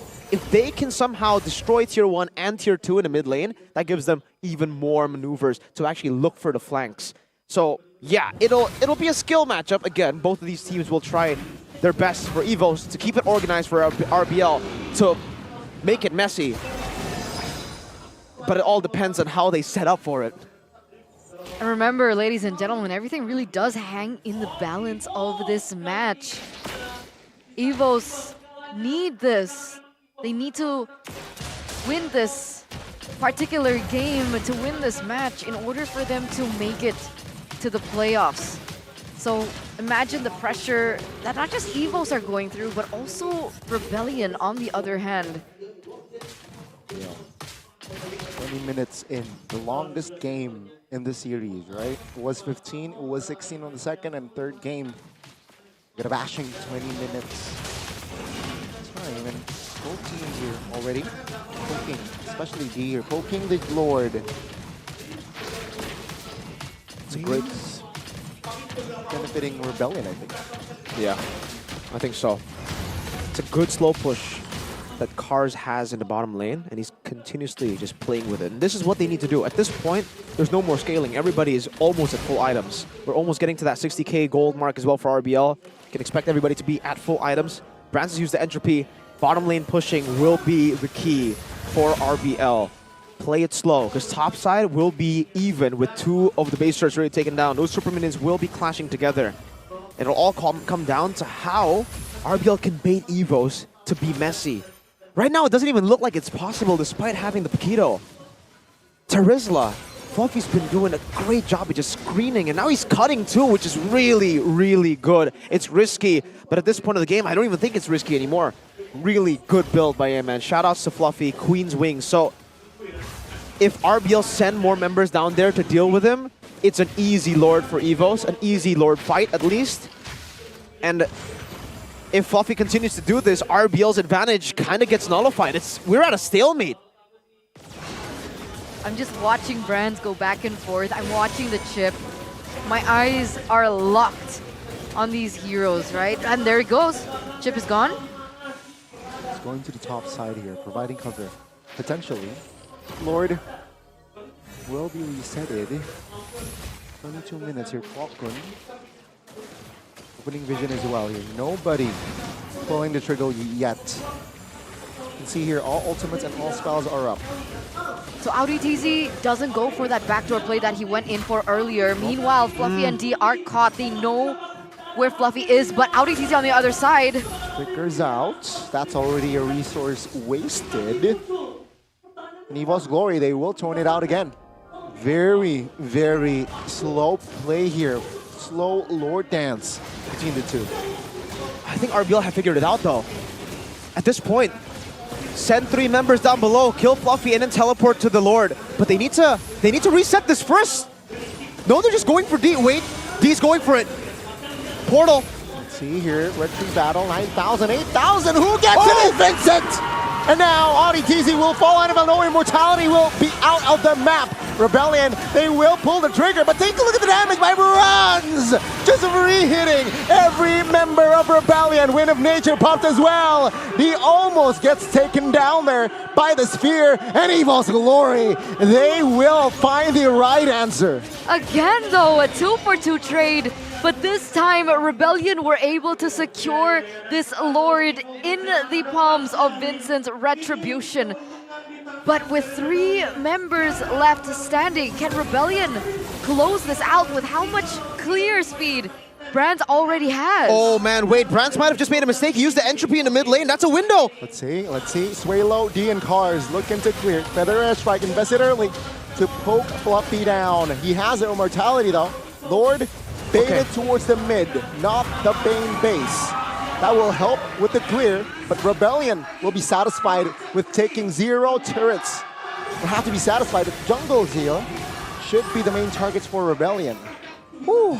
Welcome to the Battle of the Blues. 24 minutes already has elapsed, and we still don't see an end to this. It can go either way. Yeah, I thought with him using the entropy in mid, that would have been like a big gamble because he needs to clear the Lord too, but turns out that Natali game damage is enough to do just that. But yeah, Rebellion found the answer to their problem of that stalemate. They have the portals, but the mistake is, why did they go in after the Lord? Get the Lord, back off. That's all they need to do. They have the Lord, they can play with it. If Vincent was alive, he could have actually maybe threatened the end there, especially with Brands using the entropy in mid lane. But Rebellion decided to fight after that, and they were even hesitant to run away. Once you get the Lord evolved, back away, especially when you have a lot of members. Don't fight. Rebellion need to know that here. Discipline is the name of the game for these two teams at this point. You get so much of an advantage with the Evolved Lord, damage reduction when you're around it, and you can play with these waves, so at least, even if you don't get the end, get more turrets, base turrets, that will lead to more advantages, that will lead to you having a smoother road for the next Evolved Lord. So it's still the same exact theme for Rebellion in game number 3. It's not as apparent, but it still lies there. But now the situation has changed. Ladies and gentlemen, the Lord is on the bottom side of the map, and Evos has lost their top side inhibitor turret. This should give Rebellion an advantage when it goes down to that stalemate, should it not? Yeah, it should give I mean, right now, technically, it'll be the stalemate again. I think RBL have the advantage because of the teleports that they have. So technically, like I said before that Lord, they could send 3 members up top to deal with Fluffy, and then they could just portal up to the Lord. But I think Evos now know that. Oh, they go for it. They go for it. 2 for 1. Fluffy finds the flicker, finds the penalty zone as well. For the delay, flickers out, and Fluffy will keep his immortality. But that was a good decision making to back off as well, right? They're like, okay, we wasted too much time. We can't take him down. Let's get out. We tried it. We tried that 50-50. It didn't work out. And essentially, they don't lose anything for it either. Just some resources that should be up in time for their next clash. Okay. Far lane advantage for Rebellion, though. Now up top. Oh! Annabelle, still no immortality. Finally popped. No immortality popped there. Rebellion, they restabilize Dreams. Use the portal as well. And both teams are just hovering around looking for openings. Looking it on towards Dreams here. Still has immortality. Echo spots Sway low though. Fluffy smells blood. D needs to be careful, needs to reposition. But take a look at the minion Fury. The backside finds still Vincent and Sway low. Sway low. Feather Airstrike cancelled. Loses his immortality, but Brands again doing the basic attack, doing work. Annabelle finds one. Vincent falls as well. No retreat for Rebellion. Call the ambulance as Rebellion needs it. Take a look at top lane. Cars trying to find the cheeky split. But Evo's Glory, they snuffed it out. Yep, they forced Glocken back. And so Evos understood that they couldn't fully commit onto the fight. So Vincent and AudiTZ are gone, but the rest are still up and available. But this is going to be a Lord taken by Evos despite that far lane advantage. Weren't able to utilize it, not at all. And Evo's Glory, despite not having the teleports, the portals that can get them from up top to the Lord, despite not having the super minion wave, up top in the far lane. They've been able to fight through it all, and now they're sieging Rebellion's base down. Feather airstrike already used up here. Look at D versus Fluffy in the mid. Evo's Glory, though, will be able to find the bottom side of the base turret. Rebellion, what will they do to defend this lore? This might be the final push. Evo's Glory pushing with 5, looking to grab space. Oh, take a look at Cars here, being the sandbag, but take a look at all the resources being put up. Browns finds a shutdown as he is on a free hit. With his Truncheon, Immortality pops as everything will be enough as Evo's Glory will find the reverse sweep against the Blue Bulls. Welcome to playoffs, Evo's Glory. What a journey that they have been through. A Cinderella story for themselves. Remember, this lineup, like we mentioned before, it came from minus in the standings. They didn't even start from 0. They started from minus. And they will be the next team to secure the playoffs. GG, WP. The protagonist run for Evo's Glory continue. -4. Eterna said it. This roster started with all the odds stacked against them, with them having to perform to replace the previous lineup, and they've done it. They've secured playoffs. All the pressure, all the emotions, all the hard work, blood, sweat, and tears from the coaching staff to the management to the players. The glory in their name, now the glory in their game. It's gonna be a tough ride for the Blue Bulls here. They are not eliminated from playoffs just yet. But again, it makes their ride that much harder. It was a convincing first game for the Blue Bulls. Shaky second game. But in the third game, it just wasn't enough. The White Tigers still able to be the... You can see the disappointment in their faces as well. Suelo, Audi TZ, they had a chance. It was there. It was right in front of their eyes. They could have gotten a 2-0. And Evos reverse sweep them. That's not an easy feat to pull off. And being in their shoes right now, it must be a tough loss for them. But they do still have tomorrow. They do. Up against Geek Fam will be their final hope to try to make it to playoffs. The Blue Bulls with the White Tigers this time.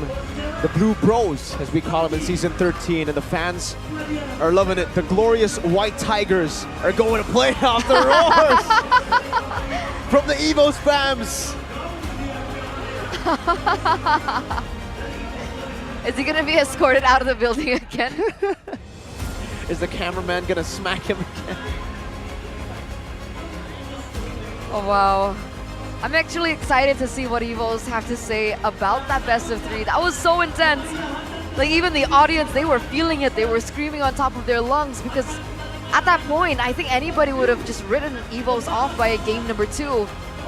But remember, they always used to say, always watch an Evos game until they finish. Because they were able to come back very incredibly in game number 2. So ladies and gentlemen, let's take an interview with the victors. Bude Clara Mongstar, take it away. Pada akhirnya tiket keempat playoff season 13 jatuh ke tangan Evos Glory. Playoff di sini. Playoff di sana. Asik banget nih.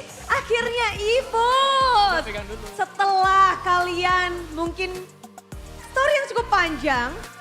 Minggu lalu sebenarnya bisa masuk playoff, tapi kali ini, momen ini kalian mendapatkannya. Bagaimana pada akhirnya kalian bisa ngedapetin playoff?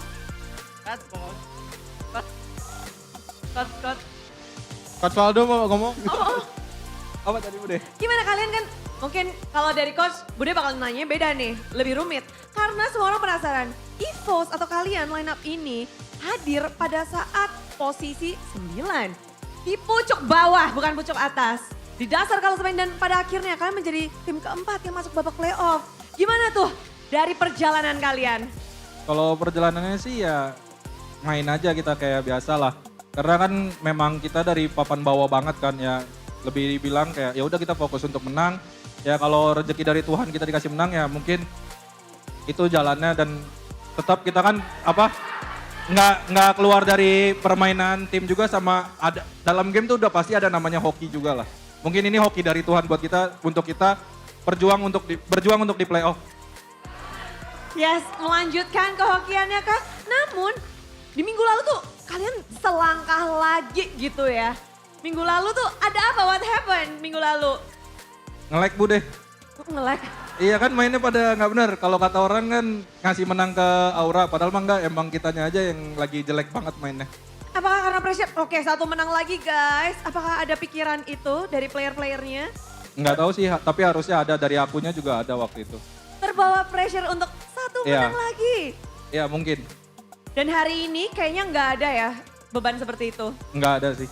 Gimana cara kalian membawa mungkin kita ngelihat dari EVOS, gimana cara kalian biar nggak kebawa pikiran tuh? Ya kalau aku sih tadi di backstage ngomong ke anak-anak cuman anggap match ini adalah final. Jadi kalau lu menang lu juara gitu. Dan mereka menang, mereka bisa masuk playoff dan bisa berjuang untuk juara. Benar Bude. Wow, namun di sini juga menarik ya dari EVOS. Permainan kalian, apalagi di match kali ini, itu pada deg-degan semua sih. Menangnya menang comeback, early-nya di porak-poranda dulu. Ada apa ini? Kalian early-nya memang sesantai itu kah? Ya main santai aja, chill kata Navel tadi. Chill. Lalu late game gimana kalian mengatasi? Late game baru, gas. Ngegas, melawan Rebellion di duo biru. Kenapa sampai kalian early-nya tuh kayak susah banget? Ya namanya permainan Bude kadang gak seperti yang kita ekspektasikan. Jadi ya kita tetap berjuang yang terbaik aja pas di in game, fokus cara balikin gamenya kayak gimana. Cara balikin gamenya itu tadi Fluffy ya? Main-mainnya kejauhan kayaknya tuh ya. Jauh banget. Gimana cara kamu untuk ngebaca mungkin memainkan landingmu dan ngebuat Rebellion kewalahan? Emang hero-nya aja sih kayak gak tahu dah, gak tahu. Kenapa nih? Apa Bude? Gimana tadi kamu caranya menghalau Rebellion dan bahkan nge-comebackin dengan gerakan-gerakanmu mungkinkah? Gerakan teman-teman sih bilang Regi udah bawah aja terus push jauh aja. Kalau digas gak bakal mati kok itu hero. Jadi teman-teman udah memang satu visi dengan kamu juga ya? Ya. Dan ngebawa. Mungkin game kedua kalian menang comeback juga gak sih? Mana yang paling mendebarkan? 2, 3, gimana yang paling kalian, waduh greget? Navel mau jawab. Yang mana Navel pas kamu pakai link? 3 sih, 3. Kenapa tuh pas game 3? Gamenya hampir setengah jam kan itu. Yes, lama banget. Ya, dari 3 match itu yang paling lama kan. Oh gitu, jadi paling mendebarkan buat kamu. Dan kalau game lama itu ngaruh gak sih sama mungkin kondisi tim? Soalnya kalau mati kan Bude hidupnya lama. Gue bilang aja buat Indomie aja Boy kalau mati mulu itu mah. Ya, pop mie. Ya buat pop mie aja. Buat pop mie. Salah maaf. Ulangin. Salah jemput kali ini. Yang tadi di-cut. Ulangin. Apa tadi gimana kalau late game? Kan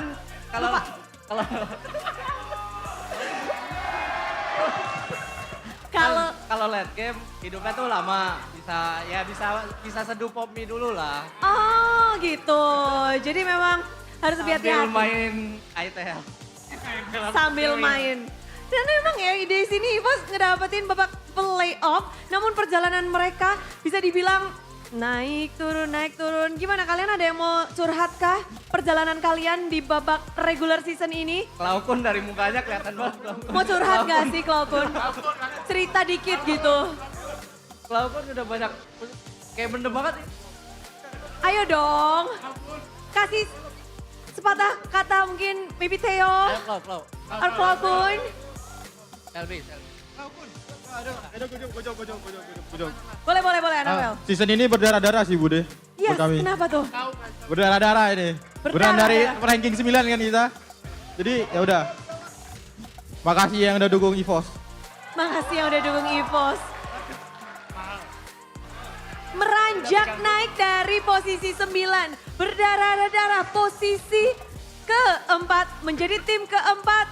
Mungkin ini saatnya kita mendengarkan sesuatu dari EVOS. Untuk babak playoff kalian. Mungkin untuk semua supporter yang ada di sini. Yang mungkin sempat meragukan EVOS.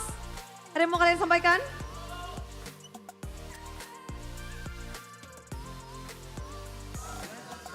Siapa nih? Pesan buat di playoff kan? Boleh. Kalau untuk playoff ya karena kita udah berhasil step satunya, ya step 2 pasti adalah dari staff dan player untuk di playoff untuk lolos MSC. Jadi buat para EVOS fans, thank you udah dukung kami mau dari bawah ataupun di atas. Dan jangan lupa datang ke playoffnya. Ya semoga kita masuk MSC rezeki dari Tuhan. Thank you. Thank you.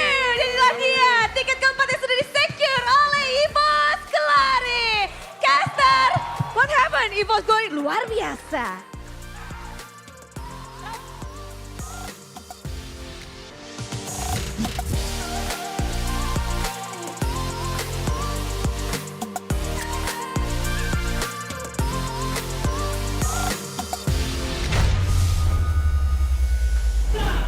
EVOS fans all around the world, they are celebrating and we can even feel that celebration back then. I think you guys saw it on the camera, those roars, but EVOS legends, not legends anymore. EVOS Glory, welcome to playoffs. Oh my God. The fourth team to officially advance to the playoffs phase. Do you want one? Sure. Oh, I'm sorry, Rebellion. I know. They'll still have their road to playoffs. Technically, they can still make it, and there's a possibility that if Rebellion win their next match against GeekFam and RQ win their next match against Alter Ego, that there will be a two-way tie between Rebellion and RQ to make it to playoffs. But it does get tough for the Bulls here. Whoa, 2020. whoa. This should be illegal, Damn. right? Dabbing in 2024. Why? That died in like 20. That died a long time ago. That trend. When you were born? Maybe, right? That's just how ancient that trend is. 2-3-9 though. He can do whatever he wants, technically. Yeah. You know what? Never mind. You can do whatever you want. You're the player of the match, the MVP. Mr. Floof. Nice TP percentage there for Mr. Fluffy. And for those of you who at home don't know what TP is, it's not teleports, not the recalls. TP percentage is team fight participation. Team fight participation. This guy, man, he's the unsung hero, definitely in game number 2. Because through that reverse sweep, yes, Annabelle stole the show, but he was the sacrificial lamb. He was the dude that gave all of his resources over to Annabelle for Annabelle to be that late game carry. He's selfless when necessary, and well, technically, he's just selfless. Usually we would say selfless when necessary, selfish when necessary too, but in both games, he was selfless. He was always doing the dirty work for the team. In game number 2, it was giving out resources and just engaging for the team. In game number 3, it was cutting the waves, preventing cars from doing what he wants to do, from getting that forced error onto EVO's Glory. And there's something about Fluffy and the screening gameplay he does with Terizla, because he did the same thing towards Aran last season, if you guys remember. That was the start of the loss streak for Aura with Aran after winning against Onyx and Bigatron. That's what we saw here. Cars on the Paquito, same pick that Aran went for against Fluffy, and same pick that Terizla against the Paquito to hold him off.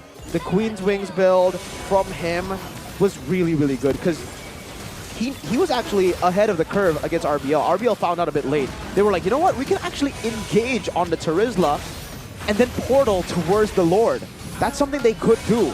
They found out late, and there was already a contingency plan from Fluffy for that strategy. He had a Queen's Wings for a reason there, and he actually has Winter Truncheon as well towards the later stage of the game to survive even more. So even if he gets dove on, he popped that Winter Truncheon. And that's where he actually used it there in the base while RBL were trying to get him down.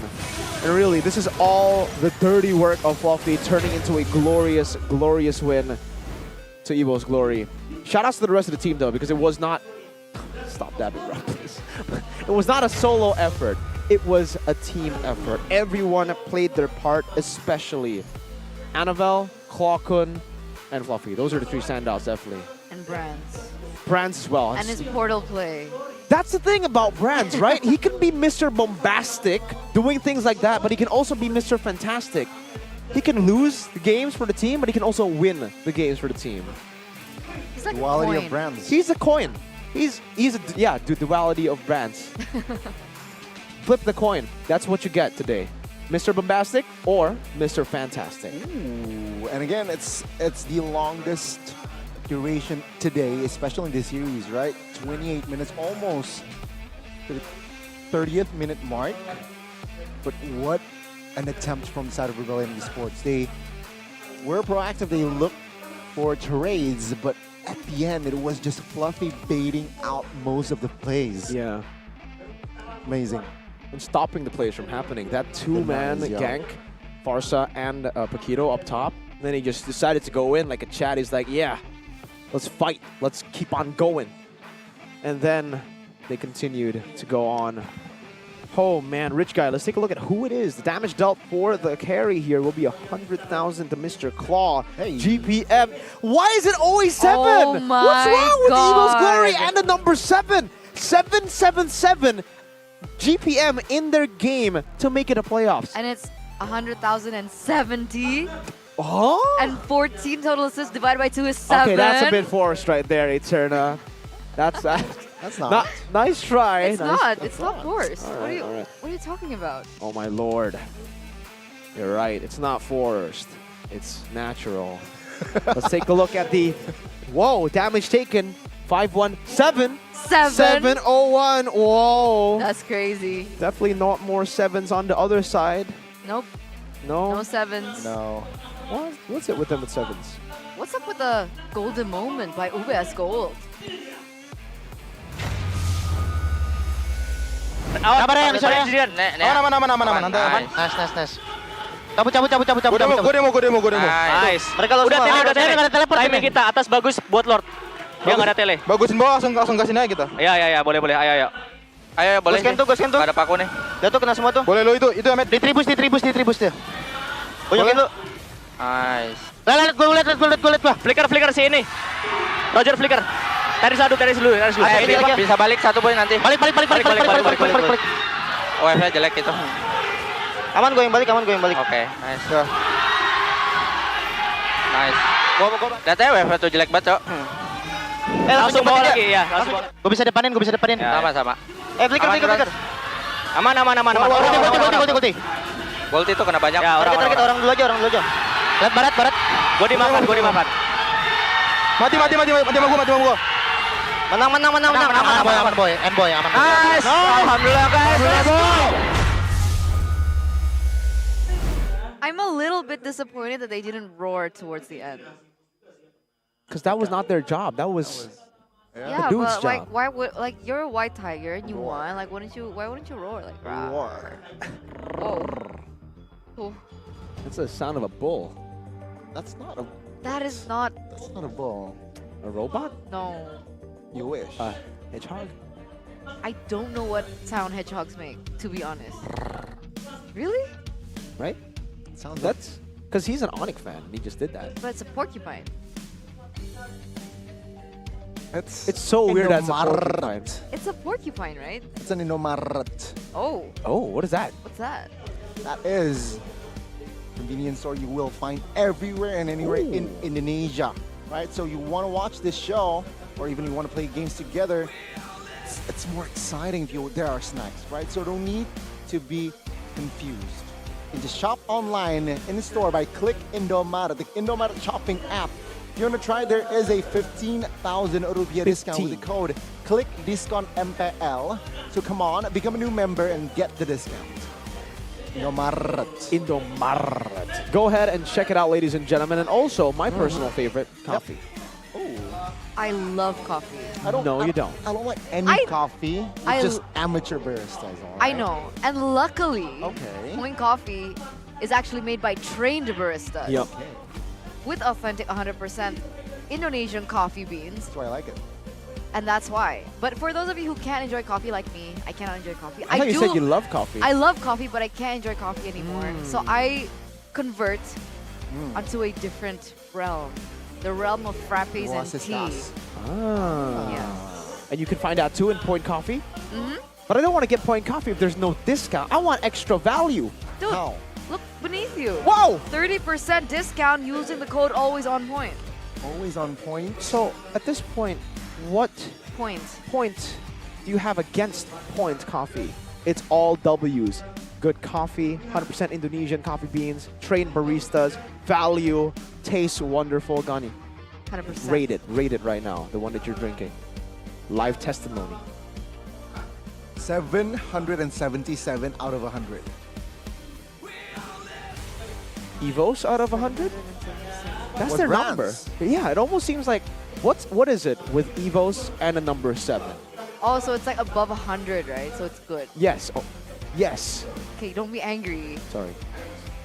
Turn on mats. Why would you be angry if you can register with the MICC? Oh, I Season can? 2. Nah, but the registration is over, right? Well, I don't know what date it is. Honestly, I can't tell you that. It's Because not. It's supposed to be from May 1 to May 27. Exactly. Yeah. What date is it today? It's not. It is 18th of May, so there's So it's not over. Yeah, there's not over. 9 more days to go. Exactly. So you guys still have the opportunity to go ahead and register because, you guys, if you register and you win, you guys get a total prize pool, including a bonus of diamonds and so many other things. And the winner, by the way, will be able to advance to MDL Season 10. Whoa! And you guys get a free ticket to watch the M6 finals in Malaysia. Wait, the M6 finals is in That's- Malaysia? Yeah, wasn't that? You spilled it. I did. Ah, Eterna. No, I didn't. You're gonna get in trouble for that No, one. I didn't. Nobody knew about No, I where, like, didn't. the venue. I Guys, don't even know, like. Guys, it was uploaded, right? Guys, Well, you guys can scan the Producer, can QR you code make down sure? below and maybe go God. to Malaysia, leaked by Eterna, ladies and gentlemen. That's the M6 location. Guys, it was uploaded, right? You know what? Let's try to, distract them from that. It's not in Malaysia. It is in Malaysia. But for you guys who want to gather, you people who dream of becoming a professional player, it's time. It's your time now. MLBB Indonesian Community Cup is back with the road to MICC player gathering in 48 regions across Indonesia. Yeah, Arashi wants to go with his new girlfriend. Ooh. I know. So I if did you guys not want to know meet that. the new Arashi, girlfriend, okay. you guys have to come to the MICC play gathering, amongst all the other amazing things that are there, obviously. They can check the IG for MLBB's official IG, communityhero.id. That's where you can find it to find the nearest gathering location in your city. Maybe you can meet Danang, Don't miss it. You can meet Mr. Danang. perhaps. So where there is joy, there is also agony, ladies and gentlemen. The joy is Evo's Glory have officially made it to playoffs. But in the next match, we will have to say goodbye to one of our 9 teams. Yeah. And that's going to be either Alter Ego or RRQ. Let's see. But that will happen after the break, ladies and gentlemen. So, prepare your emotions, prepare your tissues, just everything you need for emotional stability, because I'm losing it too. But we'll see you after the break. Don't go anywhere. Stay tuned. You're watching MPL ID Season 13.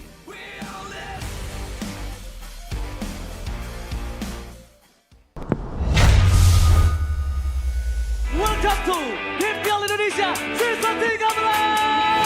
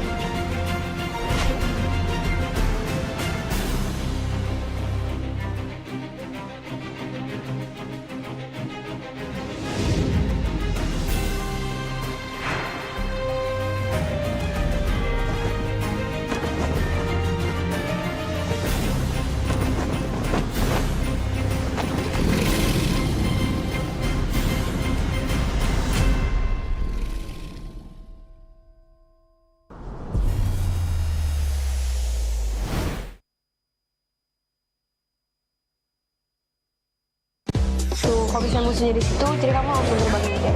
Oke. Nah, jadi kamu harus pakai skill 2-nya, terus pakai komik. Coba kamu sekarang main. Iya! Akhirnya aku naik.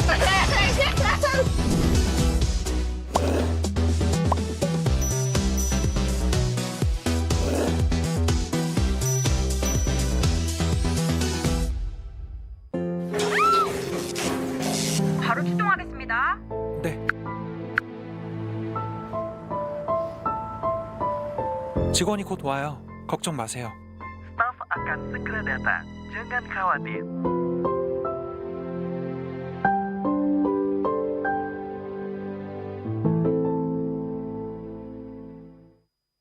Pakai aplikasi GoPay, dompet andalan gamers. Banyak damage-nya. Ada cashback hingga 20.000 buat upgrade skin baru. Aplikasi ringan gak makan memori. HP lemot bisa victory. Top up langsung dalam game tanpa hambatan. Ikutan selebrasi MPL di aplikasi GoPay. Menambah total hadiah ratusan juta. Bonus stage. Gratis 100 kali transfer kemana aja. Beli pulsa harga termurah. Scan QRIS dengan mudah. Download sebelum mabarkan.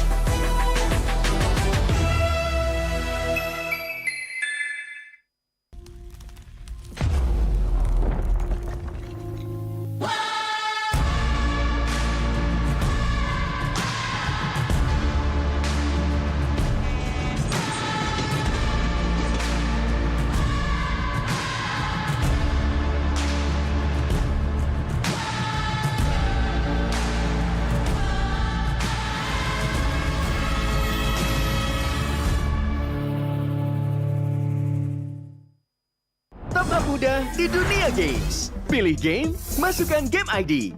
Pilih Diamond, masukkan kode promo, dan pilih metode pembayaran. Masukkan kode OTP.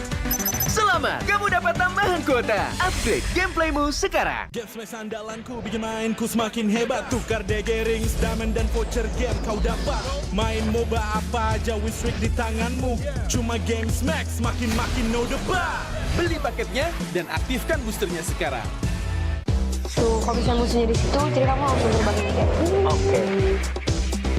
Nah, jadi kamu harus pakai skill 2-nya, terus pakai komik. Coba kamu sekarang main. Iya! Akhirnya aku naik.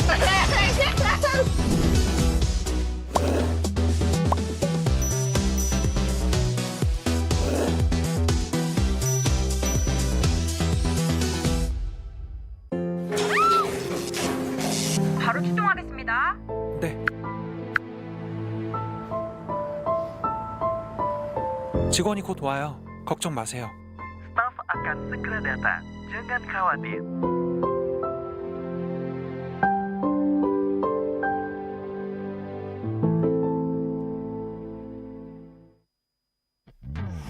Character select.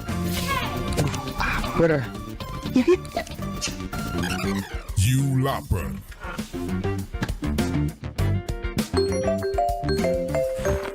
Stop! Pakai klik Indomaret, belanja 1 jam sampai dan gratis ongkir loh. Wah, belanja online kayak belanja di toko Indomaret. You kenyang, siap main lagi. Let's go! Belanja online seperti di toko.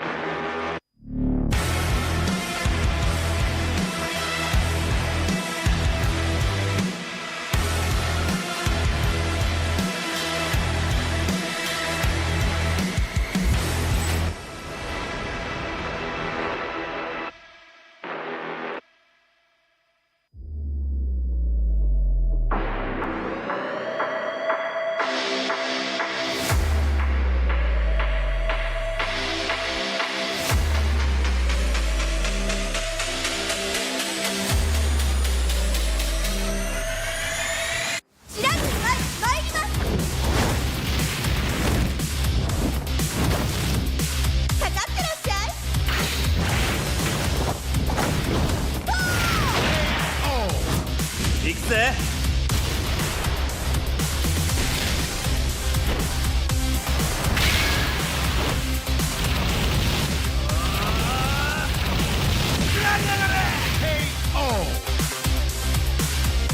歴史が違うんだよ。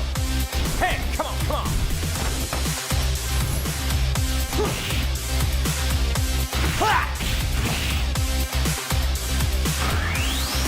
Okay. Power Gazer.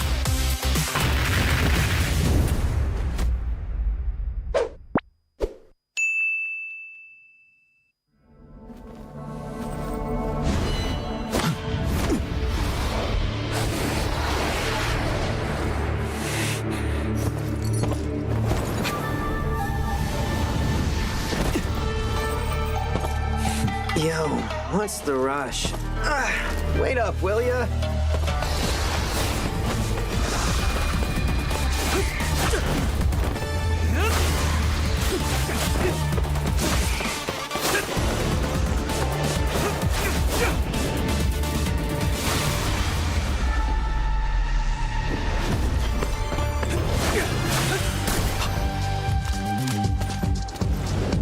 You're welcome.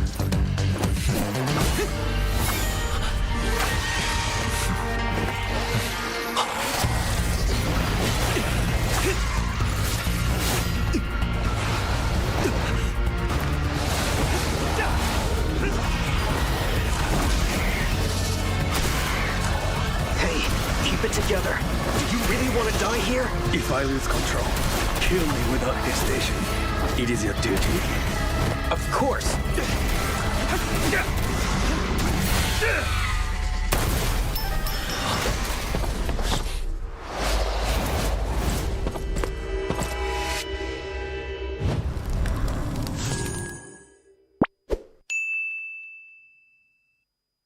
Tuh, kalau misalnya musuhnya di situ, jadi kamu langsung terbang gitu. Oke. Nah, jadi kamu harus pakai skill 2-nya, terus pakai komik. Coba kamu sekarang main. Iya! Akhirnya aku naik.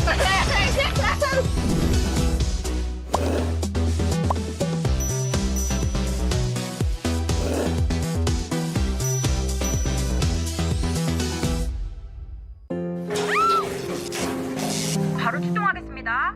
네. 직원이 곧 와요. 걱정 마세요. Staf akan segera datang. Jangan khawatir.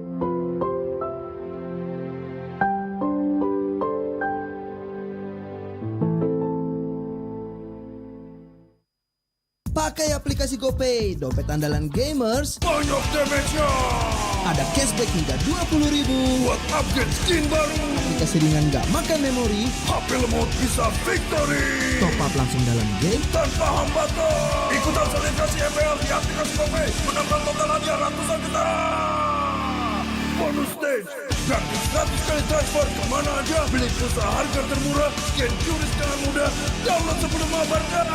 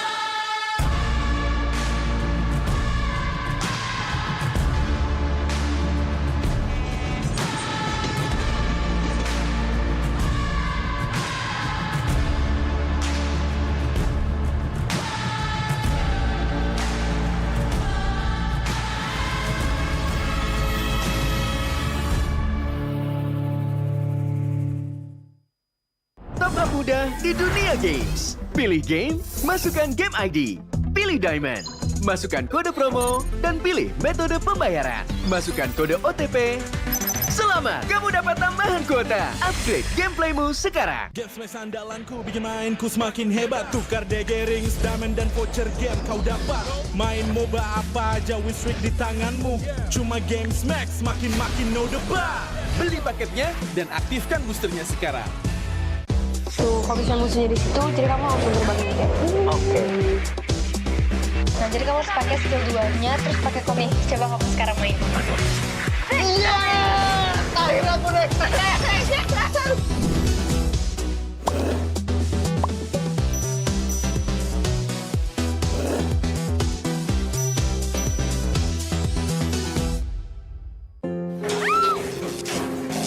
바로 출동하겠습니다. 네. 직원이 곧 와요. 걱정 마세요. Staf akan segera datang. Jangan khawatir.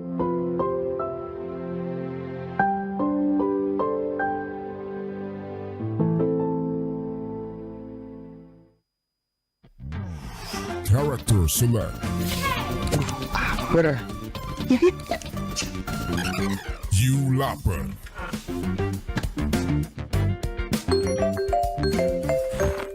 Stop! Pakai klik Indomaret, belanja 1 jam sampai dan gratis ongkir loh. Wah, belanja online kayak belanja di toko Indomaret. You kenyang, siap main lagi. Let's go! Belanja online seperti di toko.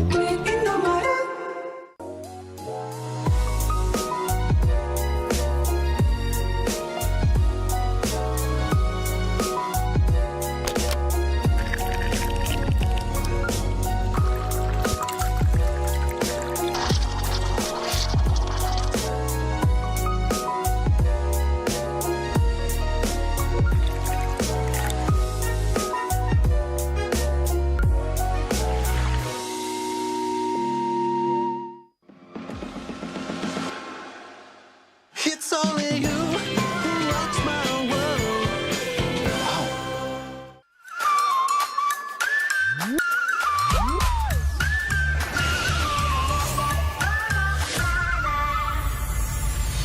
I'll be, yeah, I'll be wherever I wanna be. Wherever I wanna be.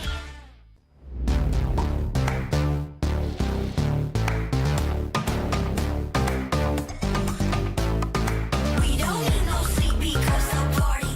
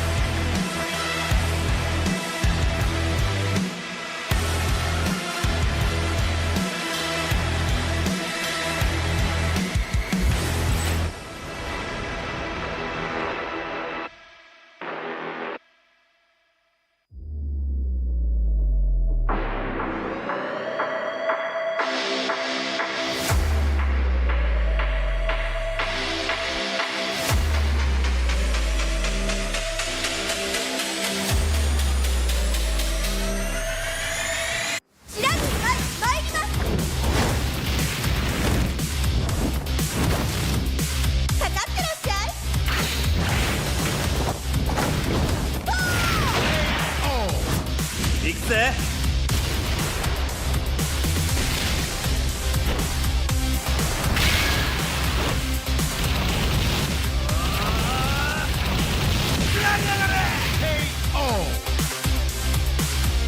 맥시가 지가운다요.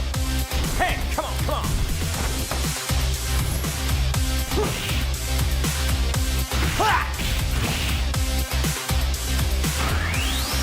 Okay. Power Gazer.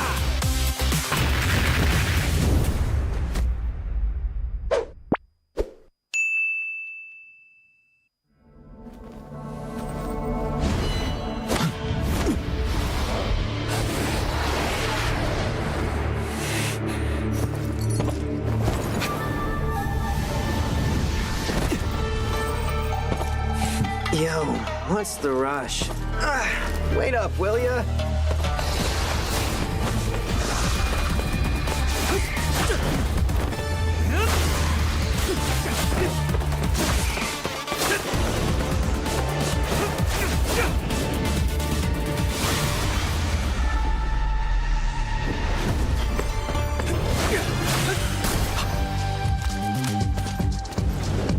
You're welcome.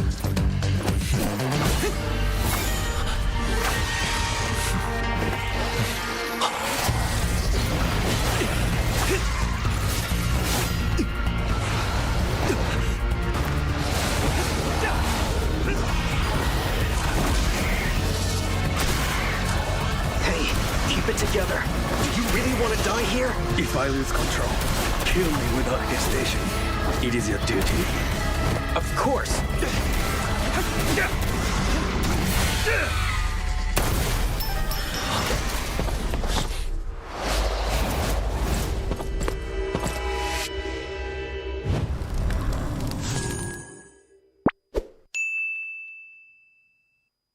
Tuh, kalau misalnya musuhnya di situ, jadi kamu langsung terbangin kayak. Oke. Nah, jadi kamu harus pakai skill 2-nya, terus pakai komik. Coba kamu sekarang main. Iya! Akhirnya aku naik.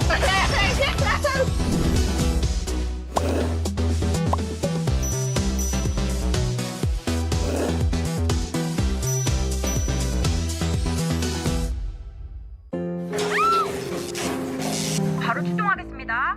네. 직원이 곧 와요. 걱정 마세요. Staf akan segera datang. Jangan khawatir.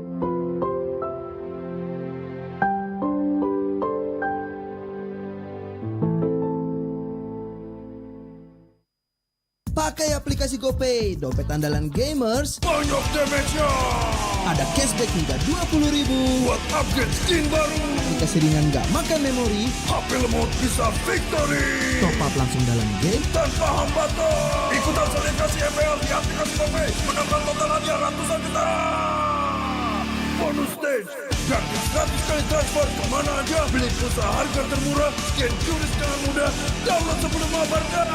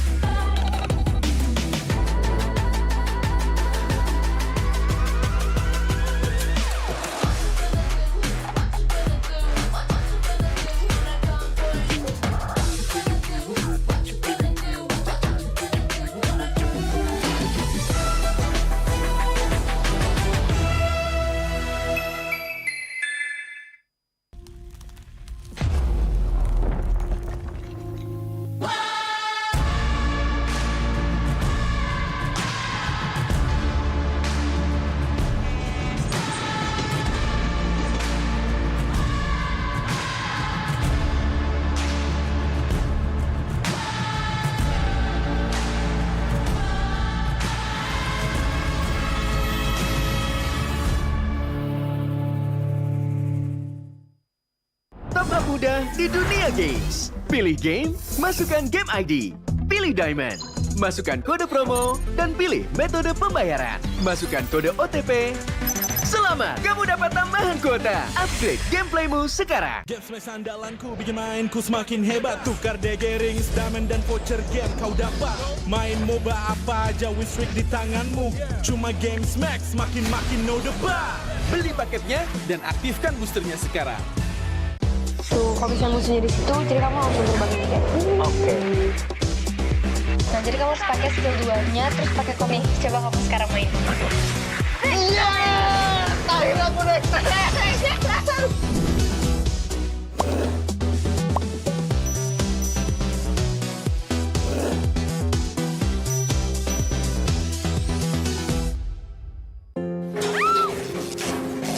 바로 출동하겠습니다. 네.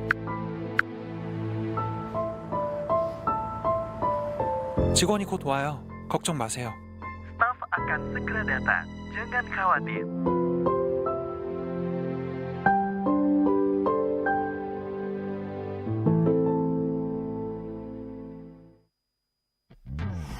Character select. Bener. You Lapper.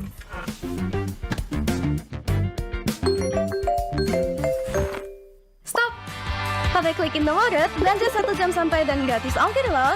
Wah, belanja online kayak belanja di toko Indomaret. Kenya, siap main lagi. Let's go! Belanja online seperti di toko.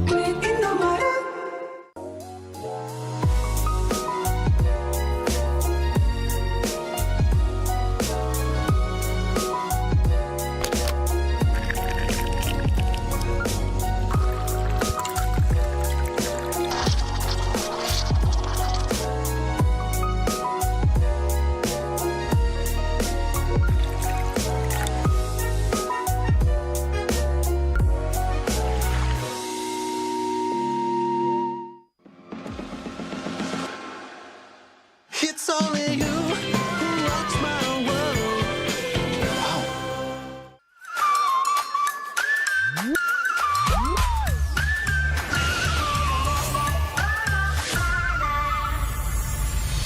I'll be, yeah, I'll be wherever I wanna be. Wherever I wanna be.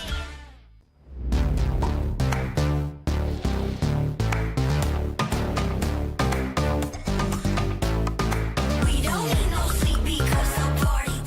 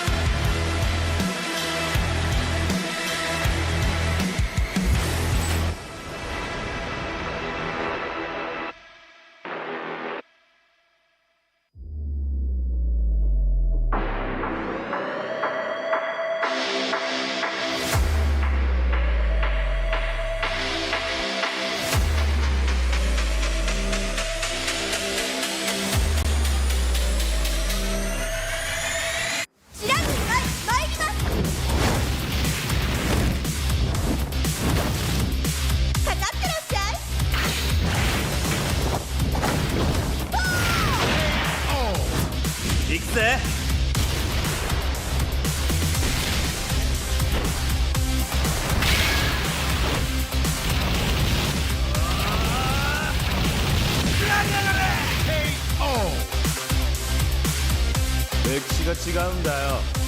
Hey, come on, come on.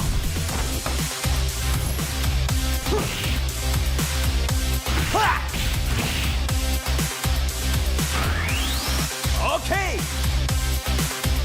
Power Gazer.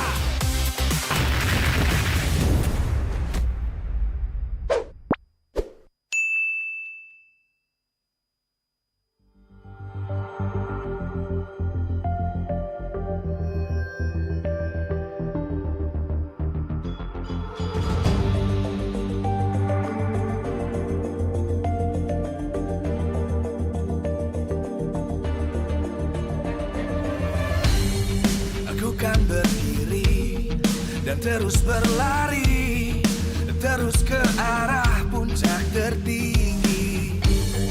Ku takkan berhenti, hanya sampai di sini. Kemenangan abadi menanti. You know we won't miss if we unite our focus. And if you haven't noticed, we all live. Nyalakan apimu, hadapi semua tantangan, hadang semua serangan, jatuh bukan halangan. Bakar semangatmu, janganlah engkau menyerah. Kita kan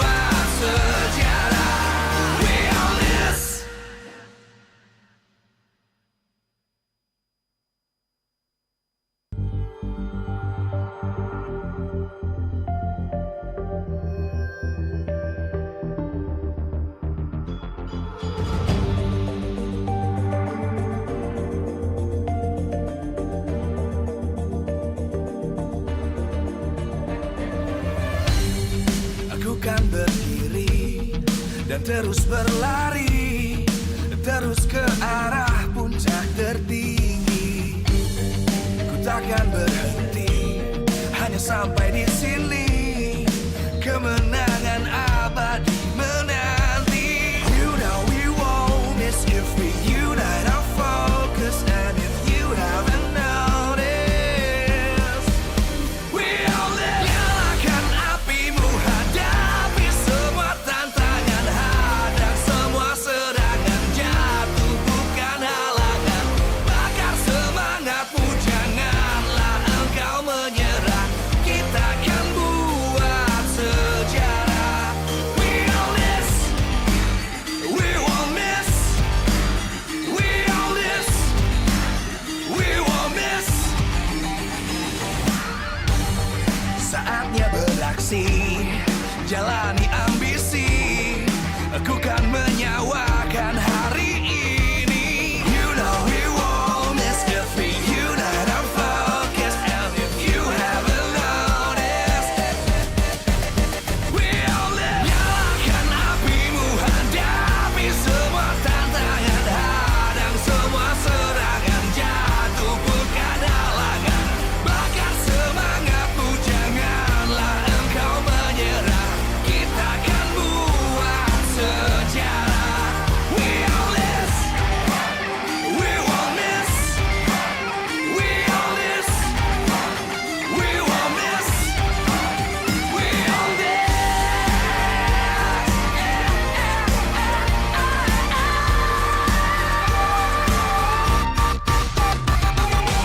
Nyalakan apimu, hadapi semua tantangan, hadang semua serangan, jatuh bukan halangan. Bakar semangatmu, janganlah engkau menyerah. Kita akan buat sejarah. We all this.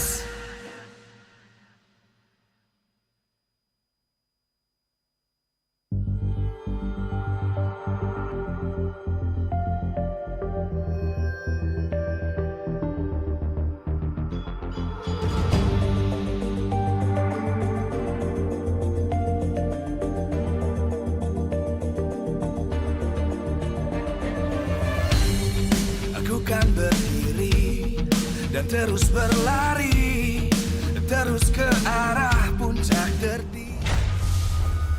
Tersisa 2 slot lagi untuk babak playoff. Di mana kita sudah melihat 1 match pembukaan mendapatkan 1 tiket untuk tim EVOS Glory. Namun kali ini di MPL Indonesia Season 13, khususnya di MPL Arena Kingdom dan juga Champs, mereka berdebar-debar bersama dengan semua super fans untuk menyaksikan seperti apa match takdir untuk Alter Ego dan juga RRQ. Karena kekalahan bukanlah opsi jika mereka ingin mendapatkan kesempatan untuk masuk babak playoff. Bunda Clara Mongstar begitu bahagia menyambut semua super fans yang ada di MPL Arena dan juga yang ada di rumah. Karena acara hari ini begitu meriah, semuanya juga lagi berdebar-debar. Tentu saja juga kepada para sponsor, Bunda Clara Mongstar mengucapkan terima kasih karena MPL Indonesia Season 13 powered by Moonton. Presented by Official Tournament Smartphone Samsung Galaxy. Official e-wallet GoPay, Official Gold Partner UBS Gold. Dan kita juga punya partner ini Sports. Ada Dunia Games, Games Max, Ora Imo, dan juga Telkomsel bersama dengan supplier Indomaret, Point Coffee, Samsung Neo QLED Super Smart TV Plus, dan juga Saturday. Last but not least, our government partner PBSI. Hari ini, hari yang begitu spesial khususnya untuk tim-tim yang masih berjuang dan masih berharap untuk mendapatkan tiket playoff. Kedua tim ini masih berjuang, namun kalau kita ngebahas tentang perjuangan mereka tentu banyak banget yang lagi ngomongin tentang tim-tim MPL khususnya kedua tim ini. Dan Budi akan langsung terhubung dengan salah satu reviewer MPL yang punya acara khusus sendiri nih, yaitu Remas. Siapakah dia? Inilah dia Bang Kumis. Halo, selamat malam Dokter Kumis. Halo, selamat malam Bude. Wah, ini karena dia adalah salah satu reviewer MPL yang sekarang lagi happening banget. Dan dari jauh sana, apa kabar Dokter Kumis?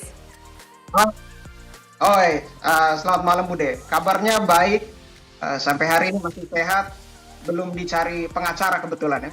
Aman. Belum ya? Bajunya rapi banget hari ini ya Bang Kumis ya. Tapi Bang Kumis, ada acara khusus kah? Oh tidak Bude, ini memang temanya lagi cosplay lawyer. Oh, tapi menarik ya. Kita bakal ngebahas nih, kalau biasa Bang Kumis bikin di kontennya tentang MPL.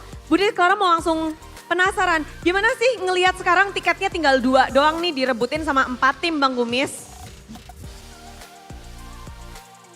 Oke Bude, kalau selama sepanjang saya mengikuti MPL Bude, sejak dulu, menurut saya season ini nih memang season yang paling seru.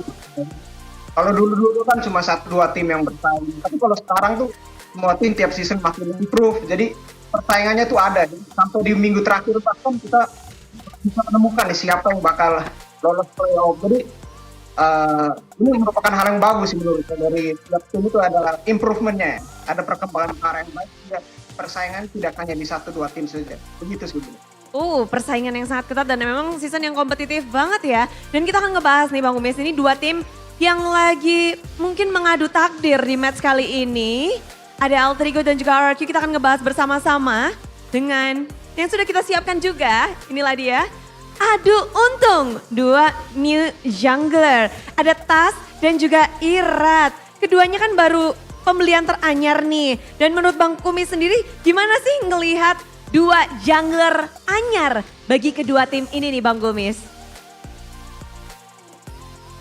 Oke Bude, kalau kita bicara mengenai pembelian terbaru ya kita memang bicara mengenai untung ruginya, tapi memang menentukan untung rugi itu kan membandingkan input dan juga output ya. Nah kalau untuk melihat pembelian dari Tas dan Irat sendiri, kalau menurut saya memang Tas mungkin sedikit memiliki keuntungan ya, karena memang sudah terbiasa dengan ekosistem atau apa ya, lingkungan di MPL Indo ya, sudah bertemu dengan tim yang sama dari beberapa season kemarin, sedangkan Irat ini adalah pengalaman pertamanya di MPL Indo ya. Jadi memang kalau menurut saya panjang regular season hingga saat ini memang kedua tim ini sedang kesulitan, tapi saya melihat Tas masih mampu menunjukkan keunggulannya sih. Ketika Alter Ego sedang underperform, Tas ini tampilnya menurut saya masih stabil. Sedangkan kalau menurut saya Irat bagus juga, tapi belum banyak yang bisa ditunjukkan ya. Bahkan sampai beberapa minggu terakhir sempat digantikan juga ya. Baru kemarin baru kembali bermain.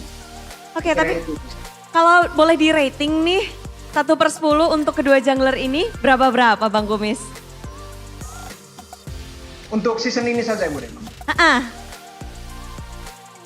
Kalau untuk season ini, Bung Tas mungkin saya kasih nilai 8 ya. Kalau untuk Bung Irat saya kasih nilai mungkin 7. 7 untuk Irat dan 8 untuk Tas. Tipis ya, jadi kita ngelihat juga kalau match kali ini mereka akan bertemu. Gimana nih untuk pertemuan kali ini? Udah ada prediksi-prediksi kah? Atau gimana ngelihat dari match takdir ini?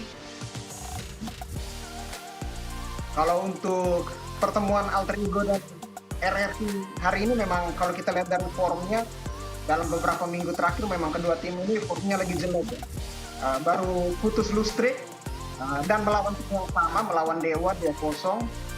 Jadi memang seperti melihat adu-aduan siapa yang bermain lebih buruk gitu. Tapi saya yakin ini akan menjadi match yang seru ya, karena menentukan 1 tiket menuju playoff. Maksudnya yang kalah itu sepertinya harus say goodbye itu playoff.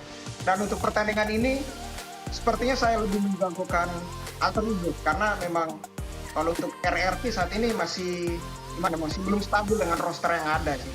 Menurut saya belum terlalu terkesan dengan permainan RRQ saat ini untuk season ini. Oh langsung ya prediksinya ini akan ke tangan Alter Ego. Ini kalau dari match kedua ini, namun kan ada 6 slot babak playoff ya Bang Kumis ya.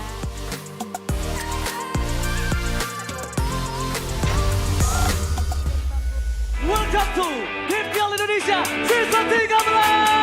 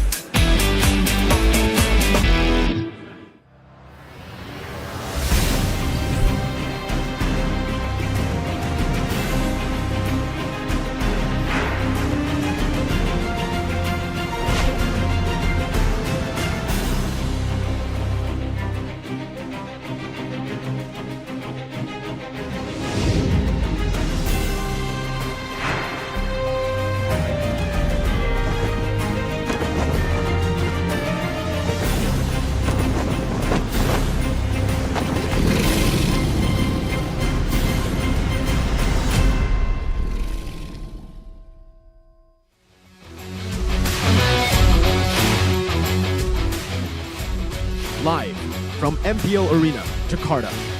MPL Season 13 is powered by Moontalk. Presented by official tournament smartphone, Samsung Galaxy. Official e-wallet, GoPay. Official gold partner, UBS Gold. We own this.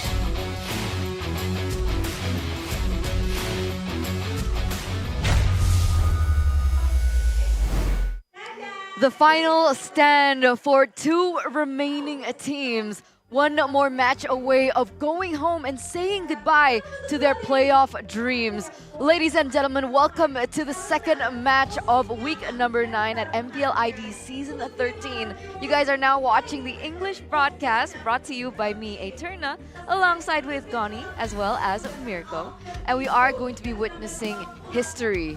Possibly. If RRQ lose to Alter Ego here, this will be the first time that RRQ do not make it to the playoffs after 13 seasons. But before we get into the details and the tidbits of this next collision, we do want to thank our sponsors. MPL ID Season 13 is powered by Moonton, presented to you by the official tournament smartphone Samsung Galaxy. Our official e-wallet, GoPay. Our official gold partner, UBS Gold. We also want to thank our partners in esports, Unigames, GamesMax, Oraimo, Telkomsel, our suppliers, Innomart, Point Coffee, Neo QLED, Super Smart TV Plus, Saturdays, and of course, thank you so much to our government partner, PBESI. And now we begin. RRQ, Rex Regum Kaon, an organization that has been through with us since the very beginning of the MLBB pro scene in Indonesia, has a chance to not make it to the playoffs, and they're going against Alter Ego that are very notorious of being so strong when they're put against a wall. What are your thoughts here? You know what? After 13 seasons, if Alter Ego manages to defeat ARC, it seems like 13 is not the Kingdom's number. But I feel like, man, I can't, I don't know what to expect. I hope the best team win in the series. And let's just see. Let's just enjoy it. Let's take a look at the regular season standings though, right? Because what I think will be here visually, RRQ up to 6th place after that Evo's Glory win against Rebellion. And now it's a battle for playoffs. If RRQ lose, they're out of playoffs. If Alter Ego lose, they're out of playoffs. It comes down to this moment right here. For some reason, even though RRQ are the massive underdogs coming into their matches, the crowd always says otherwise. The crowd always empowers them. I don't know what it is. It could basically just be explained as magic at this point. The magic atmosphere of the Kingdom. And that's what Alter Ego have to go up against. You can be good, you can be great, but when you have these fans screaming at every single play, every single misplay, it gets to you, man. On stage, it does. Like, even though you're using your headphones, you can still hear it.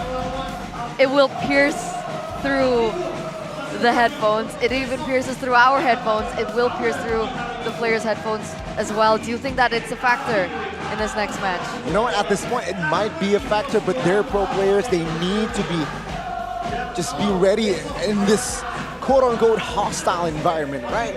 But this is going to be the battle between RRQ and as well as Alter Ego. 8th place, 5 points. 6th place, 6 points. 5-9 record for the side of Alter Ego. 6-9 record for RRQ. You can see the conditions here that need to be met. Alter Ego, if they want to make it to the playoffs, they must win against RRQ and Aura, and they must hope that Rebellion will lose their next match, or both their matches. One done, one more to go. For RRQ, they need to win this match. They already did the job yesterday up against Dewa United, so they're one step closer to making it. Alter Ego still have a long battle up ahead. But here it is, it's now or never. You can see the remaining matches as well for Alter Ego. It's this match against RRQ and then against Aura. So let's take a look at Alter Ego's cavalry here. Pai, Taz, Krite, Rossi, and Nino. So they've stuck with this. Finally, after seasons of changing up their roster, after weeks of changing up their roster with Rect coming through, with the change of Selly Boy as well, we had highs in the gold lane. We now see this main 5, and the same can be said for RRQ. Dawn, Irad, Clay, Vin, Skylar. We saw shake up with Lemon coming in, with Vin stepping back. There's just so many different shades to both of these teams. But here in week number 9, they have committed, and we will see the results of both of the teams. Ladies and gentlemen, potentially the last introduction for the Kings of Kings. Without Brusco, it's going to be Vin in the captain role. Please welcome, it is Rex Regim Kaon. The Kingdoms now trying their best, their hardest to find some success from the ashes that have burned time and time again. They have not been here before. This is unfamiliar territory, yet they will try and strive to their best of capacity to make it out alive. Morale is high after the win against the gods, but they're up against the 3-faced masks. Again, will this be their final introduction? Taz not making it to playoffs again. Will the 3-faced mask bring some joy to the Alter Champs and take down the Kingdom? Ladies and gentlemen, it is Alter Ego Esports. Alter Ego have been in this position multiple times before. And season after season, they do make it, aside from last season. The question is, will we see that same repetition, or will we see them being able to make it to the playoffs? The only question that needs to be answered by the coaches is that right there. What are they going to be putting out there for the people to watch for this performance? Zaya alone, still no friend to be seen for RRQ today. Danang, our Marshall, and we have Nafari with Ars. It's a tough road ahead for both of these teams. I don't think there's any way to sugarcoat it. Careers are on the line. Everything hangs in the balance. And it's so rough for both of these teams that they had to meet in this final moment, which will be explained a little bit for this surprise that you guys will witness right now.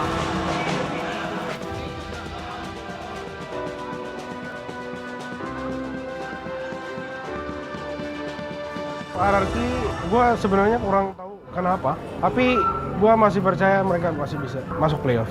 Harus trust the process.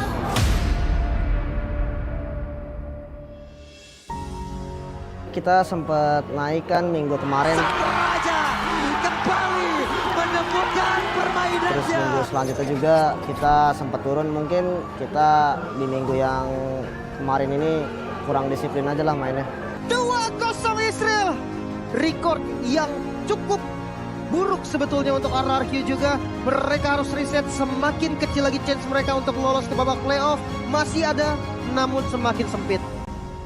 Kalau dari aku pribadi ngelihatnya di season ini banyak patch yang cukup mengubah gameplay sih. Mau dari hero-hero jungle, mid, roam, kayak hampir semua lah bakal kena dampaknya gitu. Dan gue lihat patch nih bener-bener siapa yang siap, siapa yang lebih cepat improve, itu yang bakal lebih tampil sih. Kalau patch ya harusnya sih kita udah belajar banyak lah. Karena kan kita pas patch update kemarin kita sempat menang juga kan. Untuk Alter Ego, kayaknya alasan yang paling tepat bagi gua gitu, bukan karena patch, bukan karena update, bukan karena meta, tapi emang dari dirinya kita sendiri aja. Dari dirinya masing-masing emang belum siap buat konsisten aja. Menurut gua, Alter Ego sekarang kayak agak struggling ya. Rasanya tuh gua nggak tahu, mungkin bisa aja ada masalah. Mungkin lebih ke telat berbenah aja kali ya. Karena kan kita setiap kalah tuh close game terus kan 2-1. Mungkin telat sadar sama telat berbenah aja sih. Kita emang sudah berbenah dan kita pun sadar dari diri masing-masing gitu. Jadi segala cara lagi kita lakuin dan kita pun berjuang mati-matian gitu. Jadi ya emang hasilnya belum memuaskan aja sih Bang. Bakal ada penyesuaian yang menurut gua kayak nggak bisa instan lah menurut gua di Mobile Legends itu. Butuh waktu gimana caranya mereka mencahin masalah di tim. Apalagi sekarang lagi kayak menurut gua kayak pressure-nya gede banget lah. sedih sih sedih. Ya mungkin balik lagi ke awal ada naik, kadang turun. Ya kita sih sebagai fans sih selalu dukung sih walaupun ada di bawah. Kalau untuk soal alter ego, ya dari gue sendiri gue respect lah. Karena banyak super fans dari mereka juga, gue kenal mereka, jadi kita saling respect aja. Tapi gue, sorry, kayaknya untuk ini, match RQ dulu bro. Bismillah.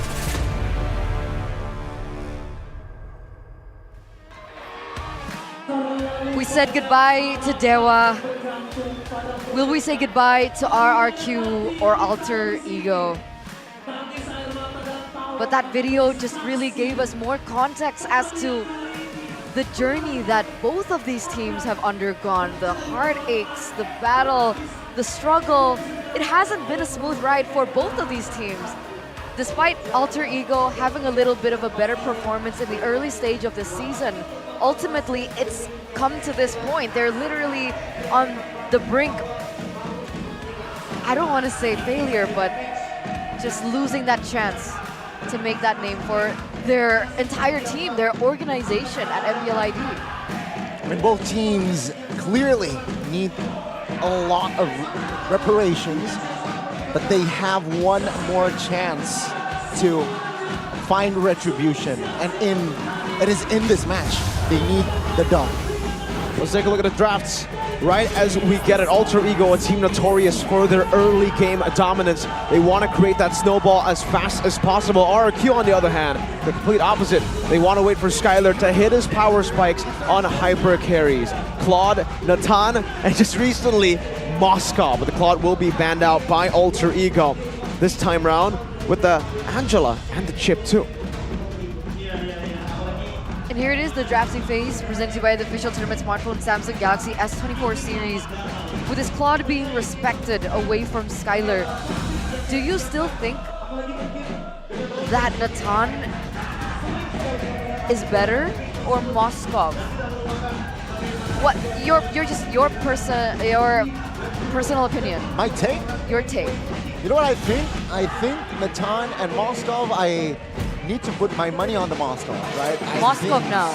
It's very, very tough to catch Moskov, but again, if you don't hit the Spear of Destruction, then that global presence is gone. But the interesting thing here is RQ ran out the Natan. Yeah. So what do you think?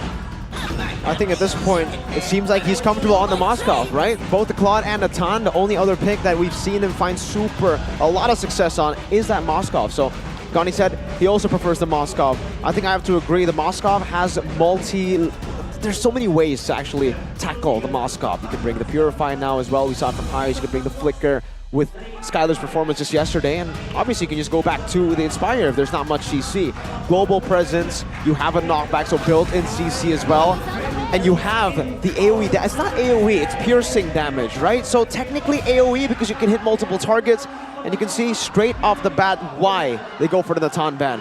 They want it, they love it. Moskov, Mathilda, the two M's. M&M combo for RQ.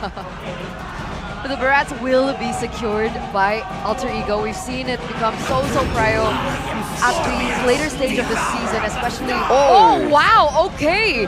Halkert, as well as the Roger, has been taken in by Alter Ego. These are very fast drafts, but we do have a comment from Brands. Taz, stay strong, keep trying hard, show respect, and hopefully we can meet in the playoffs. Aw. Some solid advice, you know, from Brands, the captain, ex-captain of Taz back in the EVO's Legends days. Just last season as well, they were still in the same team together. Hey, actually with Krite too, fun fact. So, Halkert though will be picked up. This is a great pick usually to see these hyper carries get shut down. Beloyski, one of the roamers who've actually made this work, but Drian just yesterday tried the Halkert to go up against Skylar, and it was also up against this Moskov. Fortunately for him, it did not work out the way he wanted it to. But also remember, Rossi's not Drian. Rossi is more similar to Beloyski than he is to Drian. He used to be a Natalia player himself. The Halkert is basically Natalia on steroids, right? He is... So you can have a Terrify, you still have that one-shot potential with the Execute. I'm just curious to see what build he wants to go for, because so far we've seen 2 different builds. Full damage, assassin build, and yesterday, Dreon, attack speed build. So you're convinced that this will go to the roam? I think so. Yeah. Let's see here with the second phase. It's going to be the Novaria here banned out. Okay, so what RRQ is saying, you know what, we have mobility, right? With the Moskov, with the Matilda, the extra flicker with that guiding wind, they will try to take space of the map. And of course, a reliable jungler in that Fredrin. It's going to be, they should control more of that early game, I have to say. So it's more Alter Ego second phase. What will they go for here? Will they go for more early game with the Barats and Helkert, or will they balance it out to more of a late game hero composition? What do they need if they want to do that? Man, sorry, these fans are wild. I want to try to answer the question, but I don't know what you said. Yeah, I completely understand. I can barely hear myself. Alter Ego, if they do want to try and bridge it to the late game, what picks do they need to go for next? What can stand against the Moskov in that gold lane? I say, if they want to go to the late game, make it no late game. Make it go, just commit onto this early game. That's what makes Alter Ego strong. If you can get a snowball going, this late game threat of RQ won't even matter. It'll be a non-factor if you're able to end the game in the mid stages. So that's what they're trying to do. They're trying to take away heroes that can halt that snowball. The X-Borg with the survivability, and obviously the Yu Zhong that can try to look for these re-engages and make it chaotic for RRQ, which is good for them. So with these 2 XP bans have also technically set themselves up for success. Hey, by the way, it might look like we know exactly where the Helkert, Roger, and Barats is going, but technically it's still all flex. That's why I asked.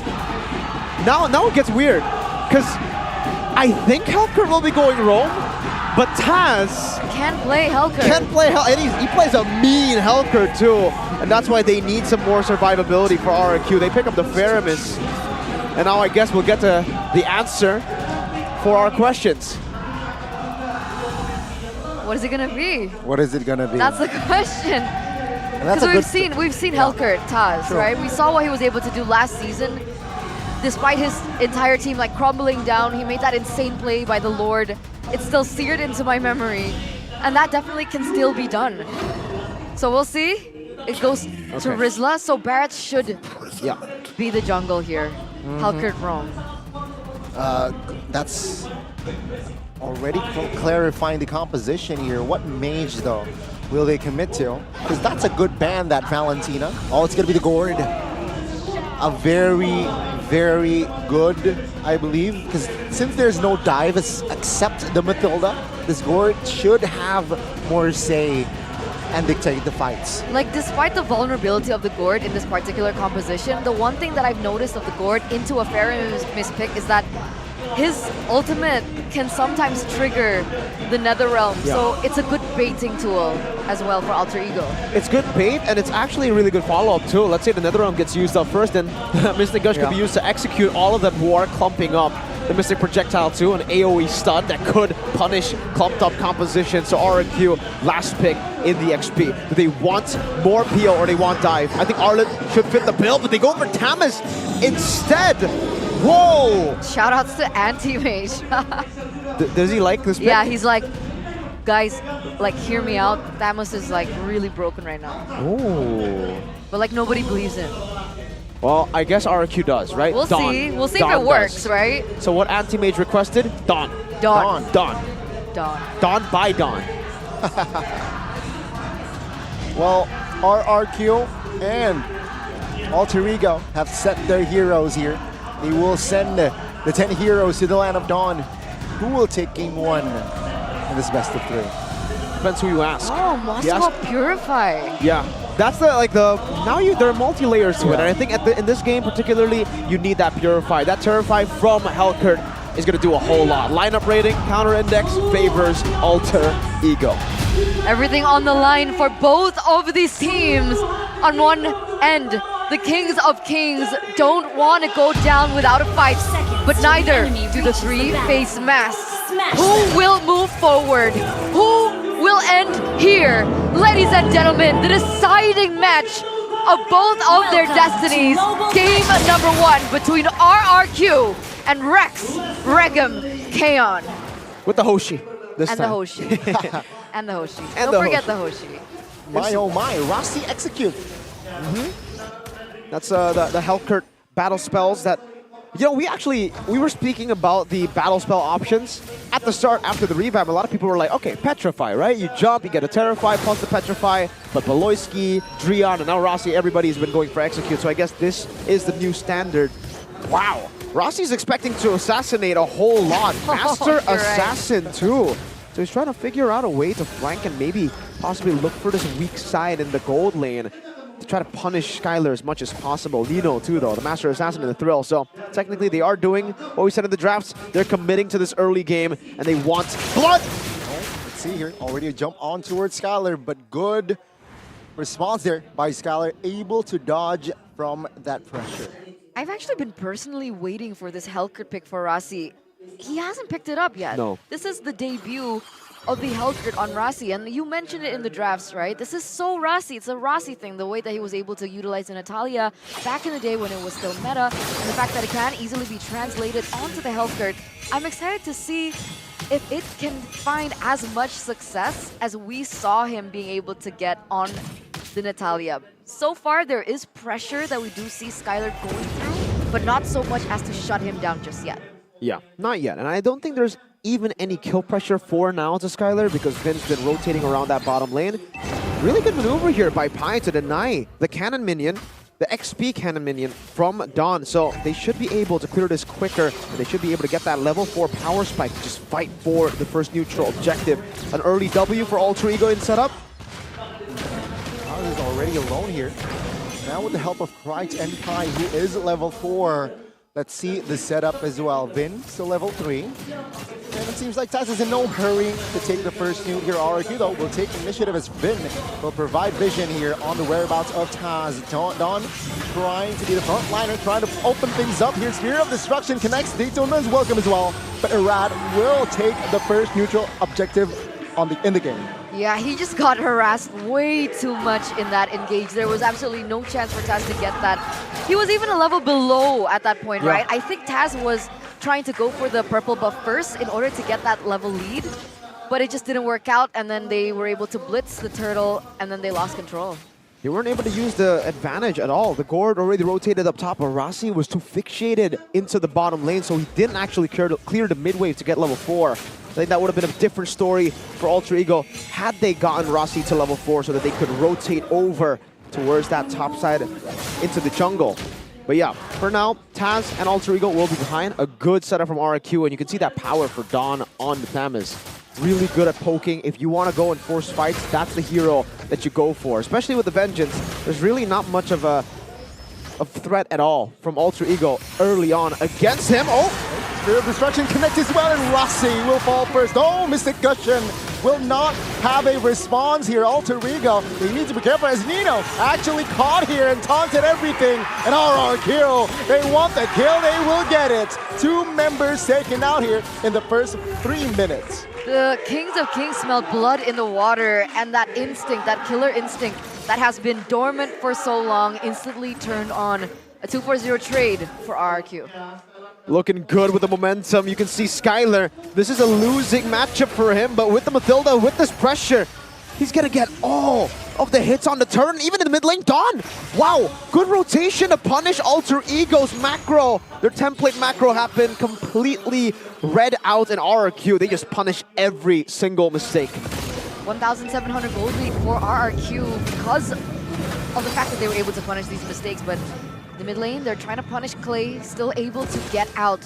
Taz is level 7, Irad level 8, so still, right, a level difference, but meanwhile... The bottom side 2v1, Skylar still able to hold on, as Vin was also there to somehow provide assist if needed. Dawn, though, will be munched down with the Daytona's welcome and with the combination of the Nether Realm. It is actually Dawn trying to survive and surviving. Turtle will be claimed by Irad, and take a look at RRQ with the collapse. Good taunt on towards High. Soaking damage, looking for an opening. Irad looking to gain more space. Dodge, again, from the potential fight from Alter Ego. The baits, the Vengeance to survive, and even when they have the kill threat onto the Thames, the Netherrealm comes in. Taz is completely bullied out of his own jungle. That's a behind Barats. That's not a good right. Rat takes it. Oh my god, Braver's Rat committed. Rossi jumps in to perhaps find opening, but take a look at Skylar doing work. 4,500 gold already in hand.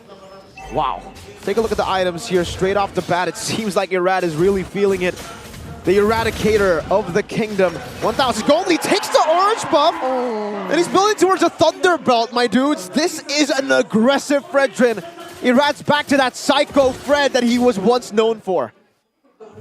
And now things just altered for Alter Ego. They really hinged their bets on the fact that they could have an advantage in the early game, especially with the Hellcurt emblem choices that you guys saw earlier on. But it hasn't worked out just yet.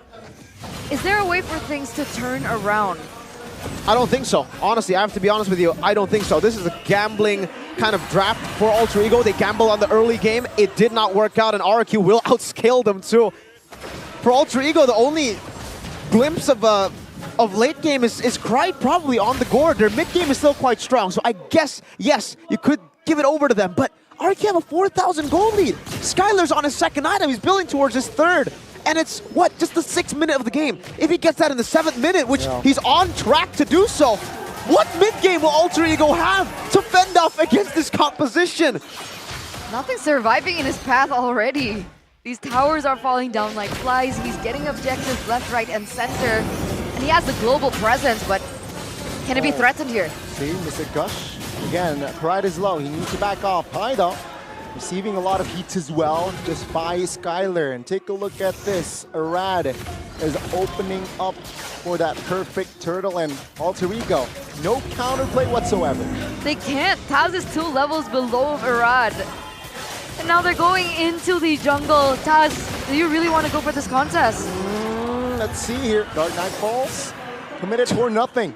And RRQ, they will move onwards here. Perhaps they are eyeing on that mid turret. They're rotating with 5 Dawn with the flanks, and as well as Clay.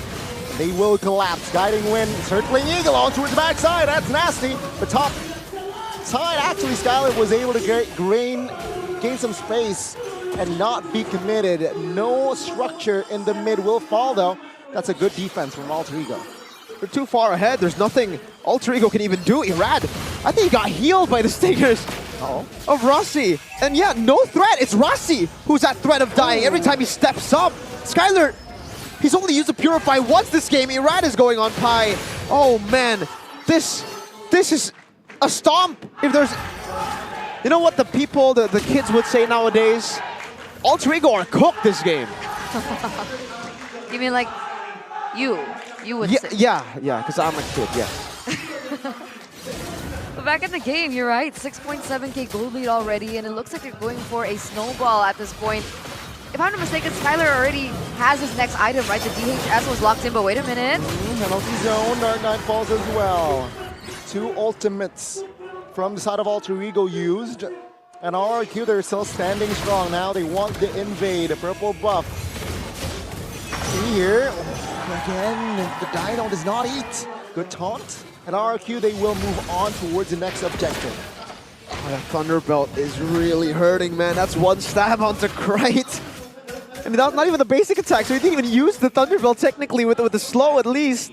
Oh my goodness, 7,000 gold lead in 9 minutes against an early game comp of Alter Ego. It's probably going to be a free lord. It's probably going to be another forced error, and RRQ look too clean. I guess for Alter Ego, they need to bank on a throw for RRQ. I guess they're looking for plan B right here, right? They're hinging their bets on the fact that they can go in the bottom lane, but if Skylar utilizes this... Well, take a look at here. Take a look at Taz getting jumped on, and RRQ will certainly have enough damage to take him down. Now let's see here. Pai looking for counterplay, finds Ben, but RRQ, they will not refuse a fight as Skylar is just free hitting on the Terizla. Skylar again is locked in. He's not Skylar, he's Skywalker. Nino in the backside will fall as well. Oh! Bang, bang, bang. Another kill on the board as Skylar is just munching everything. It's so crazy because you can see Nino trying his best in the backline, getting some trades back, but at the end of the day, Skylar is just too far ahead, and there is nothing that he can say about this. Watch 3 members just be able to have that much dominance over the map. Rasi also tried to look for a trade in the bottom side of the map, look to get some pressure onto the tower in the bottom side, but he couldn't. Didn't even get it. They can't do it. That's the global presence. If they did go for it, that's a turret traded for their members. Probably not going to be worth it, but in the end, it didn't even matter because RRQ traded a few turret shots for 3 members. Either way, a big win for RRQ. They're trying to crash the wave twice. The first one with Lord to bait out that turret splash, and then another one to take it. Wow! Macer here. Threatened and taken down. Alter Ego looking to defend their top side, and it seems like RRQ will get there first. Take a look at Skylar doing work. Oh, toss! Taken down, and Rad now jumps on towards Nino. Nino looking to survive, but the damage will not be enough. Pi on the other side will try to hold on as he is 1 HP. And RRQ, they are just hammering this game. They still want to go for the end. They want to end Alter Ego here. They want to get the momentum. Pi lack resources, taunted, taken down, no problem. Price with a Hail Mary defense, Mystic Gush, but it seems like the firepower of RRQ is just too massive in this game. And RRQ in the 12th minute of the game will definitely secure game number 1.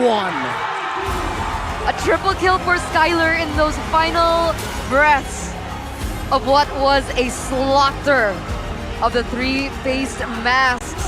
RRQ are a step closer to keeping themselves safe for now. The young prince showing up locked in. Skylar on the Moskov. Abyss Walker is the name of the first skill. And if you mix it, I guess you do get Skywalker. Skylar on the Abyss Walker. What an absolute beast. When you think he can play the Claude, the Natan, when you think that's all he has in his game, it brings out the Bruno. The Bruno gets read out too, and now he has the Moskov. They ban out the Natan to pick the Moskov up. RRQ's full domination successfully secured game number 1, and Alter Ego. Some big problems coming their way, man. Their early game is what we think is special from this team. Where was it? It wasn't even here, despite the early game composition, despite the lineup rating as well.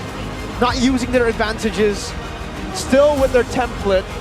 If they get the rotation on the turtle, they will win. If they don't, they will lose. That happened. Game number 1. RRQ just outmaneuvered them. They forced them into a fight. And yes, the road to playoffs is looking as alive as ever for RRQ. And Alter Ego, they're looking shaky. They're looking shaky. Just like what Rebellion did in the previous match, picking up the Moskov first pick, and that red side, same impact, right? And Skylar no different, if not even more of an impact on this guy. That Moskov is just so scary. So I'm wondering in the second game whether or not they'll like switch sides, right? Because I think... Yeah. Wait, but no. But no? Oh yeah, but yeah. But yeah. But yeah? Yeah. But no? Because Alter Ego were put in a really tough position with first pick. Maybe they'll have more success in second. Oh my god. I don't know. It really depends, right? Because for the most part, especially yesterday, all the wins came from blue side. Oh. Today, we did see a difference. We did see the red side take 2 wins, but then Evos won on blue side again, and now we saw the blue side lose again. So technically, this whole season has been blue side with a better win rate. Player of the game, though. My goodness, this man. Was it the 8th minute that he completed 3-item power spike? Dude, what? This is a scaling hero. You need to wait for the mid-game, bro. What mid-game? Oh my lord, you're 980 right. GPM. That's what got him there. 5-0-5, 61,000 damage. That's insane. Almost 1,000 GPM? Is Almost. that even humanly possible? Yeah. I mean, we've It's seen very possible. I mean, We've seen it multiple times from the one high score is particular- like one 1,000 at the moment. You know, you want to make a wild guess who has it? Who? What? What has it? Eman. Highlights. No? Yeah, M1 has 1,000 GPM. Oh yeah, but the record breaker Not is the number CW. one. Number one is CW, exactly. It's Calvin Winata, and then Eman, I believe, and then Eman, Yeah, and then Skylar. don't be claiming things Roll that to aren't playoffs. yours. Hey! Number one in the MVP stand. Anyways, RRQ though, they played a really good game all the way from the start. I think I have to give props to Don on this Tamas pick. Underrated. Tamas pick. Tamas pick. The Tamas pick was very, very good. Though again, I think early on, Alter Ego. Let's look back at this game, right? I really wish we could replay the start of the game again because, well, not the start, but the first turtle again, because that was really what set the tone for Alter Ego. They kind of wanted to take the first turtle, but they kind of hesitated as well. Yeah. Taz and Krite had already, at that point, zoned Don away from the cannon minion. He lost one cannon minion, they had the advantage. I thought the Hellcurt would clear mid, but I think they were too fixated on Skylar. Hellcurt was staying bot way too long in the early game, completely neglected the turtle. And in the end, they didn't get a trade, they didn't get the turtle. Don was able to poke Taz down, and so it enabled Irad to actually take the turtle and then rotate into the enemy jungle to get an even bigger lead that he already had in the early game as well. And that just led to RRQ having everything, because after the lead that they got towards the top side, they just rotated over to bottom lane.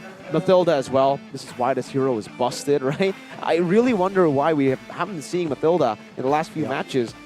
But you can see the value of the Mathilda always in the bottom lane, helping the Moskov. There was technically no kill threat at all from Alter Ego, and even when they did get the kill, it was on the members that RRQ want to sacrifice for the other members to pop off. Clay, Blood Wings, very, very defensive here. And he knows that, you know what? You know, I already have so much base damage. Irad's going for an aggressive build as well. Might as well just add a bit more sustainability to help the team out.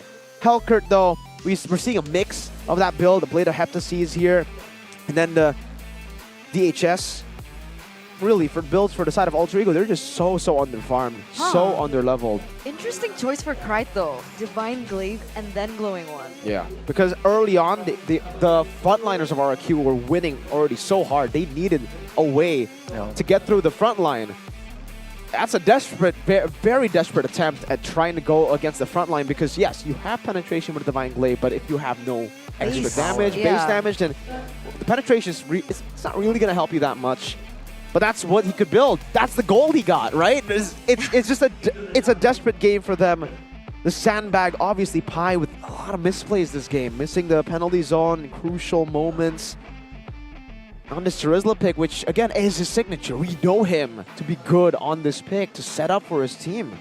On the bright side, Alter Ego have a lot of 100% TPs. That is true. And also on the bright side, It's not untrue. right? Right. That's if you end a fast game, you're able to reset faster. And your average game time won't be too long. Like Picatrons. Like Picatrons. That I'll give to you. Yeah. Do I need to claim it or? But let's go back to the drawing boards, right? I'm not a fan of the gourd. Okay. They wanted an early game comp. Might as well just stick to it, you know? Like the gourd isn't even like a crazy hyper carry anyways in the late game, and you're up against a Moskov. You zoom and then you get stunned or you get pierced. What would have been a better pick, Lilia? I would just say, you know, if you're looking for mid game, if you're looking for the early game to clear, yeah, I would just go. Was no, Louis Loyi was banned? banned. Loyi was banned. Lilia, yeah, why not? At least you can clear faster, rotate faster, and then you can put in these glooms to punish the Fredrin at least. But technically, the bans were just really good as well for the side of RRQ, though. They banned Novaria and Valentina. I think Novaria would have been Good as well. a good pick there, the best pick there. Maybe Loyi actually, but it was bad. So RRQ did their homework. Zaya doing good. Hopefully. For he Roshi's looks sake. he looks stressed. He looks so stressed, man. Zaya's been looking so stressed the last few weeks. I want to see him happy for just a bit, you know, like he deserves this. And I think we are going to go on a short break before we get into game number 2, ladies and gentlemen. Let's give Coach Zaya a little bit of a break too. So we'll see what Bude Clara Mongstar is up to on the stage. Bude Clara Mongstar, take it away.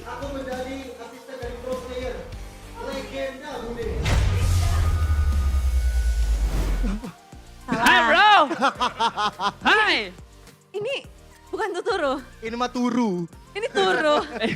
Lu jahat banget sama Oh ya gua. maaf. Hazelnut. Halo Bude, hari ini gua fresh banget kan Bude? Bingung Bude? Iya, karena kita udah unggul 1-0. Sorry, maaf kok Delwin. Maksud gua kita masih perlu tambahin match lagi loh gitu kok Delwin. Kita menang PD 2-1 kok nih. Ya, Aduh. amin ya, amin ya. Amin. Tuh, amin. Kalau udah predik-predik ini yang paling bahaya sebenarnya. Tenang Bude, kali ini gua udah fresh banget. Gua kemarin itu minggu lalu nggak datang. Oke. Ya, itu gua lagi bersemedi biasa, ya kan. Ngumpulin cakra dulu, hari ini datang udah pasti. Gerak ketambahan yang baru, gua pakai jersey lawan. Biar musuhnya kalah, kerajaan bakalan runtuh sama kekeluargaan. Wow. Ya, hari ini, tenang Bude.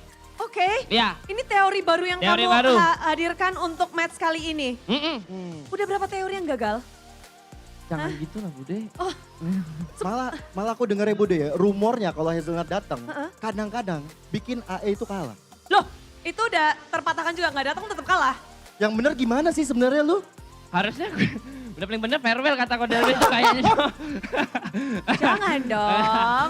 Ini yang penting dia udah berusaha loh sebagai Iya. pembawa-pembawa teori-teori yang kayaknya salah terus ya, gagal terus. Harus dicari memang nih. Ya, momentum tuh harus dibentuk saat ini juga karena untuk besok nggak bisa lagi guys. Ya, hari ini udah paling harus all in. Itu loh. Ini kesempatan terakhir. Iya. Kalau Alter Ego kalah di match kali ini, goodbye. Udah, itu tuh sulit juga nih gue besok nggak bisa nonton lagi nih. Gitu ya. Masalah karir gue dipertaruhkan nih udah hari ini. Oh well. Kenapa emang? Kan gue pakai jersey RRQ nih. Iya. Kalau beneran RRQ menang gimana coba? Selesai sih lo. Itu mereka. Karir gue di mereka berlima di sono. Itu loh. Mereka butuh semangat dari Hazelnut sih. Ya. Kalau disadarkan ini mereka dari anak-anak play Alter Ego semuanya. Mungkin kamu bisa membangunkan mereka. Gue tuh dari tadi malam Bude. Oh. Gue tuh di grup bareng sama anak-anak rame-rame. Ada Kodelwin juga. Ya kan. Manajernya nih Aces nih nyuruh gue dikunciin Bude. Gue katanya gak boleh datang ke MPL katanya sama Aces. Cuman gue bener-bener dengan tekad dan semangat gue hari ini tetap mendukung Alter Ego kapanpun dan dimanapun. Dengan kondisi apapun dan siapapun yang nemenin gue tetap Alter Ego. Itu loh, hari ini anak-anak harus menang. Udah pasti harus menang Cok. Karena kalau besok udah gak bisa lagi. Hari ini lu all-in dah, saran gue mah. Gitu. Iya udah, kerajaan bakal runtuh sama kekeluargaan. Oke. Udah lo jangan deket-deket gua bakal udah aja. Gitu loh. Ya harus banget nih gua. Tolonglah.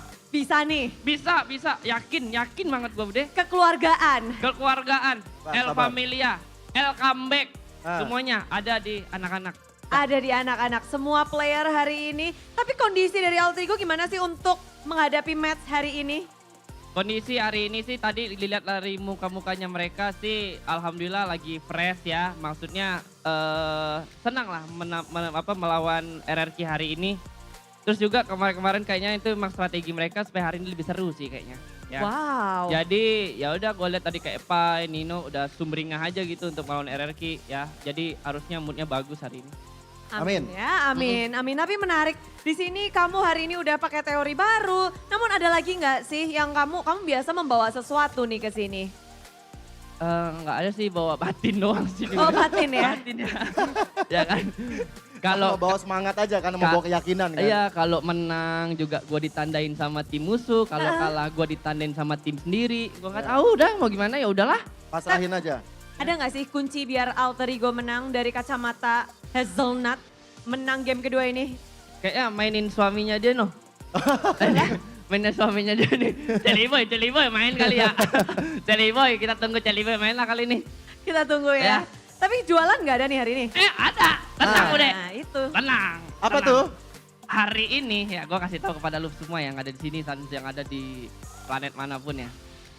Alter Ego itu ada amazing deals. Yang dimana Alter Ego nih, kalau lu pada beli nih baju Alter Ego atau Alter Merch. Sabar dulu diem. Habis itu kalian dapat potongan diskon guys. Bukan potongan diskon. Lupa gue briefingnya. Yang penting dapat potongan ini, dapat apa? Dapat hadiah produk gratis maksud gue. Oke. Ya, ada amazing deals, dapat produk gratis. Nah, jadi langsung aja cek di e-commerce-nya Alter Ego Merch di Shopee. Oke, pokoknya di e-commerce untuk Alter Merch. Iya, hari bener. ini aja. Hari ini. Oke. Ya. Sekarang kita harus ngelemparin Langsung ke belanja. caster ya. Ya, caster Udah mana? kelar ya? Oh, Ranger emas. Oke.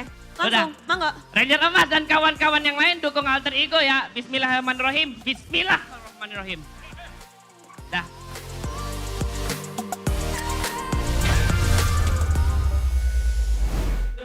So we've just received an update during the break. Spicy one. That kind of changes the entire setting, right? Yeah. Because the stakes for this match was if any of them lose, they don't make it to the playoffs. But now, if RRQ go 2-0, they instantly secure playoffs. Instantly. Instantly. You heard it here, ladies and gentlemen. RRQ need one more game. They're not just a step closer. Well, yeah, technically, they're like, what is a smaller word than step? You know, there's a half step. Yeah, but that doesn't Half sound step. good. You know, like a half step closer. No, they're like a. You know what? It's like a QR code closer because it's just a scan away. Okay, I like that. Right? I like that. I like that. Because what can you do in this QR code? You get to get so many things, guys. So much value. You guys can get free top-ups and free transfers. What application though? Guys, at this point, do we not know what the best e-wallet is? What? GoPay. Oh my. Come on. Get with the program, right? 100 free transfers a month. A month to any bank. Any bank. Okay. And you guys get a cashback of up to 20,000. 20,000.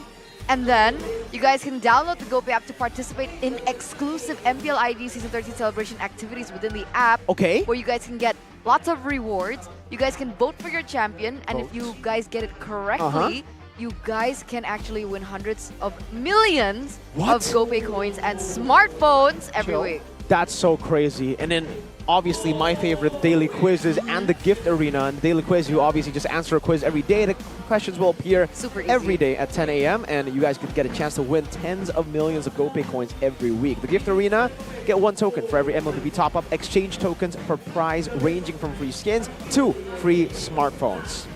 And you all can just check out MPL ID Season 13 tickets, playoffs, there as well, exclusively using GoPay. GoPay. Get discounts up to 67,000 per ticket. It's so crazy because one ticket is like 100-ish. Yeah. 100 plus plus, Yeah. almost 200 depending if you want the legend or the mythic. But that's how much discounts you can get per ticket. Exactly. How crazy is that? That's local. That's wild. That's financially responsible, man. Financially responsible equals to financially stable, ladies and gentlemen. That's true. That's why Eterna is financially stable. What? What? Why is it me now? Wolf. Everyone knows that you are the richest caster. Not Behind Wolf a little bit. Not while Wolf is still alive. What are you saying here? It used to be LaFell, and then he told me, "No, I'm no longer even close because I got married." Apparently, that's what he told me, and I was like, "Wow, okay." Don't get married, folks. Yeah, I guess. Be careful, Gunny. Oh, wait. Whoa. Gani, you didn't tell me. You're gonna get married to Yeb? No, wait, no. Wrong person. Yev's already married, Oh, you're right. unfortunately. Kyrie? Maybe. All right, Gani. I see you. A new ship is sailing, perhaps, ladies and gentlemen. But the drafting phase is here. It is. Presented to you by the official service smartphone Samsung Galaxy S24 series. Alter Ego and RRQ are on the exact same sides. It looks like Alter Ego, they want to hitch their bets whether or not they can still make it on the blue side. Chips, Angela and the Matilda have been banned. Natan, Luoyi, and Harith. So already different bans coming through from game number 1. Pick up the Moscow. There you go. Yep. But okay, There you go. You want to know? You want to know something cool? Okay. Tell us. The Moscow should not actually. It's a skill matchup, but it's favored a bit to the Roger there in the matchup, you know. So technically for RQ, we've seen Skylar on the Roger, we've seen Skylar on the Bruno too, and the Bruno actually does well up against the Moscow too. So I think that's the reason they're so confident in letting it go. They're like, all right, if you don't pick it up, I'll gladly pick it up. But if you do, we have countermeasures to beat you up. They can go for the Baratza Mathilda as well to start things off, or again, the Fredrin Mathilda. It could be a normal, clean start for them. That's the Fredrin. No Mathilda though. Valentina. So with that, let's seems like they want to stabilize here, right? With the Valentina, it anticipates the potential Faramis pick, but we saw it multiple times already. When facing a Valentina, correct response is the Vexana. Oh, and it will happen why. again, and I'm it's gonna sorry. be the Claude here. The hero that was banned in the first game, that first phase, now let go. So no Roger, but they go for the Claude instead. Okay. Was this Valentina pickup? Yeah, now it makes sense. I'm sorry, I don't know why. I wrote Matilda banned out, but I still thought Matilda anyways. Valentina pickup with the Fredrin. So Fredrin, Valentina. Valentina is just there to add a little bit more flexibility to the composition. You Okay. can steal a lot of these ultimates, the Eternal Guard, or even the Detonus Welcome, Clay's signature ult to steal away, if you know what I'm saying. But the Claude pick, yes, it is Skylar's Claude, but it doesn't do too well against a Moscow. But we have a comment from Arad. The difference between competitions in Indonesia and the Philippines, both are disciplined, but Indonesian teams are not afraid to make mistakes. Risk takers, question mark? Risk takers. The ultimate risk takers. Maybe that's why it's more chaotic here. Yeah. Well, technically, I think if we're talking about risk taking, Alter Ego are a team that love to do that in the early game, especially. From the draft as well. From the draft as well. The early game advantage is what they always look for. And right now, they have a solid composition. That's some solid clear as well in the mid lane. And Barats, obviously, right? The Grok, though, is taken away. The question is now, for RRQ, they banned Navaria and Valentina. They can't do that anymore. It seems like they're going to go for the target down on Rasi at this point, instead of Pai. But the link ban comes through for RRQ. Ah, the Barats flex, yeah. With the Ling Ban, they ensure a safe path for themselves because, you know, the Barats is a way to actually, you know, try to stop the Ling in the farming department. So with the Barats really picked up as flex for Alter Ego, the Ling could come through. So it's a good read by RRQ there. Now for Alter Ego. Banned out the Grok, banned out the Matilda. What else do they want to go for here to take away from Ruby? RRQ? Ruby's already been taken away by RRQ themselves. Do they want to take a Franco away from Vin? It's something where, oh, okay, they do. He hasn't found a lot of success on the Franco recently, but we all know how good he can be when he's given it at the right time. No Franco, no Ruby, no Grok. Usually it's Matilda, but no Matilda as well. Do RRQ go back to their signature? Back in M4, if you remember, Vin, Kaja is what he goes for. No, they go Minotaur. It's a safer choice, especially with the neutral objective control with the Frederick. That's what I was thinking, right? I would have thought that Alter Ego wanted to go for the Minotaur ban instead. But the fact that they went for the Franco, is it a respect ban for Vin? Or are they signaling they still might utilize an assassin in the jungle? Ooh. They do want to go for an assassin. What, Fanny? What assassin? I'm thinking if they want to go for assassin, what, Fanny, right? Because like, but against a Minotaur and a Fredrin, yeah, it'll be way too risky, man. There's so much knockups that can stop your cable. So it's a Kaja for Alter Ego and the Yuzong. That's a very good response here, right? For a composition like RRQ has cooked here, a lot of AoEs, you want to pinch them one by one. And perhaps the Kanja is going to be the answer here, right? Yuzong, a very good EXP laner to stabilize, also to perhaps zone out, create two perimeters for Alter Ego for that fight, which somehow weakens the power of that team fight from RRQ. I agree with that, but on the other hand, I'm concerned that that is going to be a resource given to the Valentina. The Divine Judgment can be taken away, the Black Dragon form can be taken away, but again, they commit with this Thamus in the EXP lane. Is this the new strong EXP? It might be.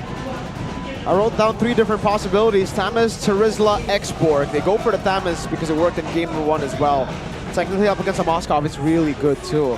Pop in that Vengeance and you'll practically be hitting yourself when you hit the Thamus. What about the lane with the Yuzong in the EXP lane? It's actually pretty okay. Like, it's a skill matchup as well. You just need to choose when to go in. If it's an all-out trade, then actually, if it's an all-in, it's Thamus' favor. But if it's just small trades, Yuzong should be able to get it done just with a passive proc and then back away again. But for setup, still the same for Alter Ego. You can see the lineup rating and the counter index in favor of Alter Ego. And this is it, ladies and gentlemen, the moment of the definition of both of these teams. One more game away of securing that playoff spot. Rexrec and Kaon. Can they do this? Can they achieve the impossible? Everyone has written them off this season. But again, we saw it back in the day on the posters of the super fans, right? Yeah. We will not go down. I'm excited to see what RRQ have cooked up for game number 2 and whether or not Alter Ego can find a comeback and force a game number 3. But already we do see that they do have a little bit of an advantage in this mid trio. With the Minotaur and the Valentina over the Kaja and the Vexana for sure, especially considering Vin went for the concussive blast, so extra clearing potential. And wow, Vin with the Inspire too, so he's looking for that cooldown to look for as many knockups as possible. Meanwhile, for Rossi, it's a bit different. Clay Inspired, Krite Rupture, and the Wilderness Blessing. For Rossi, it's all movement speed. Wants to be as active as he can possibly be in this game to look for those pickoffs all around the map. For the gold laners, both of them have decided to play it a bit more safe. But yeah, okay. Whoa, Skylar actually winning it out in the gold lane, poking him down. Impressive. Without the help of Vin as well, right? So it's a very good Claude that Skylar is doing here top lane. Meanwhile, Nino needs to adjust. In the mid, very chaotic here even from the second wave, where RRQ now rotating already towards the bottom side of the map. By the way, I just realized that this is a debut pick Moscow for Nino. So when you're talking about adjustments, he also needs to adjust on the fly here, going head-to-head with one of the best gold laners already. On his signature hero, at that, right, Skylar on the Claude, and you can already see him kind of faltering in that particular lane. You start to see through it. Meanwhile, for both of these junglers, they are going to start posturing for the next neutral objective. You can see Irad already starting it up, but both of these players are on the same level. So 50-50, Rossi not yet level 4, so he can't use that Divine Judgment in this setup. Not yet for indeed. See here, they have Black Dragon form though to zone out players. Let's see who will find the retribution. Now, Beaton is welcome. Taz finds it. Let's take a look at the first blood here. Pi finds it as well now. Minion Fury knocks up 3, but no fall damage is right. Will able to take down Clay. Now Vin, no. Need to flicker out of the situation. As Alter Ego finds the first home run. Now, top side, Skylar versus Nino. I have to say it's even. Rossi still has the... No, he has no flicker, so he will not have the flicker Divine Judgment, and Alter Ego is already stabilizing the early game. So walk us through that exchange, right? Who was it good for? Was it to your expectation, looking at the composition? Yeah, I think it should be. The way it played out exactly as expected with the Yuzong over the Thamas. You do have a little bit more pressure to counter in the neutral objective department to actually secure the neutral objectives, especially with the Barats against the Frederick. No Mathilda this time, right? That's a big pointer there for RRQ. So it is a bit harder for them to go for these skirmishes, but I think for Clay as well, he just found it really hard to get through the damage coming in from Krite. Really good peel, and they're looking for another possible fight. Nope, both of them just chill out again. So for RRQ, I think they're more... It's going to be a bit tougher for them to win out in the early game. For Alter Ego, this is the template start that they really love to utilize every single time in all of their wins. So it's all going according to plan. Let's take a look at the items, in-game equipment by Dunia Games. Steel leg plates for the Tamas and also for the Fredrin, Irad, who's now a level down of Taz, who has the Dreadnought armor, and it's an instant NOD, by the way, for Krite. Looking to lock down that healing from the Minotaur ASAP. Yeah, doesn't even finish his boots, just straight onto that. And so what are the winning conditions for RRQ? Do they try and go for the contest on these objectives? Do they let it go? Do they wait for Skylar's power spike? What is the expectation here? They need to kite it. They need to be able to engage and then re-engage later on. Well, actually, sorry, disengage and then re-engage later on. With the Thamas, with the Valentina as well, you have really good consistent damage coming out later on, but if you go in for just trades, like a burst of damage, Alter Ego will have the advantage. Play Divine Judgment Steel. see here, Clay finds Divine Judgment, but take a look at the turtle. Taz finds it again. Now Rad distracted, petrified as well. Appraisal's Rad will not connect as a Rad will be taken down. Alter Ego looking to collapse more as Vin now might be a potential target, but no, Alter Ego said there's a purple buff, let's go for it. So far, it's not too bad for Alter Ego, right? They're able to get the neutral objective. They hold a little bit more. Wow, okay. NOD first item, but he's already doing that much damage on Vin, and being able to kind of zone him out of his own tower is quite impressive. But again, what we saw from game number 1 is a lot of overcommitment coming from Alter Ego, and we don't really see that there here, which is a good start. Alter Ego with a 3k gold lead, and it looks like they're pressing for more. Nino, I'm afraid if he goes for a snowball. Yeah, we're actually seeing it from RQ, the mistakes of Alter Ego from game 1.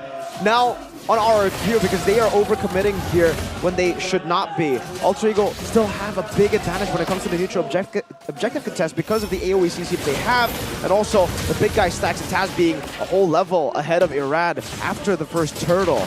Even though Clay stole Divine Judgment, it's still very situational. Oh, yeah, Daytona's welcome on towards Vin with the Terrifying. It will lock him down 6 feet under. Now good, airborne on towards Irad, and he will fall next. And it seems like Clay and Skylar will not have space to get out. Alter Ego, they smell blood, they claim blood as well as Clay will be the next on the top lane alongside Skylar. And Alter Ego, that was 2,000 gold lead, escalated to a 5,000.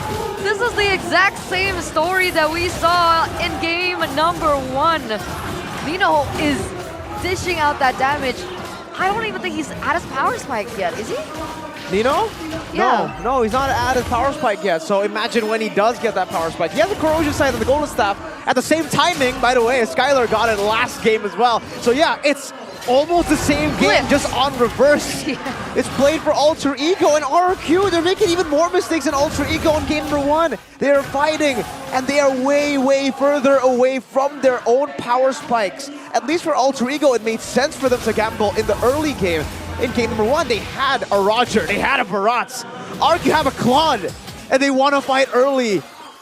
This is going to end up pretty much the same if RQ continue to fall under the pressure as Alter Ego continue their snowball. Because really, for Alter Ego, there's nothing stopping them for going for these invades. There's not even any pickup potential for RQ technically, unless Clay steals that Divine Judgment. No, Rossi has the quicker Divine Judgment. We'll save it for now. As RQ, they will still defend that mid. Spirit of Destruction connects towards the top side, and Skylar now receiving a lot of hits. Taken down as well. Pi was there to assist and kill the steal. Brutality. Still the kill. Brutality. He commits, he knows he's ahead, and he knows that Claude has not reached that power spike, and he knows in a 2v1 that he's going to get something out of it, but look at this. Oh, the bait from Rossi. And now Alter Ego will want business. Dawn very low. Oh my goodness, Vin caught. Suppress as well. Dawn falling first though, as Vin will be next. And RRQ, they have literally zero answer to Alter Ego's comp. 9,000 gold lead for the 3-face mass. It's an even bigger gap than we saw in game number 1. 9,000 in 8 minutes. It's hard to pull off the Claude against the Moskov. We gave Skylar the benefit of the doubt. You know, it's his comfort pick. But so far, it's all Alter Ego. RQ in game number 1 gave 2 kills over to Alter Ego. Alter Ego might not even give them 1 this game. That's how dominant they are. They are beating the clock. We're not even in the 9th minute, and they have a 9.6k built to a 9.7k. At this point, they might even just dive to the tier 2s without the Lord. The Lord has only just spawned, and RQ are back onto their base turrets. This isn't great. This isn't good at all. And the fact that Clay, time and time again, is persistent on using this Divine Judgment as his go-to, with being that far behind. If he goes in, wouldn't he just get instantly taken out with the damage coming through from Nino and Krite now? Anyone walks up, they're dead. Oh. Black Dragon formed on. Oh my goodness. Wow. Pops the ultimate. Now RQ repositions. Alter Ego securing the Lord. Stays disciplined. Does not go for the fight. No chance. Absolutely no chance. You want to know what Nino's on already? He's about to build a Melfic Roar. He's on fire, that's true. But he's about to build a Melfic Roar. There it is. At the not even the 10 minute, he got it in 9.57, so 3,000 gold lead above. It doesn't even matter if Taz gets caught, right? Oh, let's see. Suppressed Taz, still soaking damage, gets taken down though. Alter Ego now looking to stabilize. Nino! My goodness, finds a double. Looking for the triple as a Raz sidesteps. But now Alter Ego, Nino! Stop it! With the hat-trick kill. Now looking for the base. A 10 triple minutes kill. in. A triple kill for Skylar in game number 1, and we get a triple kill from Nino in game number 2, right before they end. Dawn and Clay looking for the defense, but it will not be able to. As Alter Ego, they strike back. Welcome to game number 3. Ladies and gentlemen, if we said that RRQ wouldn't go down without a fight in game number 1, the same can be said from Alter Ego. They are brawlers, they are fighters, and they are warriors. And they will certainly go to the very end. 10 minutes. 10 minutes? If you thought game number 1 was dominance from RRQ, game number 2, I don't even know what word to use for that display. As RRQ stepped up, Alter Ego smacked them back down, bro. Oh my goodness. The Kingdom silenced. Absolutely silenced. And the Alter champs, now you get to hear them. Suddenly they're mute. Like the Alter champs were in game number 1. I think that's a normal reaction. Wait, is that a Rashi? Rashi, are you okay? So that's why he's not gassing. He's watching. AITB, Rashi's in the building. I don't see him. Nah, I'd win. Okay, that's an Alter champ right there. You see that? Nah, I'd win. Remember, the people who say that usually lose. Oh. But we don't know. That's a fan. That's not an Alter Ego player, right? Oh, there's Wrecked. He's here. He's been here all the time, man. Oh, really? Yeah, it's Aldo. Aldo, too, yeah. Oh, Are we just Aldo. naming coaches Taz, and players? Rossi. Aldo looks like Rossi. Nafari. And now it's Eterna, Mirko, and Gani. Yee. Hey. So now they're back to equal. Earlier it was Alter Ego shaken, but now both of them are shaken. It's a shaky Alter Ego and RRQ. It's an earthquake. It's an earthquake. So the scenario of an RRQ win 2-0, it's just gone. Yeah, you're right. No. Rebellion are celebrating at this point. They're like, oh, they still have a chance. Oh, you're right. No more. Say goodbye to that sliver of chance. They could have secured playoffs with that game, ladies and gentlemen. If RRQ won 2-0, they would have secured playoffs 100%. But there's no 100% here in Season 13. Well, technically, unless you're GTR, Onyx, Geek, and Dewa, right? Then there's something. Don't forget EVOS. And EVOS now, yes. Player of the game, ladies and gentlemen. Nino on the Moskov. 606 KD. 987 Jeep They're like, it's like by 7. He beat Skylar Skylar who? by 7. Skylar who? Skylar who? 7 is the new number. Yeah. What? 980? Me? No. I'ma do better. That's what he said, right? Highlights by Ube's goal. Let's take a look at this. All the way from the start, it's all about that setup game. It's a template Alter Ego early game. And when they do get their templates, they're strong. But the thing is, their template, right? That's really most of the criticism sent to Alter Ego's way. But I guess if RQ want to fall for that template early game and just fight in that pit all the time and then fight everywhere on the map when their power spikes are clearly super far away, like this fight as well was just very forced. Like, what? Right? Nino just got fully snowballed here. It was strange, man. It was really strange. They got wiped out almost, technically, here. And then Skylar looking for farm, but this is why I did mention in the drafts, right? Against Moskov, usually, the Roger does pretty well. It's a winning matchup for the Roger. The Bruno as well does pretty good. Brody as well. But not the Claude. The Claude actually struggles, but we'll give the benefit of the doubt. No more benefit of the doubt for Skylar, though, on the Claude, because, yes, you can be good But I guess when your team falls behind and when the Moskov is on fire like this, you can't really do much on the quad to dive in. If you dive, you get caught in the spear of misery, then you get your game ended in 10 minutes. That highlight probably was the fastest highlight. Was that the fastest game of Season 13? 10:43? Yeah. Oh, you're... That might be might it. be. That might be the fastest game. The record was 10:52. Oh, they beat the Or record. 10:54. Ooh, Onyx Bigatron, right? Or Bigatron or Onyx... I forgot.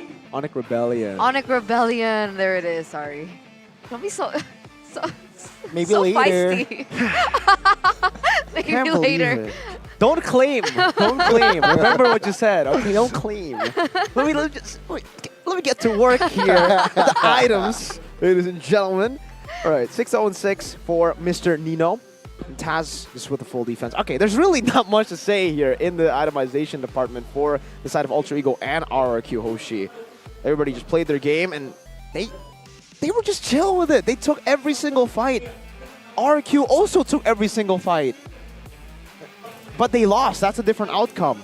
This game was a stomp. I'm just, at this point, let's scratch game number 2. Let's just wait for game number 3. I honestly think that the adaptations from Krite in the early stage of the game was quite intelligent. Okay. What Oh, you're adaptations? asking me to Yeah. elaborate. What adaptation? I thought you understood what I meant. The NOD. Didn't even finish the boots. Yeah. Completely ignored it. Just went straight for Yeah, the yeah. NOD. I think that also played a factor in how they were able to get a little bit more in those team fights. I agree. I think that's a very, very good point to make. You know, we spotted the NOD early, and I was like, wow, they really want to shut down the healing ASAP. But yeah, I guess we could go back to that moment to see how they really nailed RRQ, because I think even RRQ weren't ready for the instant NOD. They expected the healing for the Minotaur to have a little bit more impact towards that part or that portion of the game. Turns out, no, they just get bursted down, and they're probably also confused. Irad as well. Why am I not sustaining the way I used to? Then they check the items. Oh. He rushed it, not even boots. Yeah, that probably played a big part as to why they weren't able to sustain as much. And Irad, by the way, Irad and Venya constantly looked for fights. I think they were actually looking to out-sustain them. Maybe they forgot completely about that NOD or didn't notice it until it was too late. Mr. Krite Vector with the pose there as he takes the best wingman role. Gonnie's best friend. Gonnie's best friend, yes, ladies and gentlemen. Krite is Gonnie's best friend. I'm gonna text him now. He's Congratulations. playing. He's playing, man. He hasn't even won. Maybe it's a morale support, Oh, right? okay. It's like he wants to help out Krite. I don't understand relationships. You don't understand relationships? What does that mean? Because I'm saying that he's in a relationship. Anyway, guys, you know, the thing that I can say about both of these teams is they're so volatile. Come on, like, it was a stomp for game number 1, and then it was a stomp for game number 2. What is this? Is this like a Moskov battle? Game 3, we will see no Moskov. I bet you. So Natan left open. I think Like, what's the second trade-off? pick Who should, would you sacrifice? I think the second pick should ban out both. Then they leave either Harith or Loyi open? Harith lost, right? Yesterday. I don't know. Who would you rather go up against? Moskov, Harith, Nathan? Moskov. Out of the 3? Okay. Oh, well, I want to go for Moskov. But both Moskovs got wins, didn't yeah. even get to see the 12th minute. That's true. That's true. But it's a snowballing Moskov, right? Maybe don't go for fights in every, like, maybe fighting isn't the solution to all your problems. Maybe then the Moskov won't snowball like that, right? Because we've seen both of them play the same way. Game 1, game 2. Game 1, fight. Oh, you lose, fight again. Fight again? Okay, maybe we should fight again. No farming. And then game 2 is like, all right, we have a Claude. When does the Claude get the power spike? Later. No. Of course not. We gotta fight. Now. Eterna, now. If we win now. If we lose, next game. I like it. I like it too, and I like breaks, ladies and gentlemen. That we're actually gonna get to it right now. Let's see what Budiklara 1-1. Mongstar is up to over there. We'll see you after. Don't go anywhere. Stay tuned.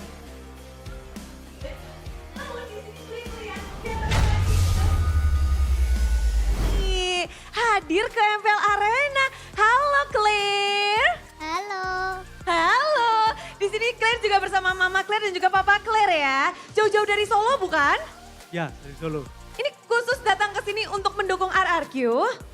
Ya. Betul. Betul, iya. Claire di sini ngedukung RRQ? Iya. Iya. Loh, Claire suka sama RRQ? Iya. Kenapa? Kenapa Claire suka sama RRQ? Karena papa temenan sama Kak Ape. Oh, ini karena bapaknya ya? Karena papanya. Tapi dari Papa Claire sendiri, berteman sama Pak Ape katanya karena itu jadi nge-influence Claire biar suka sama RRQ juga atau gimana? Ya kayak gitu. Sesuai ya, ini anaknya udah ngasih tahu masalahnya ya. Tapi penasaran, kalau dari Papa dan Mama Claire sendiri memang Kingdom? Ya, dari namanya R7 masih main lah. Cukup lama ya. Dari R7 mulai main terus sampai sekarang udah gak ada R7 pun masih ngedukung RRQ. Ya. Iya, tapi kan Budi sering lihat tuh, Claire suka main Mobile Legend, streaming Mobile Legend, betul Claire? Iya. Iya, seminggu berapa kali? 1 kali. 1 kali? Terus kalau mainnya hero apa? Nana. Hero Nana, yang ngajarin siapa? Papa. Papanya semua ini ya, bapaknya. Papa Claire, ini gimana sih ngebagi waktu Claire untuk main? Berarti sekarang umur berapa ini Claire ya? Umur 6. Umur 6 bener gak Claire? Papanya bener gak? Iya. Bener ya Mama Claire ya, biasanya bapak-bapak tuh suka salah masalahnya. Bener, tapi gimana sih cara ngebagi waktunya mungkin untuk bermain, belajar juga, mungkin les juga pasti dong. Kalau Claire ini kan tiap hari, hampir Senin sampai Sabtu tuh lesnya 2 sampai 3. Jadi makanya ya kalau main minggu sekali tadi, kalau live-nya. Tapi kalau misalkan dia pas ulangannya bagus, nilainya bagus, boleh tambahan main. Jadi buat motivasi, ada reward gitu loh, dia lebih semangat buat belajar. Contoh misalkan nih, dia main piano. Kalau enggak ada kayak dorongan, oke, boleh main tapi main piano dulu. Jadi akhirnya dia jadi ya udah main piano akhirnya gitu. Jadi reward, jadi hadiah untuk Claire ketika habis achieve sesuatu, habis sesuatu boleh main gitu ya. Mama Claire bolehin berarti ya, memang sesuai dengan mungkin yang papahnya kasih juga udah sesuai. Iya betul. Oh, tapi Claire di sini Claire kan suka sama RRQ. Boleh dong kasih semangat buat RRQ. Semangat RRQ. Semangat RRQ. Berharap buat RRQ menang? Ya. Iya, tapi kalau dari papanya sendiri kan ngajarin Claire main. Katanya papanya kan yang ngajarin. Iya. Kenapa ini? Kenapa ngajakin anak-anaknya, anak satu-satunya main Mobile Legend? Supaya bisa mabar lah, quality time lah sama anak ya. Seru ya? Ngajak mabarnya sekarang? Biar bisa ini, ngereng duo gitu.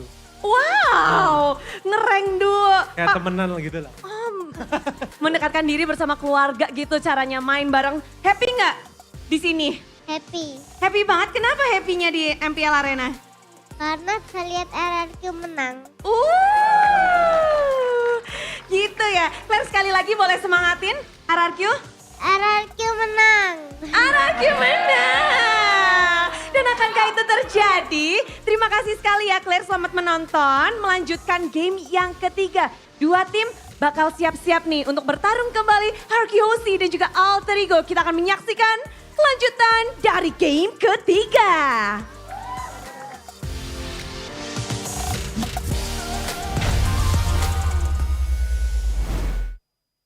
That was really cute. There you go. Like that entire interview was so cute. This guy, man. This guy. Like a 6 years old, and you're like that passionate about a Esports. particular team. Yep. Like, she's 6 years old. I love it.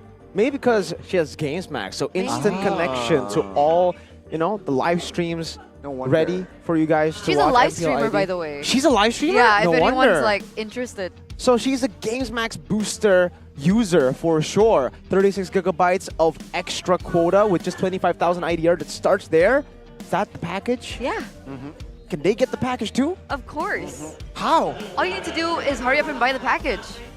Activate? on the Junior Games app. There you go. I trolled you for a second there. You guys almost you almost bought it randomly.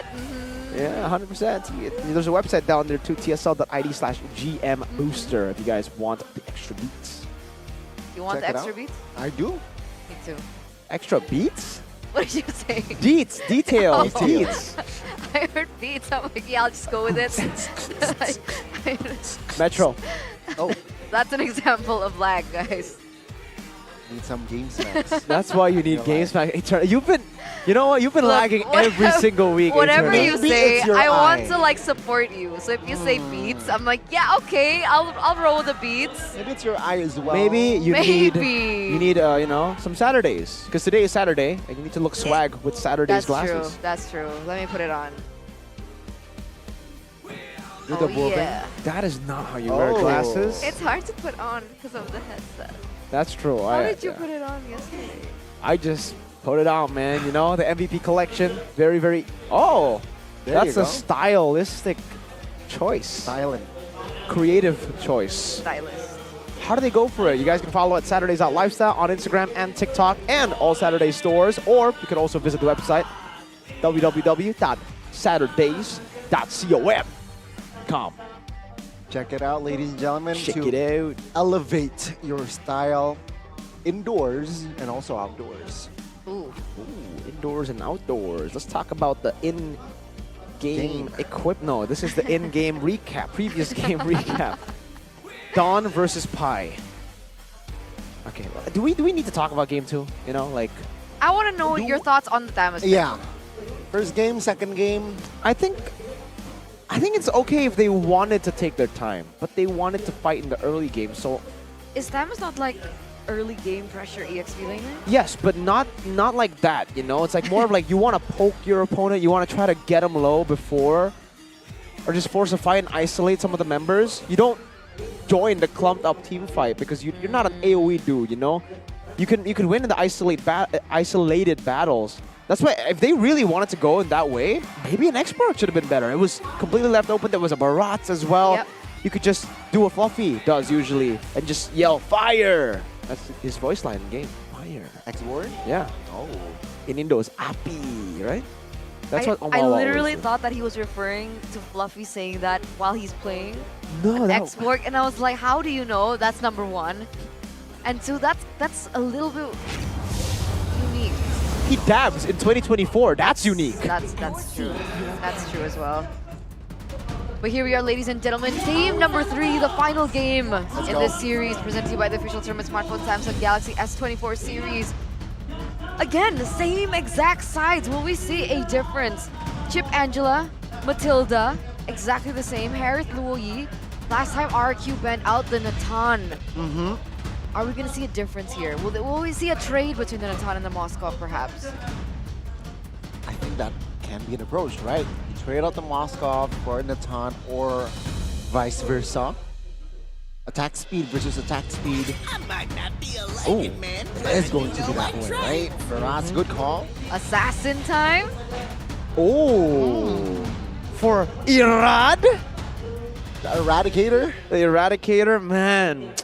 I remember the days I just keep on jumping on my seat whenever he plays these assassins. I remember the Hayabusa and the Lancelot especially when he was playing for RSGPH. I was saying some wild stuff on stream, man. Wild stuff, man. Right as he like changes his items and stuff. But Moskov pick still for Ultra Ego. That's the first pick. Technically, Natan is still up for grabs too, so RQ can go for that I think first. they can wait. Yeah, they can wait now. You're right. They can just pick it last. But if they want to hide that last pick, first phase for an assassin, maybe they could pick it up. Fredrin would be the safe choice if they still want to go for that. And then no Matilda, so Please no. no Just don't- Fredrin? No, don't do it. Just go. Come on. We've been waiting for so long. I want to say that, Oh, but no. Eterna, I've gotten my dreams crushed so many times with assassins. So yeah. Welcome to the real world where dreams are hard to achieve, man. Those assassins, yeah. Low expectations, you hurt less, man. You get hurt less. Exactly. That's what. Technically, the Fredrin is still flex. 90% it will go to the jungler position. Yeah, If the Fredrin goes XP, I'm all for Alter Ego. That's what I'll say. Unless he pick. Oh, no, yeah, I'll just say that for now. Alter Ego, though. Why not just just stack it up, right? The Yuzong that worked earlier, and okay, same exact picks, except for the Barats. But, you know, the Barats was banned now, so they don't even have a choice there. But it's still the Yuzong, still the Vixana. Do they want to be the ones to pick up an assassin? But if they did, why wouldn't they have just gone for Charizla instead of the Yuzong? They want to dive, might as well get the BDF. Black Dragon. Paramis. And this is the perfect time. Oh wait, they don't even have to do that. They already picked up Valentina. Yep. I mean the Vixana. They don't need to ban Valen. Exactly. So now they can shift their focus to perhaps ban and target Taz, right? So what else is left here? Got the Fanny and the Akai. Usually found an Akai potential pick here if there's less open. I agree. I think the Akai ban will be very, very good. Does really good against the Faramis. Up against the Frenchon too in a neutral objective contest. So Akai taken away. Grok still the main choice for Alter Ego. And I'm really curious now if they want to still go for the Franco ban, because that's what they did last game. Now technically it's still up for grabs for RRQ, that roaming Franco pick. But the combo's not really there for RRQ this time. In the late game, there will be. The combo will be alive, right? Technically. But yeah, you have to wait a bit long. So you're right. It's probably going to be a tougher. You know what? RRQ had Claude as well last game. So technically, not really the combo you would associate with Franco anyways. Maybe Alter Ego just want to respect that. Because Moscow, you need to be quite... Your range isn't that far, right? So you can be punished by a Bloody Hunt if you step over. It's one of those heroes that can actually get stopped.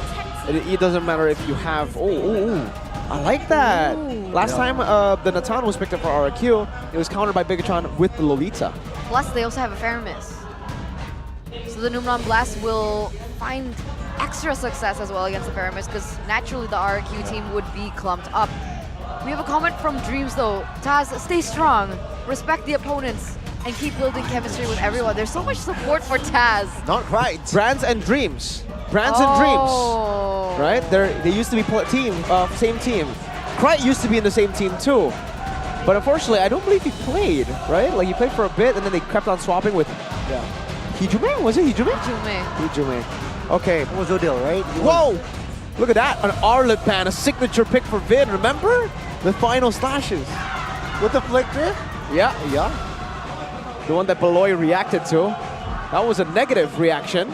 Seared into everyone's memory, I think. But it is respected away. RRQ, what do they go for now?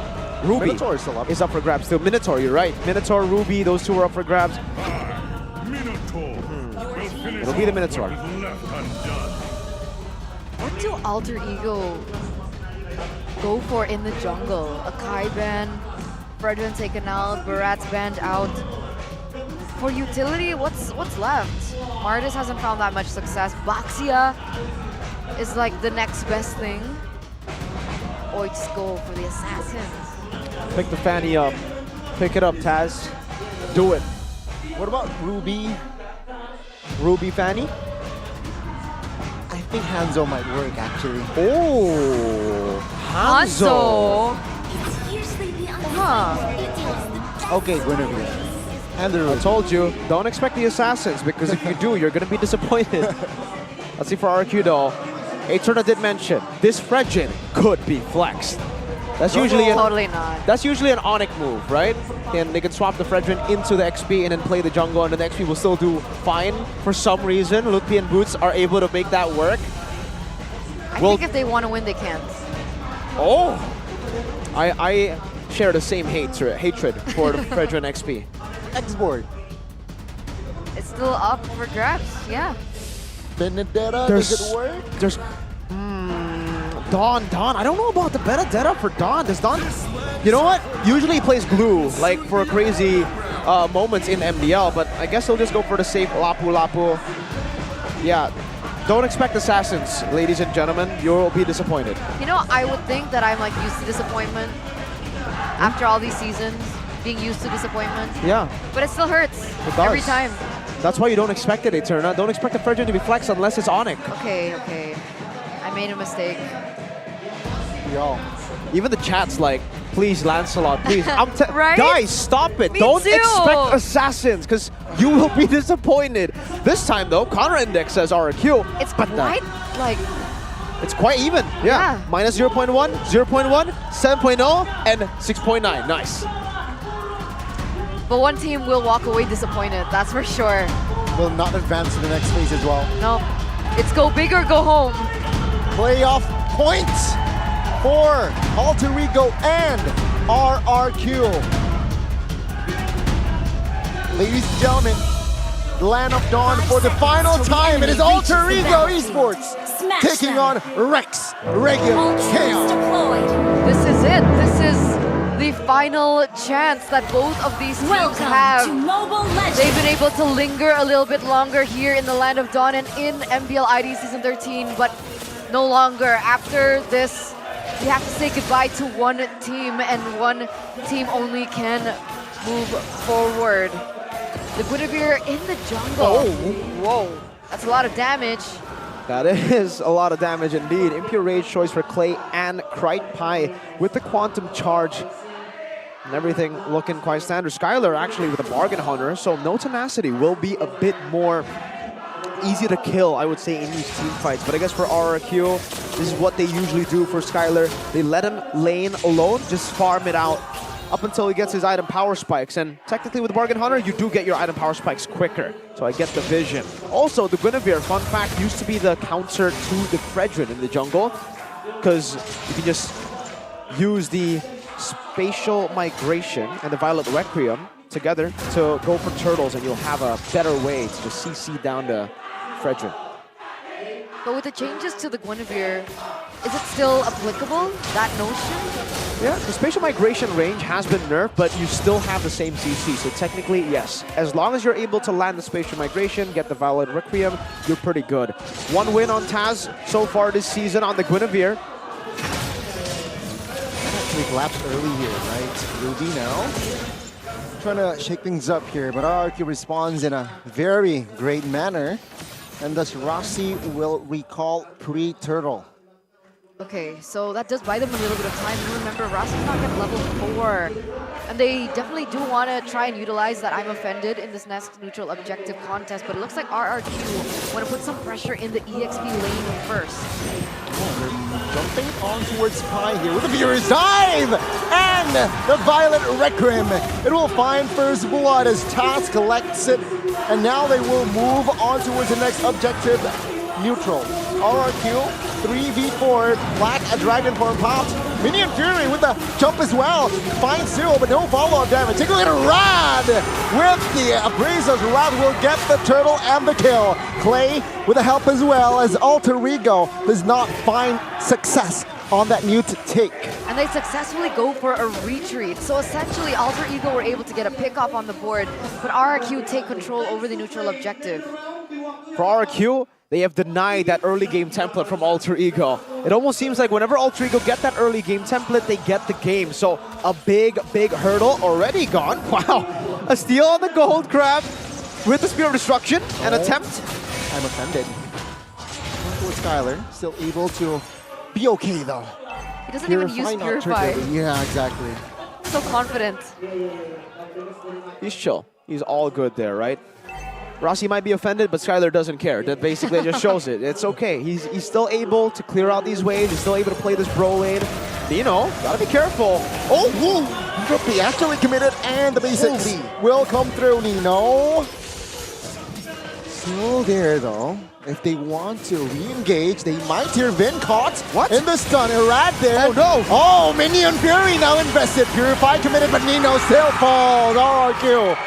Amazing connection there as RRQ collects another kill. That re-engage was a mistake. They could have just retreated. Nino survived. And they had absolutely no idea on the map that the rest of the RRQ members were already on the way to go for a follow-up. What a blunder. RRQ 1.8k gold lead. Oh, that was so sad. That was negative synergy. The I'm Offended actually took him out of the Spatial Migration. He would have been able to lock Vin down, but because that I'm Offended connected and they didn't get the Spatial Migration, Vin was instead able to use the Minion's Fury, knock them up, and then RRQ Let's capitalize fully. 1.5k gold lead. Usually for Alter Ego, when the template doesn't go their way, their template way to come back is fight again. So if they lose another few fights, it'll be the same story as we saw in Game 1 and Game 2. See here, Alter Ego hovering around alongside RRQ 5v4 now. Dawn, Rivas Spider, Black Dragon form as well. Netherrealm popped early though for security. Good airborne on towards Dawn. The damage does come through, but the damage will not be enough as RRQ, they are strong with 5, 1 by 1. RRQ collects their bodies as Glay finds a triple. Whoa, whoa, whoa, whoa, hold on a minute. 4 members traded out to get the hands on the neutral objective. What happened? Clay triple kill? Alter Ego, when the template doesn't go their way, they will fight. They will fight. That is the only way they have been known to win games in Season 13. 1,500 gold lead, not going your way, fight. You lose, that's a 5,000 gold lead for the opposing team. If you win, sure, you equalize and you probably get the gold lead. So far, it hasn't worked. Back to Game 1. Taz is on the brink of not making it to the playoffs 3 times in a row. This is absolutely horrendous for Alter Ego right now, and the supporters everywhere. See here, RRQ again advancing with pressure. Top lane, you know, might be caught. Oh my god, Skylar finds the basic again. What a play. Everything is just going right, and Rossi now almost taken down as well as RRQ there in Alter Ego's jungle. There you have it. RRQ snowballing within a ton. Just like the Moscow snowballs, just like in Game 1 and Game 2. Pi is going to be able to get a turret here in the bottom lane, but that is about it. That's all they can trade for so far in this game. A single turret for 8 kills and 2 turtles and a single kill too. Skylar's going to be building up to become a monster here. I'm looking at Skylar's items at the 6-minute mark, and he already has 2. He's on the way to that Holy Crystal, and by my calculations, he should be able, if this continues, to actually get it by the 8 minutes. Oh, it's a good stun. No follow-up though. Turtle spawns again. Do they want to commit to this? I mean, Taz is a level below Virat at this point. Even if he does get the knock-up, I don't think they're... Oh, wait a minute, Taz! No! Isolated! What a setup again by RRQ. Now take a look at top side. Rossi catching Skylar. Wow. Good Purify, but now the Petrify connects. Good stun. Virat collects the turtle, but RRQ, they respond back. Virat and Skylar down. Pi, low HP, Furious Dive. Netherrealm again to save the day. Nino, airborne, but now the damage will come through for RRQ. That's bang, bang, bang. And towards the back, it is Irad finding the angle. Rossi, good night. What are they doing? That's a monster kill in for Clay. 6-0-5 in 7 minutes. What? Why do they keep engaging? Why do they keep fighting? They're already 5k behind. It's their ninja way. Oh my lord. If all else fails, fight. And that's what we're seeing here. Alter Ego backed to a corner. RRQ Hoshi, the ones calling the shots, doing everything. Skylar survived for so long in that skirmish. Taz again, gonna be engaged on. No way. Has enough resources to get out, but RRQ just claiming good stun on towards 3. Alter Ego will collapse. Netherrealm pops and Meteor Fury as well! But the damage from Skylar is just too massive. Rossi stuck in a corner, but right now, oh my goodness, good cover. Krait finds the kill, but Rossi will be the trade. That's a 2-for-1 still in favor of RRQ. In favor of RRQ, and Skylar picks up the Holy Crystal. 8 minutes and 51 seconds for the Holy Crystal. That might be the nail in the coffin for Alter Ego. They've been winning in these fronts of backs, and Alter Ego have had no success in making these fights messy. I guess at this point, when they're already 7,000 gold lead, it might be too late to just farm. So I would just say, do what you've been doing. Just fight it out. If you farm now, RQ will just go back to the fundamentals. They'll just go and clear these waves. Taz used Retry, so they don't even want to fight now. Now they decide to farm. It's a 7,000 gold lead. This is the 9th minute of the game. At this point, it doesn't even matter if they farm. Is there absolutely no way to come back from this? I mean, technically, if Nino catches up, he has the global presence. Can he catch Skylar off guard in the back line? Work with something along those lines? I would say yes if he at least had his 3rd item up against Skylar, who's already building a Wind of Nature. Okay, where's he at now, Nino? 2 items, all very close to a DHS, but he still doesn't even have the DHS. Skylar's on the way to a Wind of Nature. Once he gets that, it's done. Alter Ego, no one's going to be able to kill him. Krite's the only guy, and Krite will not be able to reach him. See here, RRQ with the First Lord marching towards the base turrets of Alter Ego. Skylar looking to send off a message towards Alter Ego, but no, they will be able still to deny the take. Base turret still alive, but RRQ maintains pressure. See here with the clear, Alter Ego will not be able to find anyone just yet as RRQ. They are still maintaining the same exact pressure here for Alter Ego. Yeah, luckily Alter Ego does still have wave clear, right? They do still have Nino, they do still have Krite, so they're still able to defend. And even earlier on, I think Rasi is playing a little bit more safely, right? He used the I'm offended without committing with the flicker. But, okay. Flicker, Minion Fury, they pull the trigger. Now another round popped as well. Base turret number 1 and the top side will fall. Alter Ego, they are still trying to restabilize, but they will lose the first base turret. Now, did you see it? Wind of Nature for Skylar. DHS built up for Nino, but Wind of Nature for Skylar. That's his 4th item in this game, and now he should be building towards a Divine Glaive Warrior. He wants more defenses, Blood Wings, but that's the threat level now of Alter Ego. I don't even think they can threaten Skylar. Maybe with CC, but even then he has Purify. He has a Blink, built in the Entropy. Alter Ego can turtle in their base, can defend, they can look for farm as well, but it seems like RQ want to just take it as slow as they can. Trying to freeze the waves, trying to give Alter Ego no chance of coming back with these lanes being kept at this point. Top side not pushed in, building up to a slow push, mid lane. Now they decide to push it in. I want to get a bit more pressure to maybe control the jungles.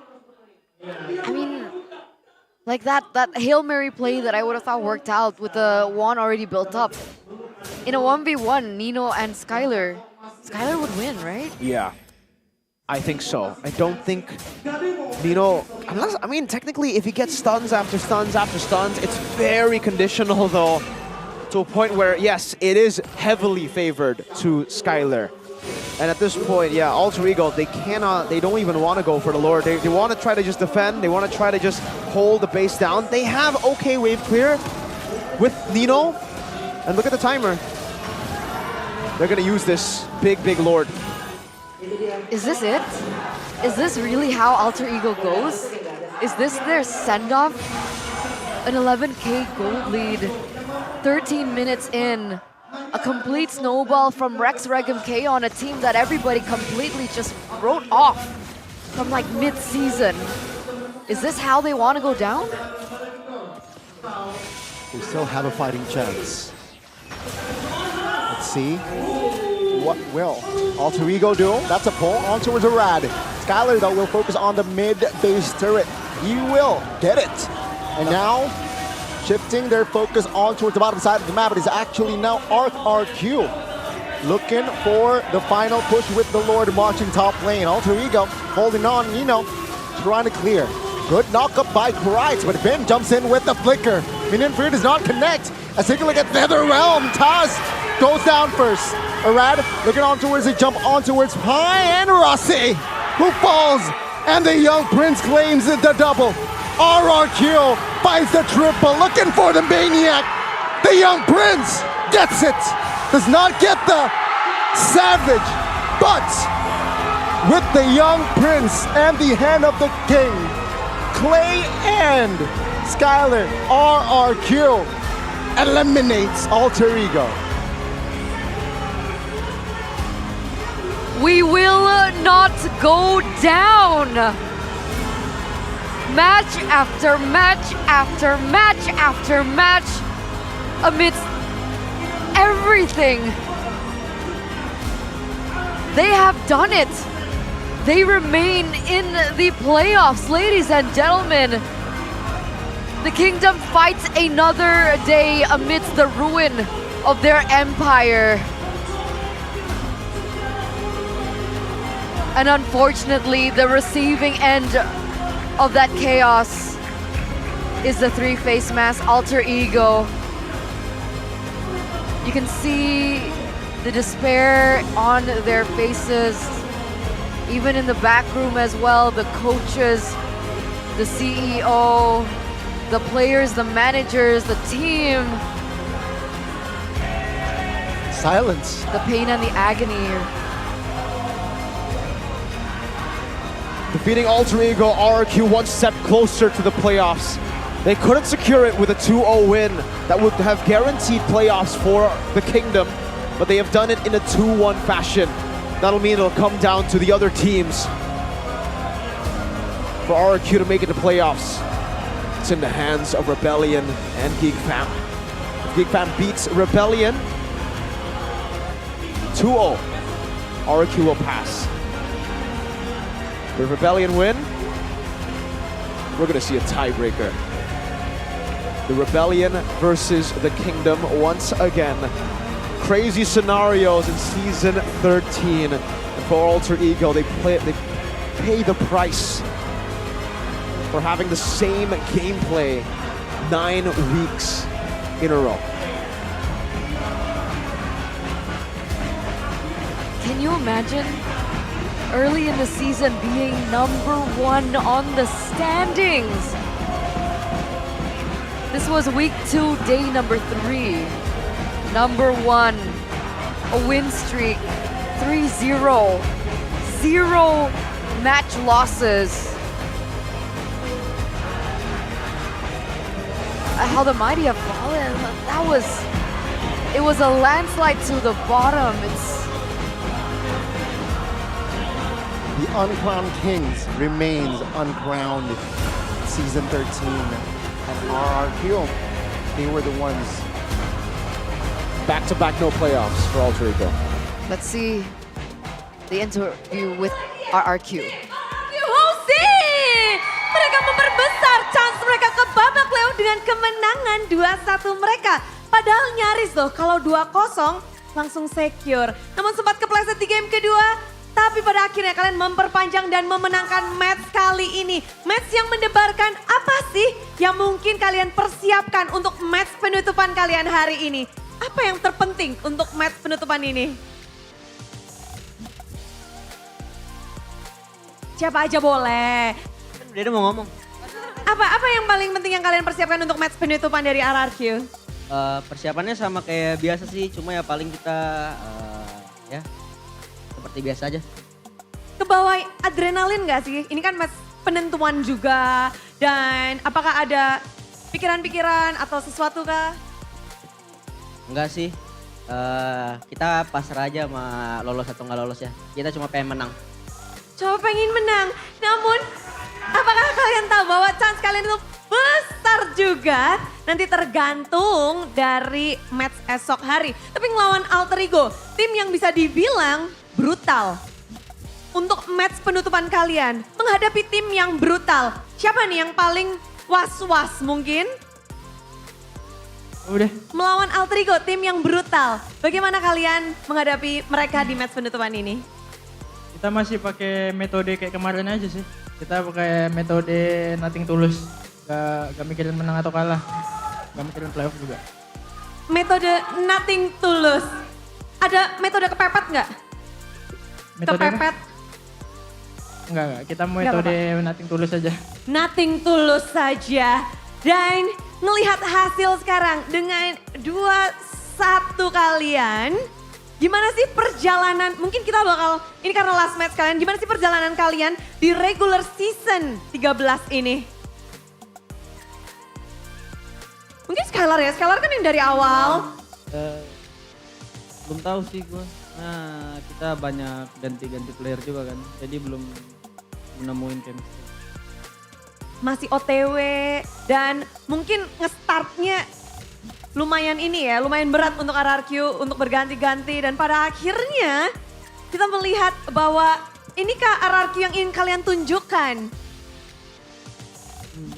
Belum sih kalau lolos playoff bisa. Bisa. RRQ yang sesungguhnya belum ditunjukin, belum ready kayaknya nih ya. Karena memang perjalanan cukup panjang, maraton sampai minggu yang ke-9.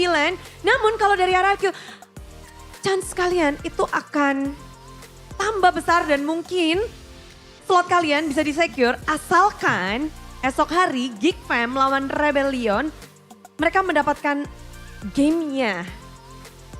Gimana cara kalian menunggu biar tenang? Apa yang kalian harapkan untuk match besok? Harus menggantungkan nasib kalian di match yang lain. Kita santai aja sih. Kita nggak boleh berharap yang buruk-buruk ke tim lawan. Kita harapin Geek Fam menang aja. Ya itu harapan yang baik untuk Geek Fam ya. Betul. Betul. Tapi you're right. Tomorrow Baloy will face Rebellion and this will affect your slot in playoff. Do you have something to say to Baloyski, your friend? Because tomorrow the match will affect you guys on the slot of playoff.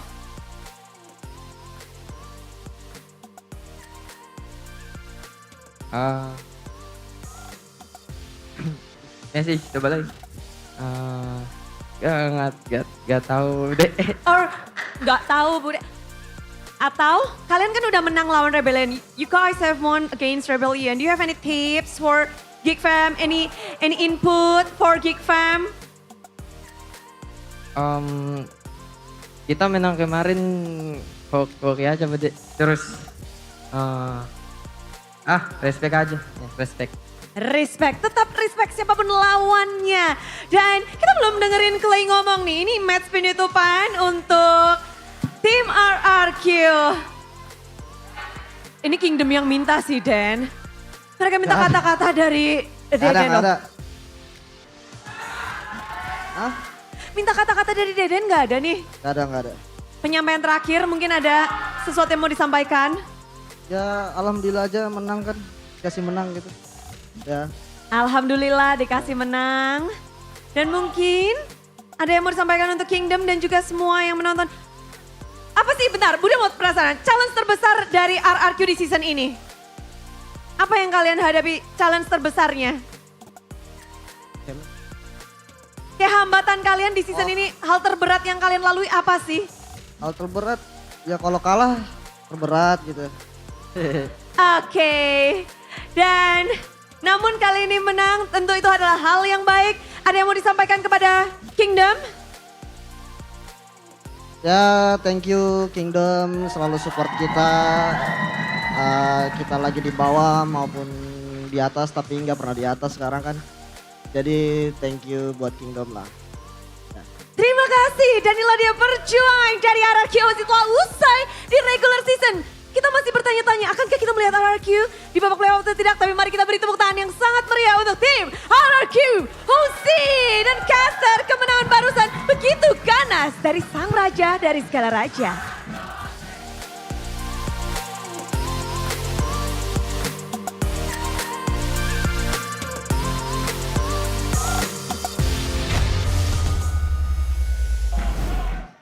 Congratulations once again to RRQ for their victories this week. It means that they're done. All their matches have been won, and all they need to do now is just sit, wait, and pray.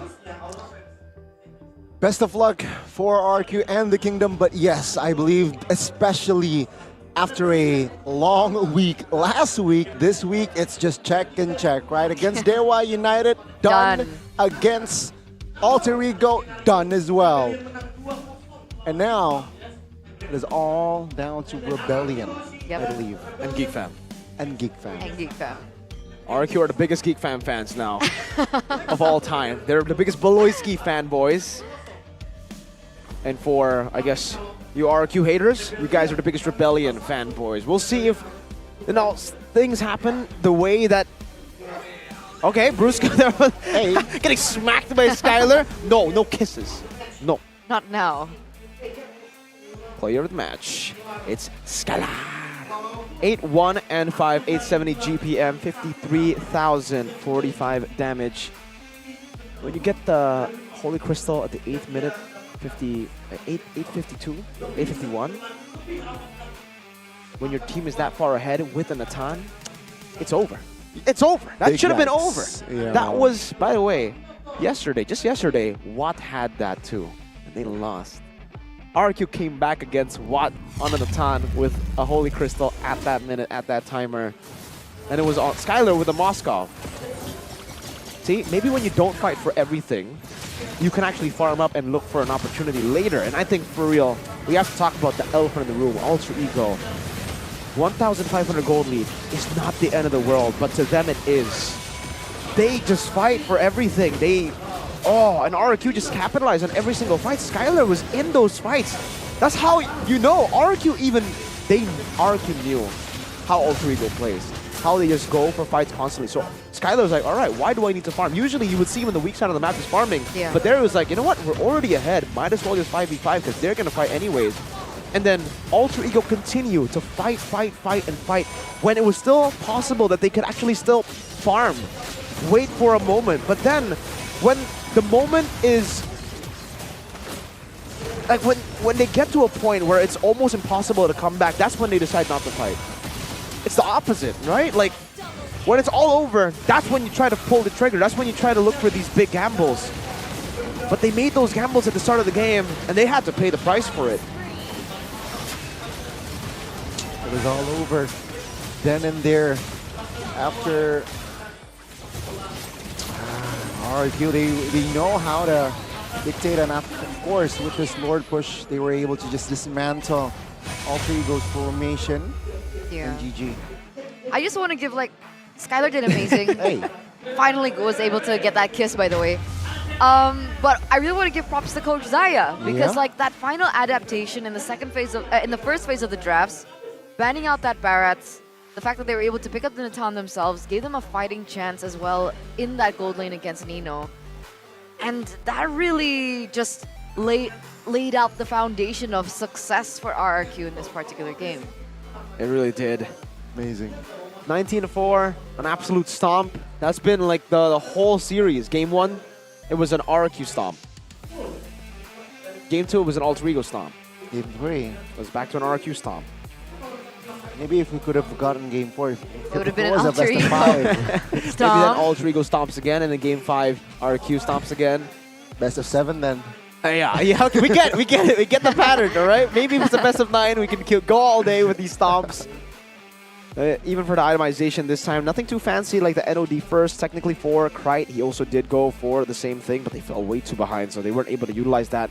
Unfortunate. Damage dealt though, still it's Nino. 53,899 for the GPM though. It will be Skylar. The sandbag will be Rossi. Best wingman taking it away from Krite, from Mr. Vector. It's Captain Vin! Captain! El Capitan. Captain Vin. El Capitan. By the way, tomorrow, Alter Ego will face Aura. That'll be their final match of MPL Season 13. Wow. Speaking of Aura... I wish it made a difference for Aura. Speaking of Aura? What? We'll talk about it as we take a look at the golden moment, ladies and gentlemen, by UBS Gold. Let's go. Here we go. Right now. Right now, not yet. It's not yet. Psych. We're the trolls, taking it slow. man. We're taking it slow, right? Because you're trolling me. I don't want it to be slow. We like it fast. You're trolling me. I want to be Alter Ego. Yeah, that's pretty fast. I see. But now, guys, I won't be trolling you this time. Let's take a look at the golden moment by UBS Gold. Gua nggak ada ulti, atas. Abis udah abis atas bisa bareng lor. Mau nggak? Gue flickerin guys. Ulti gua ngasih 10. Mau ya udah tunggu ulti. Krip dulu. Bisa udah. Krip dulu. Fokus krip. Lihat gue ya? Iya, gue lihat. Depan dulu guys, depan dulu. Mati tas. Tas dulu. Gas. Gas. Fokus, moskop. Udah pai. Udah masih terus. Goen. Sabar. Tunggu. Bunuh kasih. Orang. Sepek boy. Sepek. Wow. The emotions are definitely being felt towards that end. Why? Savage. Yeah, and then the yell, why? From Skylar, I believe. He wanted that Savage real bad. They should have given him the Savage, right? Yeah. If they're gonna fight till the end. At this point, yeah. And then you'll maybe go to Valhalla. That's like the Viking way, right? Oh. So who was the last member who was in the base? I believe it was Wright, was it not? So he will not go to Valhalla. He did not take the Viking way of death by combat. If I was right. If I was Yeah, not wrong. you're right. I saw it. Okay. It's Krite. You always know your friends really well, man. I was doing the... I saw the... How did you become best friends with him anyway? Yeah, story time with Gani. He's speechless. You want the honest answer? Why are you so flustered, Gani? You know why I'm not flustered? No. All right, Eterna. Do you want everybody to get the Samsung Neo QLED Super Smart TV Plus so that they can see your reaction to this news? Yes. So, BTR, Onyx, Geek, EVOS. There's a fifth team securing playoffs after that result. Guess who it is? Yes. Drum roll. It's Onyx. Just kidding. It's Ara! Korev Calm secured playoffs after the loss yesterday 2-1. It was like very specific scenarios that could make them not make it. But if you guys want to see later on the playoffs and the big matches on an amazing TV, and also have intense gaming sessions but experience no lag whatsoever, mobile gaming is better on TV. Win any game with the FreeSync Premium Pro and Motion Accelerator Turbo Pro from Neo QLED, making movement smoother and preventing stuttering. It's so cool that if you can't actually make it to like the playoffs and you're like a big fan of Miracle, you can literally just like use your Samsung phone and record and it's like it's in real life. Whoa. Right? I'm giving you guys tips. Amazing. And pointers. Hey! Hey! Speaking of tickets. Here it is, ladies and gentlemen, the ticketing booth. Land of Fun. Hashtag Land of Fun. Don't forget. The festival, MPL Festival, for... You guys, do you not remember the MPL Festival last season, Eterna? You remember the one where like there was a bazaar everywhere and then we had the English caster auditions there. Do you remember? That's it. So we'll have that again. Community, bazaar, merchandise, entertainment, fun match, watch party, meet and greet, and many more. And you guys can just go and check it out on the 5th to 9th of June 2024 in the Jakarta International Velodrome. So JIV. Yeah. Jiv. GIF. Jivin. Is it GIF or is it GIF? I'm diving. No, is it GIF or is it GIF? GIF. It's GIF. For me, it's GIF. I agree. It's GIF. GIF for me is too. so weird. Yeah. What about Gani? I think it's Jiv. You think it's GIF? Yeah. Do you pray to Jod? That's with a G. But GIF is No, we're talking about GIF, Like GIF, not like the Jakarta GIF. International Okay, that's Velodrome. GIF. Okay, That's GIF. Okay, yeah. because if we're talking about GIF, there will also be a Magic Chess National Championship. Whoa. Oh. That Oh, seems you wanna? fun. That does seem fun, but I believe you will be casting. So yeah, they are MCNC. They are That's true. intentionally gatekeeping you from winning that championship, right? Okay, So it's fair, for it's fair. everybody else who wants to have a chance now that Eterna, Gani, KB can't play, you guys will actually have a decent chance now because they are gods at Magic Chess. Every time I see them backstage, I try to talk to them about MLBB. They're like, Magic Chess, #1. Magic Chess Freaks. That sounded like it. Q. Yes. Q. I swapped his name usually, you know, like Gideon Q, Gideon G. Oh, I Yeah. thought Kyrian G. I'm confusing myself, but guys, don't be confusing like me. I mean, don't be confused like me. And confusing like me, actually. Right? You guys can actually send... That is the fakest laugh I've ever heard in my life. What do you mean? What was that? That was so genuine. Well, what's genuine is the playoffs that will be on the 5th to to 9th of June 2024, and you guys cannot not watch it. You have to watch it. Don't forget to watch MPL Indonesia Season 13 playoffs. Because do you not want to watch it with us? Do you not want to watch these teams go head to head to qualify to MS? On this? I said M, he said S. The event that they're going to be calling for is MSC. Oh, see? It's better late than never, broskies. It's better late than never. And of course, after this, ladies and gentlemen, we do still have one more match to finally see who is the better team. Is it Bigatron or is it Onyx? So you guys don't want to miss it. Stay tuned. Don't go anywhere. We'll be right back very soon. Bye-bye.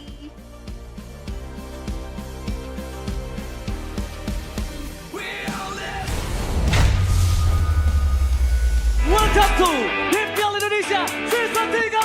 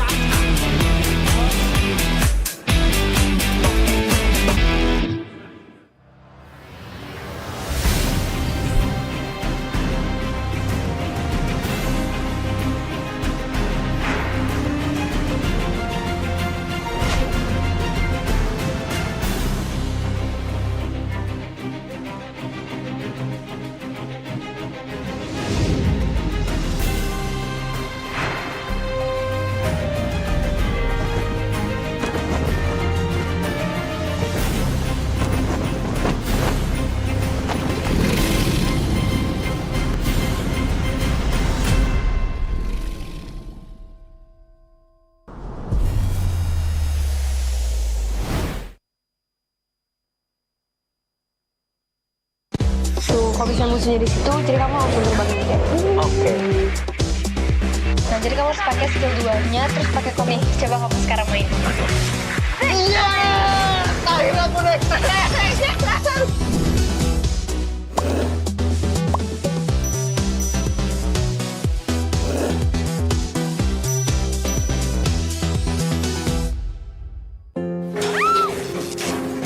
바로 출동하겠습니다. 네. 직원이 곧 와요. 걱정 마세요. Staff akan segera datang. Jangan khawatir.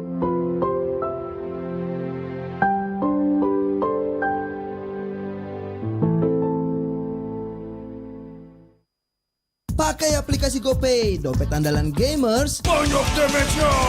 Ada cashback hingga 20.000 buat upgrade skin baru. Aplikasi ringan gak makan memori. HP lemot bisa victory. Top up langsung dalam game tanpa hambatan. Ikutan selebrasi MPL di aplikasi GoPay. Menambah total hadiah ratusan juta.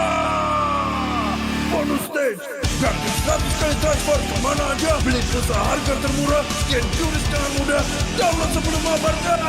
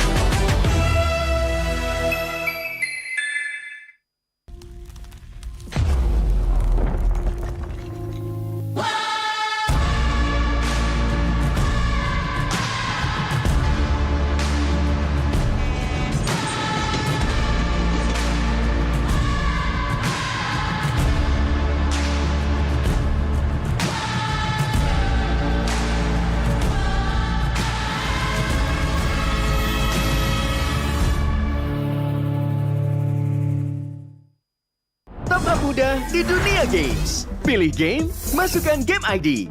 Pilih Diamond, masukkan kode promo, dan pilih metode pembayaran. Masukkan kode OTP. Selamat, kamu dapat tambahan kuota. Upgrade gameplaymu sekarang. Game Smash andalanku bikin mainku semakin hebat. Tukar DG rings, diamond dan voucher game kau dapat. Main MOBA apa aja win streak di tanganmu. Cuma Game Smash makin no debat. Beli paketnya dan aktifkan boosternya sekarang. Tuh, kalau misalnya musuhnya di situ, jadi kamu langsung terbangin kayak. Oke. Nah, jadi kamu harus pakai skill 2-nya, terus pakai komik. Coba kamu sekarang main. Iya! Akhirnya aku naik.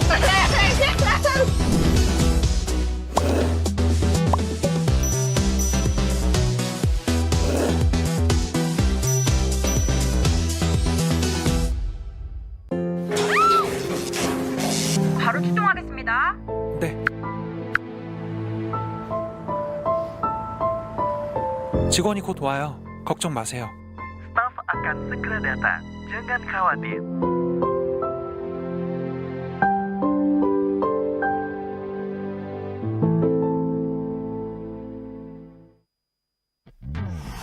Character select. Bener. You lapar.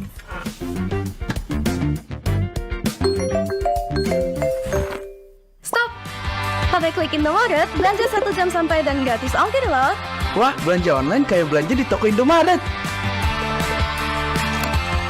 You kenyang, siap main lagi. Let's go! Belanja online seperti di toko.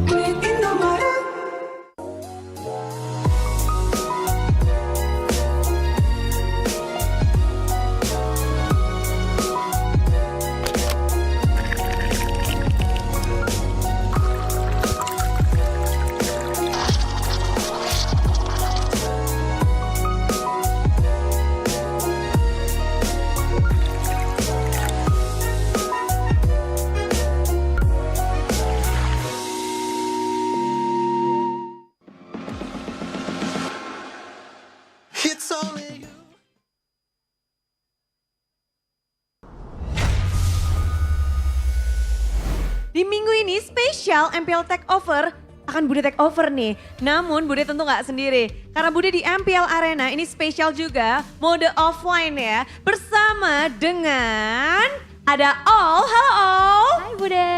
Manisnya. Biasa nge-cast sekarang di sini nih All. Ya, nyoba sesuatu lagi biar ya berderet dengan BA-BA yang lain. Waduh, All akan menjadi BA kan nextnya? Enggak ya. Tapi di sebelah All juga udah ada Maiden dari Bigatron. Oke. Guys, help. Send help. Oke. Dan di ujung sana ada Kayes. Halo Bude. Halo. Di sini ada BA Onyx 1. Lalu ada BA Bigatron 1. Dan ada talent dari MPL. Kita akan ngobrol-ngobrol nih tentang season 13 yang begitu memukau. Kalau All sendiri ngeliat, sekarang season 13 gimana sih? Seru banget. Gak ketebak, bahkan sampai sekarang aja kita masih belum tahu siapa 6 tim yang lolos ke playoff kan. Yes. Nah itu dia, jadi benar-benar makin seru karena semuanya tuh berjuang dengan, ya nggak terbilang ada yang ngedominasi satu tim doang sih. Mendebarkan ya? Yes. Itu buat kita All. Kalau dari Maiden, Bigatron lagi di pucuk nih di atas. Gimana sih sebagai seorang supporter dari Ayang Babs, lalu juga dari BA, talent, apa tuh apa? CEO kedua ya. Oke, sebagai CEO kedua, ngeliat Bigatron berada di pucuk. Untuk season ini gimana sih? Dingin. Dinginnya enak tapi dong. Enak, kayak tidur nyenyak gitu jadinya. Biasanya tuh kayak mimpi buruk terus, sekarang tidur nyenyak. Wow, jadi kemenangan dan posisi Bigatron mempengaruhi dari quality sleep-nya Maiden. Tapi kalau dari Onyx sendiri ya, Kayes, Onyx sekarang tuh posisinya 2 dan sempat kayaknya season ini enggak kayak season-season sebelumnya ya, Yes. Gimana sih kamu ngelihat season ini untuk Onyx? Seneng sih karena sekarang masih di klasemen atas juga, cuman kemarin tuh agak sedikit sedih. Soalnya kayak tiba-tiba kan biasanya Onyx kayak langsung ke atas gitu. Cuman sekarang tuh ada kayak di bawah, tapi alhamdulillah sekarang udah di atas. Seneng ya, pasti seneng. Tapi kalau dari Kayes, momen apa sih yang paling mungkin berkesan untuk season ini khususnya? Apa ya? Apa ya? Yang paling berkesan, semuanya berkesan sih karena seru. Cuman yang paling berkesan itu kayak Onyx. Kemarin kan sempet low streak juga kan. Terus dia kayak bisa naik lagi ke atas. Itu menurut aku itu cukup berkesan sih. Pas Onyx ngelawan Alter Ego gimana? Waduh. Gak kenapa-napa sih, soalnya kan Onyx menang juga.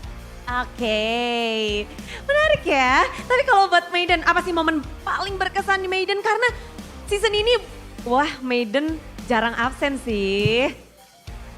Berkesan, apa ya? Aku nggak tahu kesan-kesannya apa. Tapi menurutku season ini aku hadir terus. Gara-gara season lalu AFK. Oke. Jadi season ini katanya kalau aku nonton bikin kalah. Loh, menang terus padahal?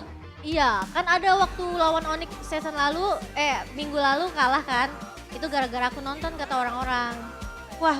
Terus hari ini aku nonton lagi.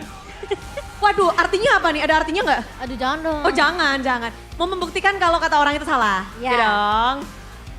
Kita nggak tahu sih ya. Tapi oke, Maiden season ini rajin kali menjadi super system terbaik. Dan kalau dari All sendiri momen paling berkesan nih untuk season 13 apa All? Apa ya? Jujurnya karena mungkin juga sebagai yang netral aja gitu ya. Aku ngelihat semua perjuangan tim sih. Yang mungkin nyoba-nyoba roster, dari yang nyoba line up juga. Sampai yang rombak parah juga kan ada Bude, dan akhirnya kelihatan gitu hasil dari setiap perjuangan yang mereka bawa. Jadi yang paling berkesan adalah gimana mereka berjuangnya. Yes. Itu perjuangan yang bisa dibilang penuh ini ya, keringat, tangisan, tawa, berdarah-darah semuanya. Bener, pasti semuanya nggak mau dong yang nggak lolos gitu. Iya karena kalau lolos mainnya bakal di Veldrome. Nah main di Veldrome ini gimana All? Udah pernah belum ke Veldrome? Belum nih kebetulan ya. Seru nih kayaknya nih ya. Seru ya, kayaknya gede banget nih. Iya dong, internasional lagi kan. Makanya, Maiden udah pernah belum ke Veldrome? Gimana kamu ngelihat playoff kita bakal di Veldrome? Bigatron bakal di sana, kamu bakal teriak-teriak di Veldrome. Apa itu? Acara tempat venue-nya. Maiden, ini. Prit. Walah, belum pernah ke situ. Itu gede banget ya? Yes. Wow, MPL banyak uang. Banyak ya, semoga ya, amin aja, amin. Tapi kalau dari Kayas ngelihat timmu akan bermain kembali di Velodrome. Wow banget. Wow banget.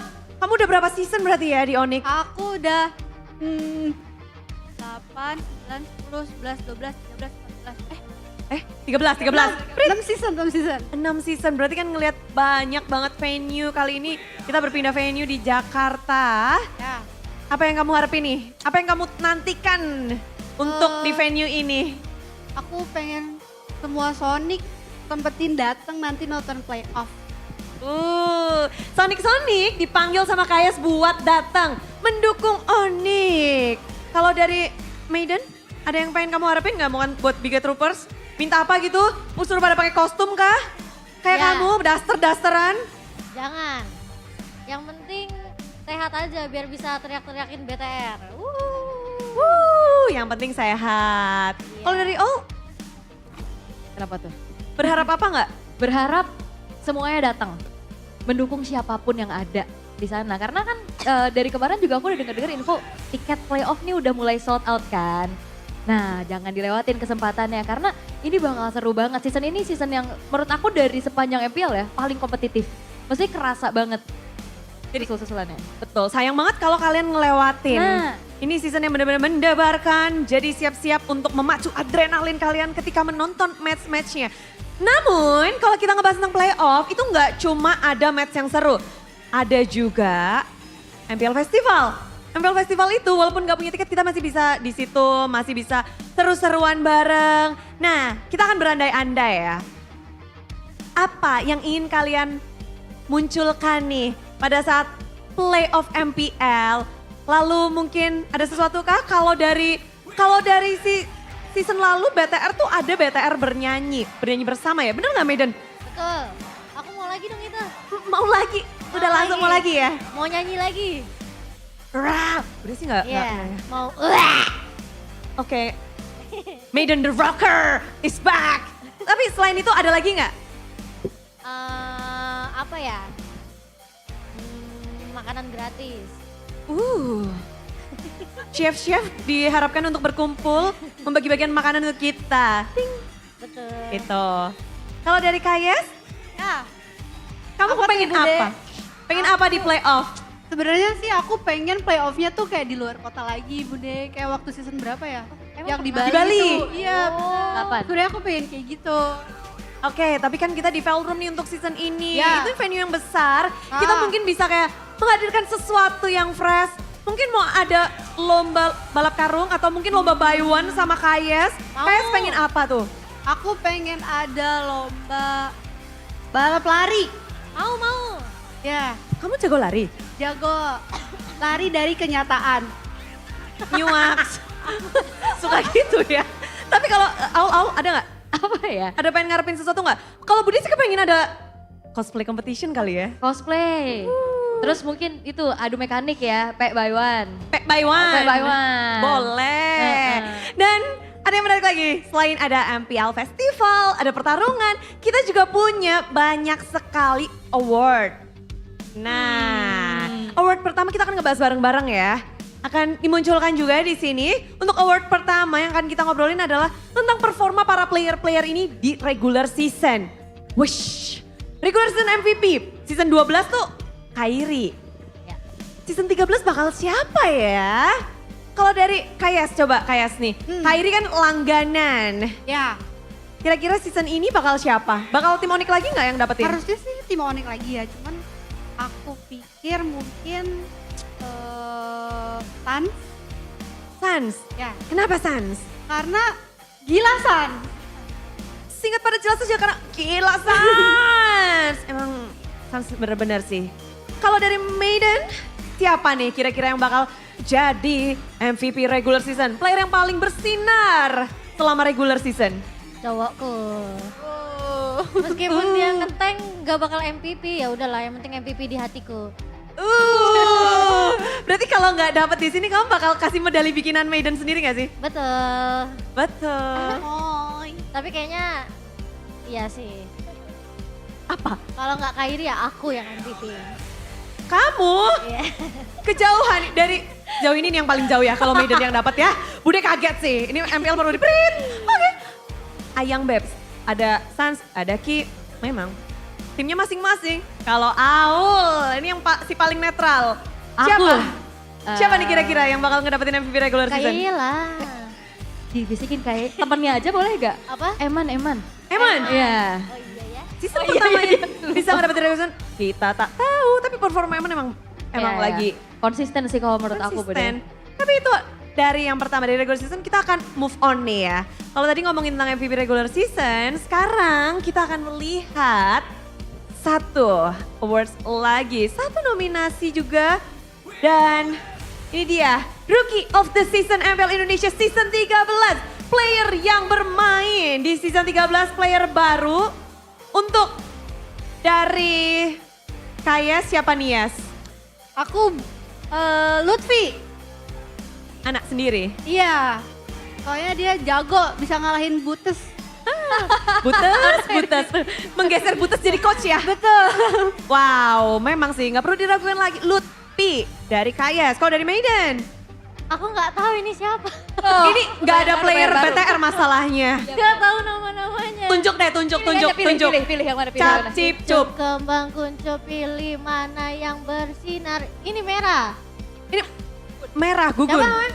Gugun Margugun. Gugun Margugun. Kalau dari Maiden hasil cap, cip, cup. Alasannya karena cap, cip, cup aja. Betul. Kalau dari Aul? Aku Anovel. Dengan Gaya signature-nya. Ya, karena menjadi satu perubahan banget buat Evo sih. Luar biasa, performanya bagus banget apalagi kalau pakai link. Masih 100% kan win rate-nya hari ini? Keren. 100% ya. Masih. Tapi itulah dia ya. Kalau dari nama-nama rookie, nama-nama dari MVP regular season, kalian bisa tulis kolom komentar juga siapa sih menurut kalian yang berhak mendapatkan awards ini. Tapi ada satu awards yang mungkin kita-kita aja ya ngobrolin ya. Ini adalah rating untuk player dari Onyx. Tapi ini rating ketampanan. Aduh. Onyx dulu berarti KS dulu nih. Yes. Aduh Bude. Rating dong Yes. Nanti suamiku marah. Udah Jelly Boy, tutup kupingmu. Tutup dulu streamnya, jangan nonton dulu. Udah aman. Aman ya. Dari 1 sampai semuanya. 5 aja boleh. Oh, 5. Boleh. 1 Lutfi. Lutfi pertama terganteng. Iya. Kedua cewek. Lalu 3 Boots. Kairi. Terakhir? Satu lagi siapa sih? Kiboy. Ya. Sans sudah gak masuk karena Sans masuknya ke MVP. Kan udah MVP ini, MVP regular season. Kayak tuh memang berbagi dengan sangat indah. Oke, itu kalau dari Kayes. Kamu nomor 1 di Onyx siapa Maiden menurutmu paling ganteng? Paling ganteng, Kiboy. Anjay, karena dia menteng juga. Aku tuh agak gimana gitu lihat cowok menteng. Wah, memang ya seleranya player tank. Dan ini kalau dari Onyx, kalau dari Al, siapa Al nomor 1-nya? Nomor 1? Dari Onyx. Ya idola semua wanita lah. Siapa itu? Sans. Sans. Wow. Gila Sans. Gameplaynya ganteng, mekaniknya ganteng, luar biasa loh. Itu kalau dari Onyx ya. Kalau kalian, siapa player tertampan atau kalian bisa ngerating? Player dari Onyx yang memang punya pesona luar biasa. Dan kalau tadi dari Onyx, tentu ini saatnya untuk player dari Bigetron. Rating player Bigetron. Ayo, dari nomor berapa dulu nih? Nomor 5 dulu apa nomor 1 dulu? Siapa ini tanya? Kamu dong Maiden. Oh aku. Nomor 1 pacarku yang ganteng. Ulala. Kedua siapa ya Cong? Moreno kedua, 1 Ki, 2 Moreno, 3? Yang ketiga, aduh males sebenarnya. Udahlah kayak aja ya. Tuh. Ada ceweknya semua. KYY semua jadi nomor 3 KYY. Nomor 1 KYY, 2 KYY, 3 KYY, 4 KYY, 5 KYY. 1 sampai 5 KYY. Full support, full bucin dari Maiden. Memang ya kalau dari Kayas, siapa nih nomor 1-nya? KYY aja. Aku nggak tahu banyak sih, cuman nomor 1 KYY. Wow, menjadi idola wanita KYY ini ya. Kalau dari Au, Hengki. Achievement gak sih jadi player tertampan di Bigetron? Enggak lah, buat apa ganteng kalau mainnya nggak bagus. Ini kayak percuma ganteng tapi nggak jago gitu ya? Oke, ini menarik ya. Kalau dari Bigetron, kita lihat pesonanya juga kalau pas lagi main, apalagi sekarang di pucuk juga menambah kegantengan nggak sih kalau dari Al? Iya dong, apalagi Bang Arlotnya jago banget. Hengki. Arlot tuh apa? Arlotnya. Oh Arlot. Iya. Suka nggak pakai ngelihat Hengki pakai Arlot? Suka, jadi kayak gatal gitu liatnya. Seru nih. Tapi kalau ngomongin match hari ini nih ya, ini match penutupan, tapi match yang mendebarkan karena yang bertanding adalah 2 tim papan atas. 2 tim yang mendapatkan tiket playoff pertama dan kedua. Lalu juga 2 tim yang mendapatkan tiket upper bracket. Coba dong Budi kepengen tahu dari tim Onyx dan juga Bigetron nih ya. Untuk season ini atau untuk match ini. Bigetron bisa gak sih ngedapetin kemenangan atas Onyx? Bisa. Oh ya? Gak tahu sih. Jujur sekali ya. Aku gak tahu, bisa-bisa aja lah ya. Tapi kalau dari Maiden sendiri ada gak sih yang kamu sampein sebelum tim Bigetron bertanding lawan Onyx hari ini? Yang sampein ikan sepat ikan tongkol. Cakep. Mantap. Udah pakai sensor pip kok. Oke. Kamu berharap dong pastinya menang lawan Onyx? Iyalah, pasti. Berharap. Ada ngomong sesuatu gak ke Hengki? Ki kalau menang nanti kita gak main daster-dasteran gitu, ada gak? Enggak dong. Kalau menang nanti kita jalan-jalan. Jadi jalan-jalan. Nonton, beli baju, beli Samsung. Wow, itu mah kayaknya agendanya Maiden semua ya. Mau borong Samsung nih kayaknya. Oh well, itu kalau dari Maiden. Kalau dari KS sendiri gimana nih? Untuk match hari ini, tim nomor 2 akan melawan tim nomor 1. Ada. Menang sih. Menurut feelingku menang. Kalau feelingku udah bilang menang pasti Onyx. Feeling dari KS. Iya. Tajam. Setajam apa ini? Silet. Silet. Landak. Tajam landak. Bagus. Tapi kalau dari awal melihat match hari ini match yang dimana mungkin semua orang melihat kayak, wah ini 2 tim terkuat nih. Ini akan menjadi sangat bombastis untuk match penutupan hari ini. Kalau dari awal ngelihatnya gimana? Yang pasti bakal seru banget ya. Yang pasti bakal sengit banget, tapi kayaknya nih. Kayaknya tetap Onyx sih, 2-1 Onyx lah. Wow. Bisa yang penting udah lolos playoff kan? Oh. Kenapa Onyx? Kayak Onyx udah back on the track lagi gitu. Onyx kan win streak. Oke, win streak untuk Onyx akan dilanjutkan. Tapi oke, untuk closing hari ini kayaknya kita harus menyudahi pertemuan hari sebelum kita mendelay matchnya juga. Sebelum 2 tim ini makin panas kita obrolin. Dan panggung MPL pun seperti sudah ramai. KS, satu kata untuk Onyx. Oke, KS masih mikir. Maiden, satu kata untuk Bigatron. Ikan cepat ikan tongkol. Cakep. Maju ke tongkol. Maju tongkol ya. Oke, nice. Untuk KS. Semangat. Semangat Onyx. Au? Macam apa Bude? Untuk match ini. Gak kuat. Ada ikan tongkol sebelah ini. Tolong. Ada ikan tongkol? Tolong. Match ketiga akan dimulai. Jadi kita akan bertemu untuk match pertemuan dari top 2. Yang ada di pucuk, yang ada di atas. Siapakah yang akan memberikan perlawanan dan siapakah yang akan mendapatkan kemenangan pulang dengan tersenyum? Akankah Onyx atau Bigatron? Tulis di kolom komentar dan kita akan bertemu di match ketiga. Thank you girls. Thank you.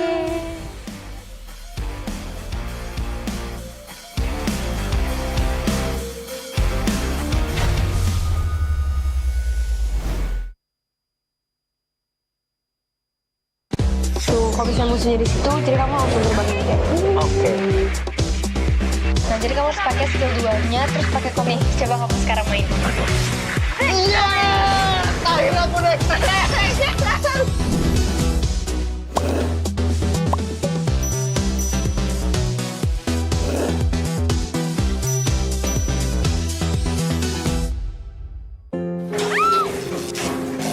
바로 추종하겠습니다. 네. 직원이 곧 와요. 걱정 마세요. Staff akan segera datang. Jangan khawatir.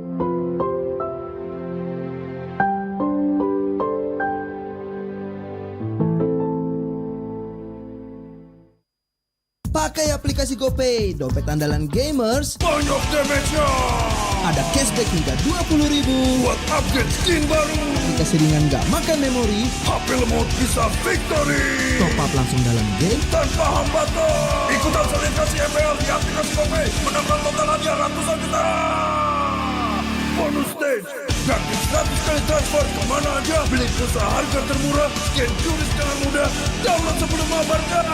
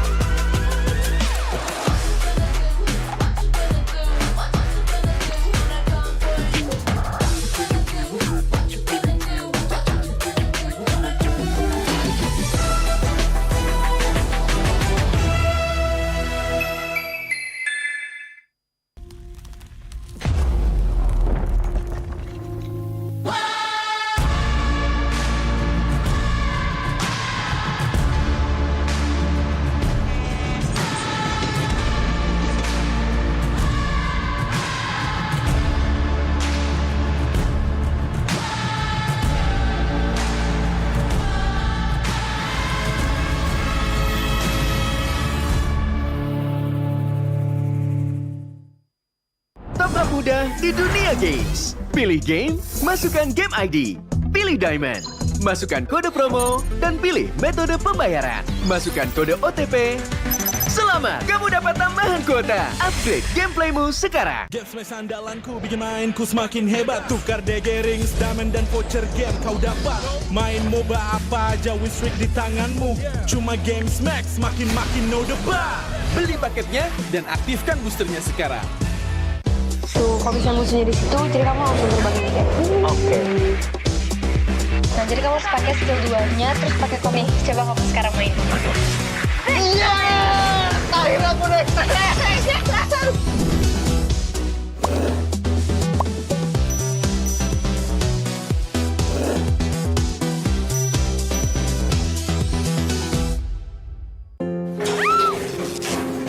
바로 출동하겠습니다. 네.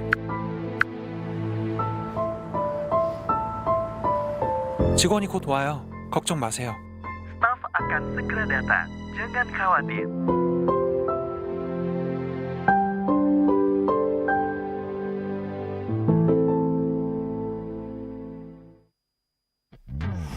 Character select. Bener. You lapper.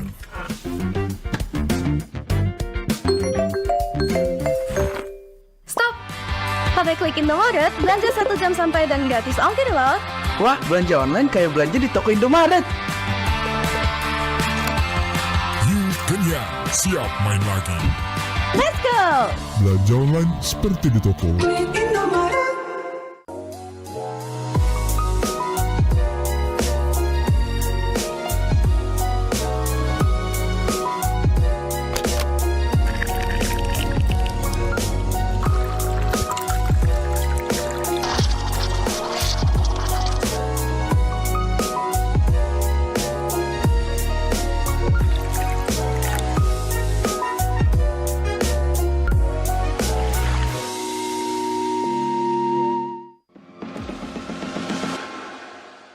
It's only you who rocks my world.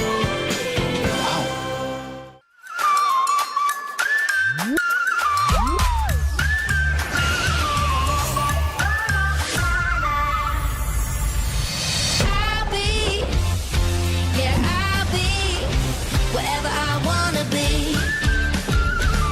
Wherever I wanna be.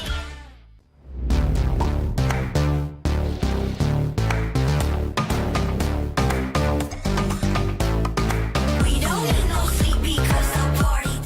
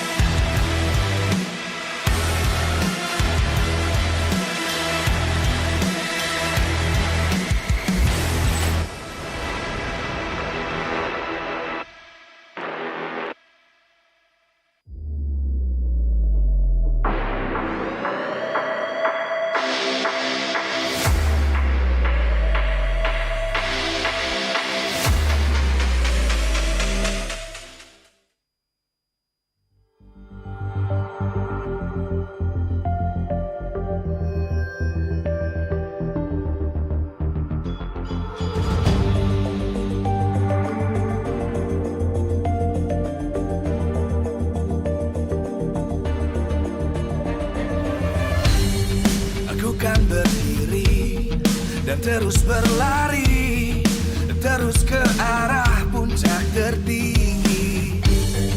Ku takkan berhenti, hanya sampai di sini.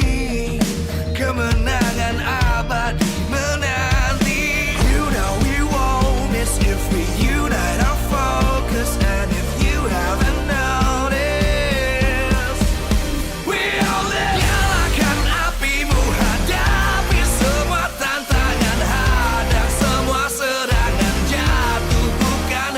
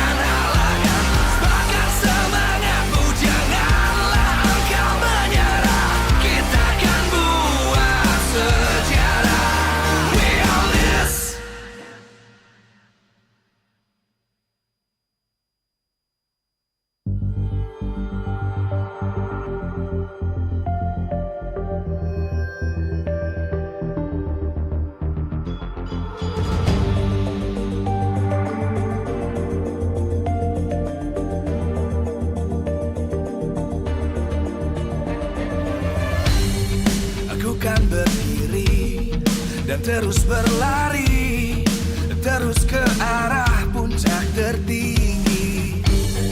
Ku takkan berhenti, hanya sampai di sini.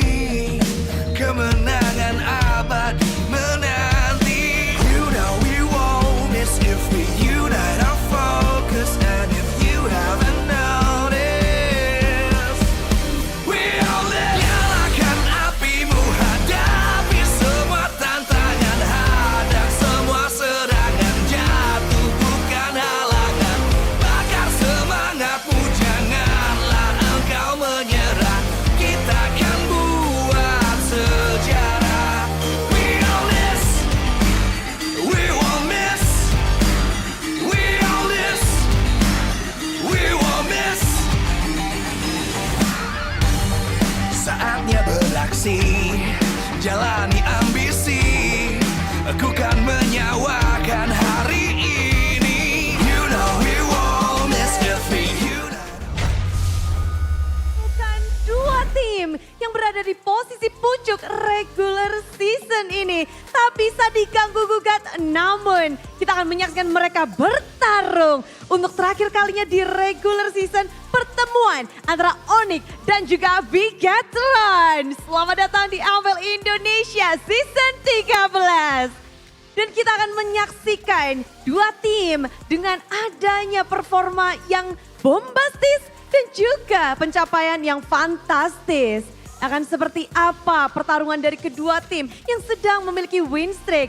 Namun sebelum kita melihat keduanya bertarung, izinkan Bude mengucapkan terima kasih kepada semua super fans yang sudah hadir di MPL Arena, yang lagi ada di rumah, yang lagi nobar-nobar, dan juga tentunya kepada para sponsor karena MPL Indonesia Season 13 powered by Moonton, presented by official turnamen smartphone Samsung Galaxy, official e-wallet GoPay, official gold partner UBS Gold. Dan kita juga punya partner in esports, ada Dunia Games, Games Max, Ora Imo, dan Telkomsel. Bersama dengan supplier, ada Indomaret, Point Coffee, Samsung Neo QLED Super Smart TV Plus, dan juga Saturday. Last but not least, our government partner PBSI. Wow, hari yang begitu baik, malam minggu, malam yang begitu panjang untuk kita menunggu hasil dari kedua tim yang sama-sama menempati posisi pucuk. Mungkin di leg kedua ini kita akan mendapatkan sesuatu yang barukah dari dua tim ini. Dan kita akan menyaksikan pula bagaimana sih untuk mereka pertemuannya seperti apa. Inilah dia tim Onyx dan juga Bigatron. Kita punya satu hal, kita ada recap dari kedua tim. Melihat dari keduanya, tentu saja semua orang melihat bahwa ada 6 kali win streak yang didapatkan oleh kedua tim. Dan tentu saja Onyx sendiri mereka berkata bahwa mereka akan melanjutkan win streak mereka di leg kedua, mereka nggak mau kalah. Sampai saat ini pun mereka satu-satunya tim yang belum kalah sampai detik ini.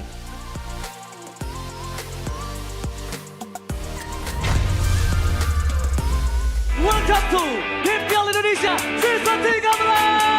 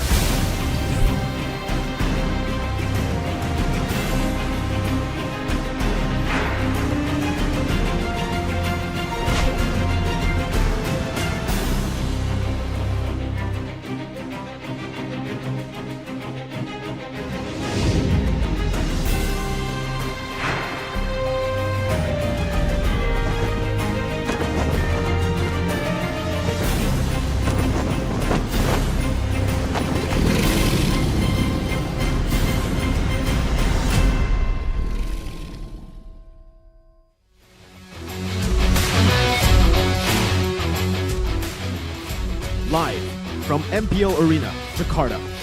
MPL Season 13 is powered by Moonton. Presented by official tournament smartphone, Samsung Galaxy. Official e-wallet, GoPay. Official gold partner, UBS Gold. We own this.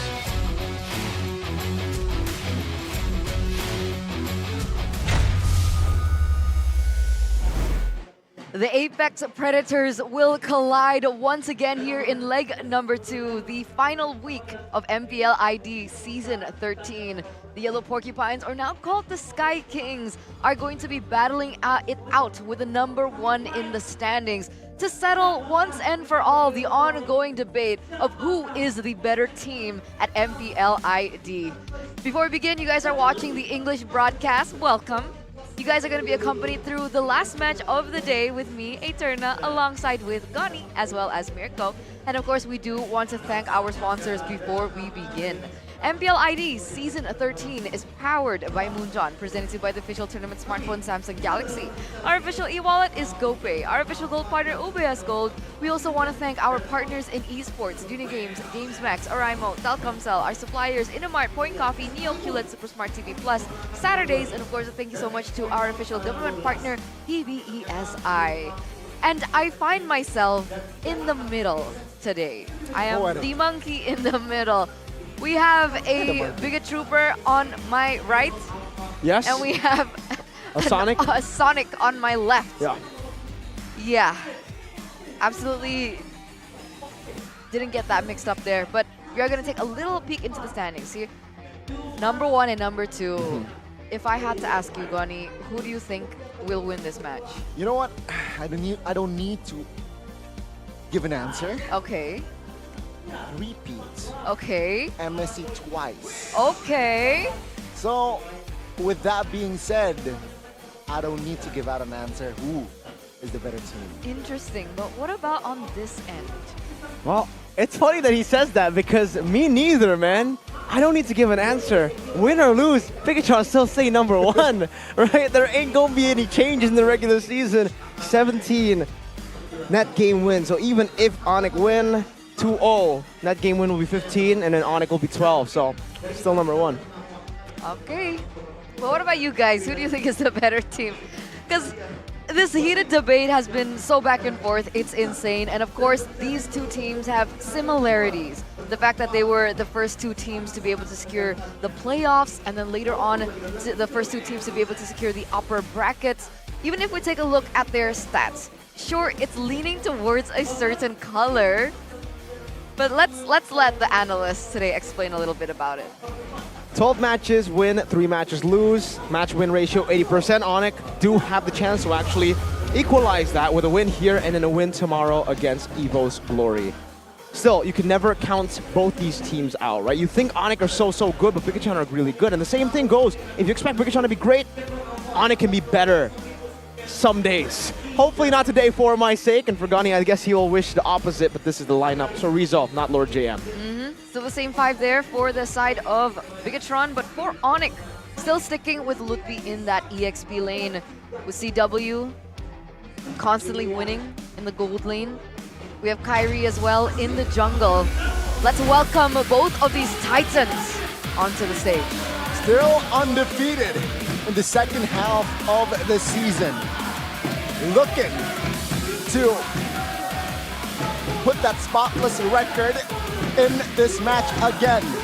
Ladies and gentlemen, please welcome the Yellow Porcupines, Team Onic! The defending champions, the Kings of the Galaxy, the Sky Kings. They have so many titles behind them. They were able to grab MSC, so they hold that Southeast Asian Championship as well. With a new EXP laner, they have been able to reach new heights. Will they once again show us why they were able to dominate for so long, making everybody fear their name? But on the other side... Is that a bird? Is that a plane? No, that's Super Ken. Ladies and gentlemen, Bigatron Alpha showing again why they are the #1 contenders this season. Please welcome Bigatron Alpha. number 1 in the standings, the first team to qualify for the playoffs as well as the upper brackets. Nobody saw it coming, but here they are. Can you let me at least finish my statement? I gotta emote. Nobody. If nobody expected it, then Miracle's not around anymore. Let's welcome the coaches too, though, for Bigatron Alpha and Onyx. Here it is. The mind games is going to be spectacular. The chess game between both of these coaching teams. And there was like a little thing that you mentioned backstage about making Cascute happy? We'll wait on that, you know? Okay, We'll have a caster POV later on. Okay. But seriously, the coaching staff has really transformed these teams into different beasts, right? Because we've seen Bigatron Alpha with the previous coaches, but I think we need to talk about the mid laners here, Eterna. We do. These two amazing players. It's a constant debate who's better, but let's take a look at this VT.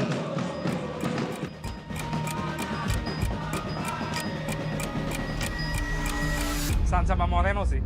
Ya itulah, Sans ya maybe another level gitu lah. Ada satu player yang disebut sebagai benchmark dari mid laner Indonesia. Siapa lagi kalau bukan? Sans! Gila Sans! Bahkan sampai Sonic juga bilang Ea.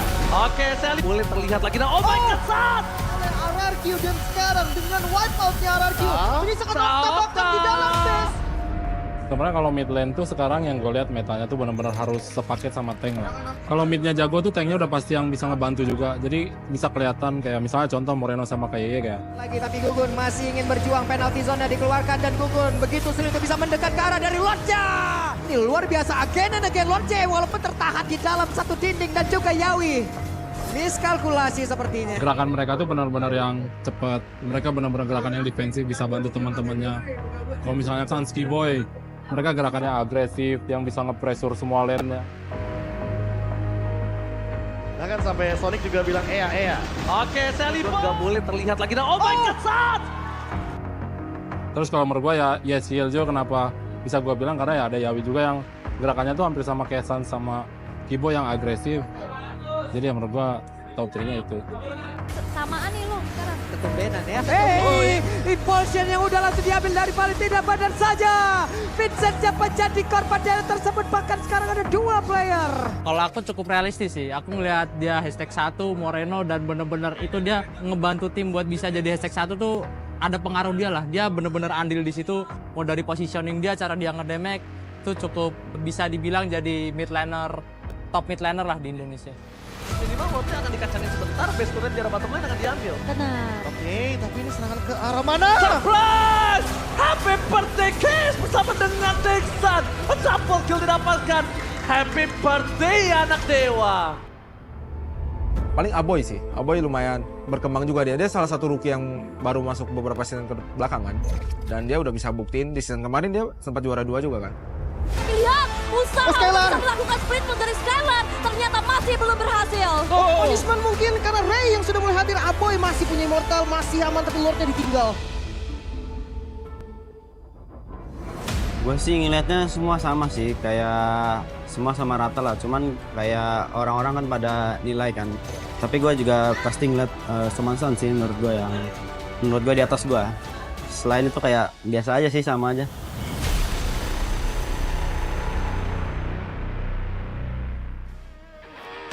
This brings us to yet another interesting topic. It's no longer just who's the better team, but we can actually dissect it per role. In that video, we saw some people comparing both of these teams of mid laners between Sans as well as Moreno. But from you, Gani, personally, who do you think is your pick for top mid laner? Sans. Consistent every season.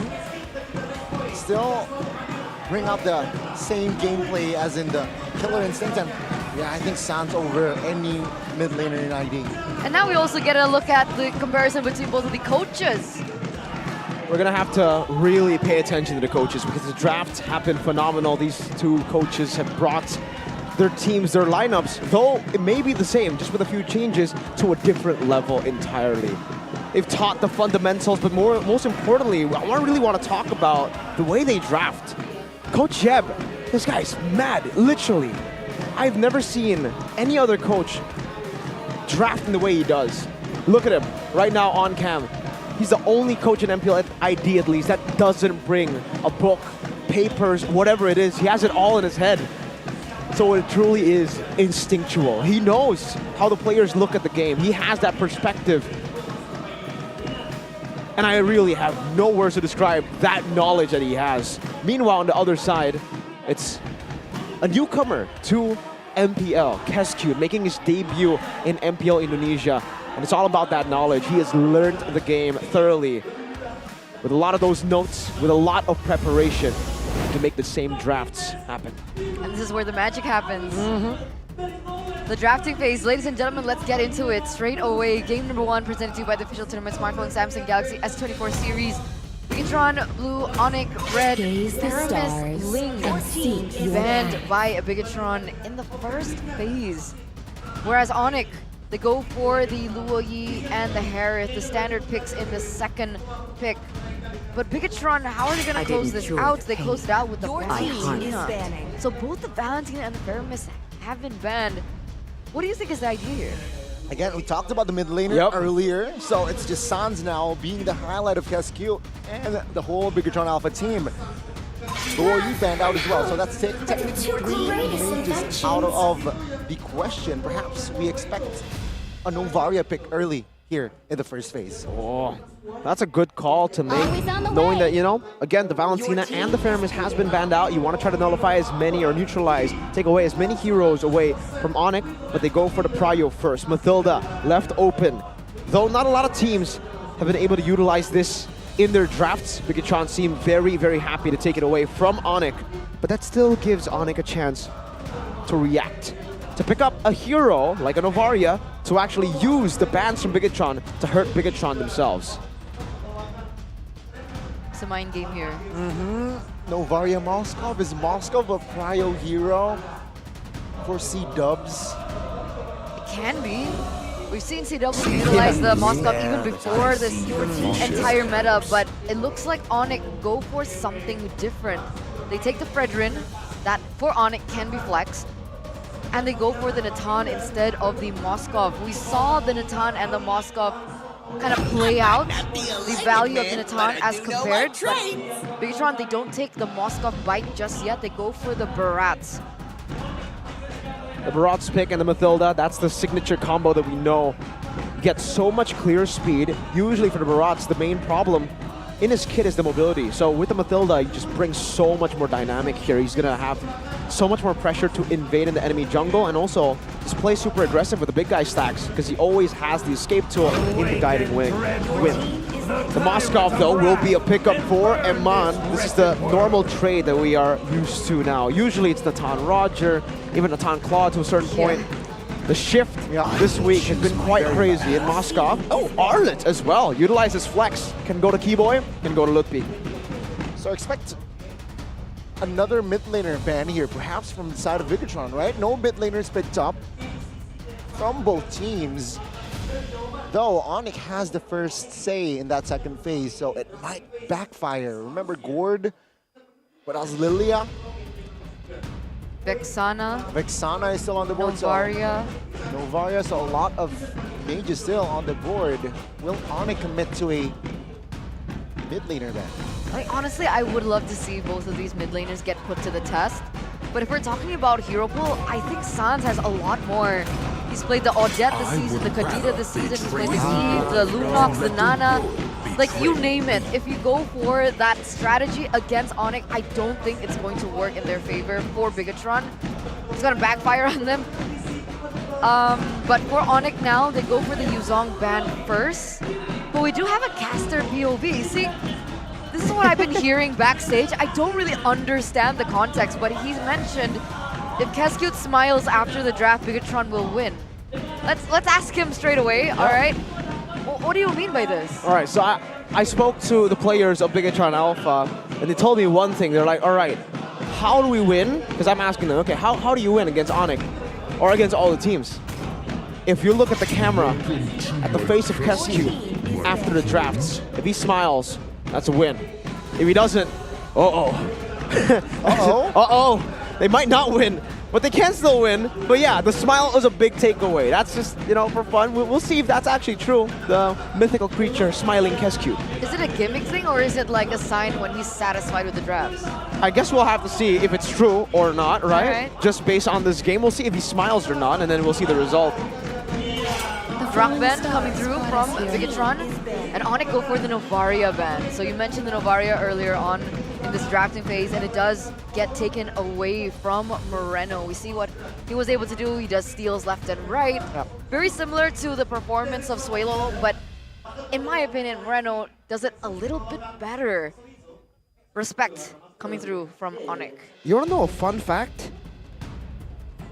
Tell us. AP Bren like to do the same thing against Onyx.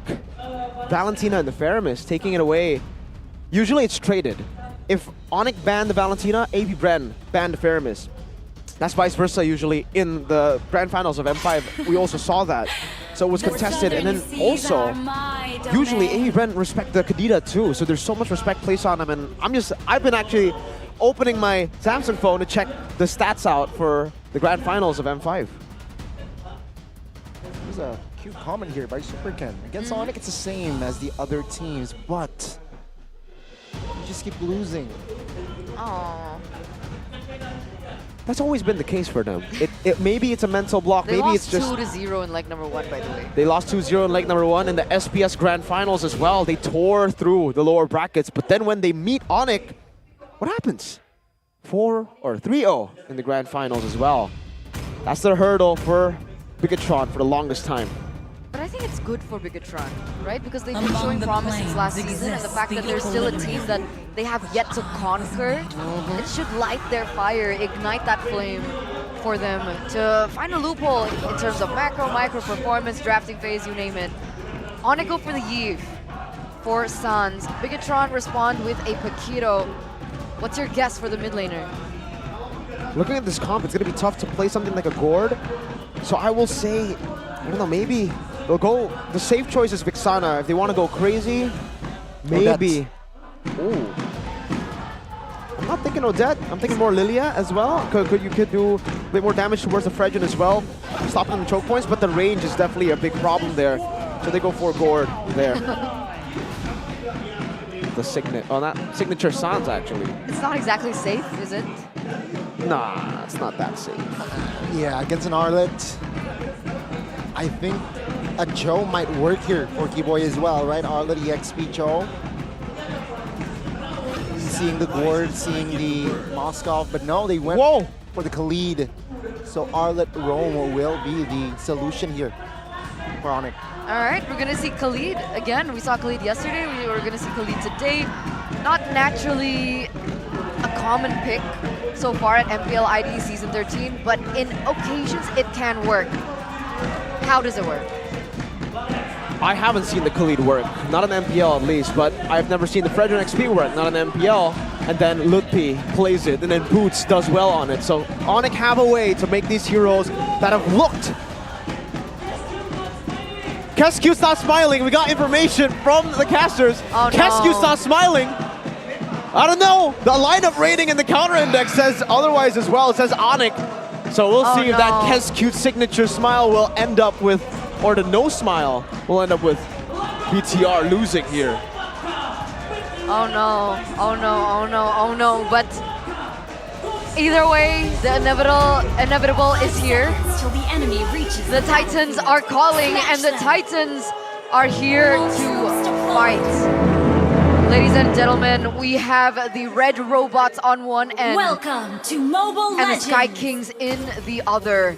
In this best of 3, who will be able to take this first game? I mean, this match might be, maybe, the grand finals of Season 13.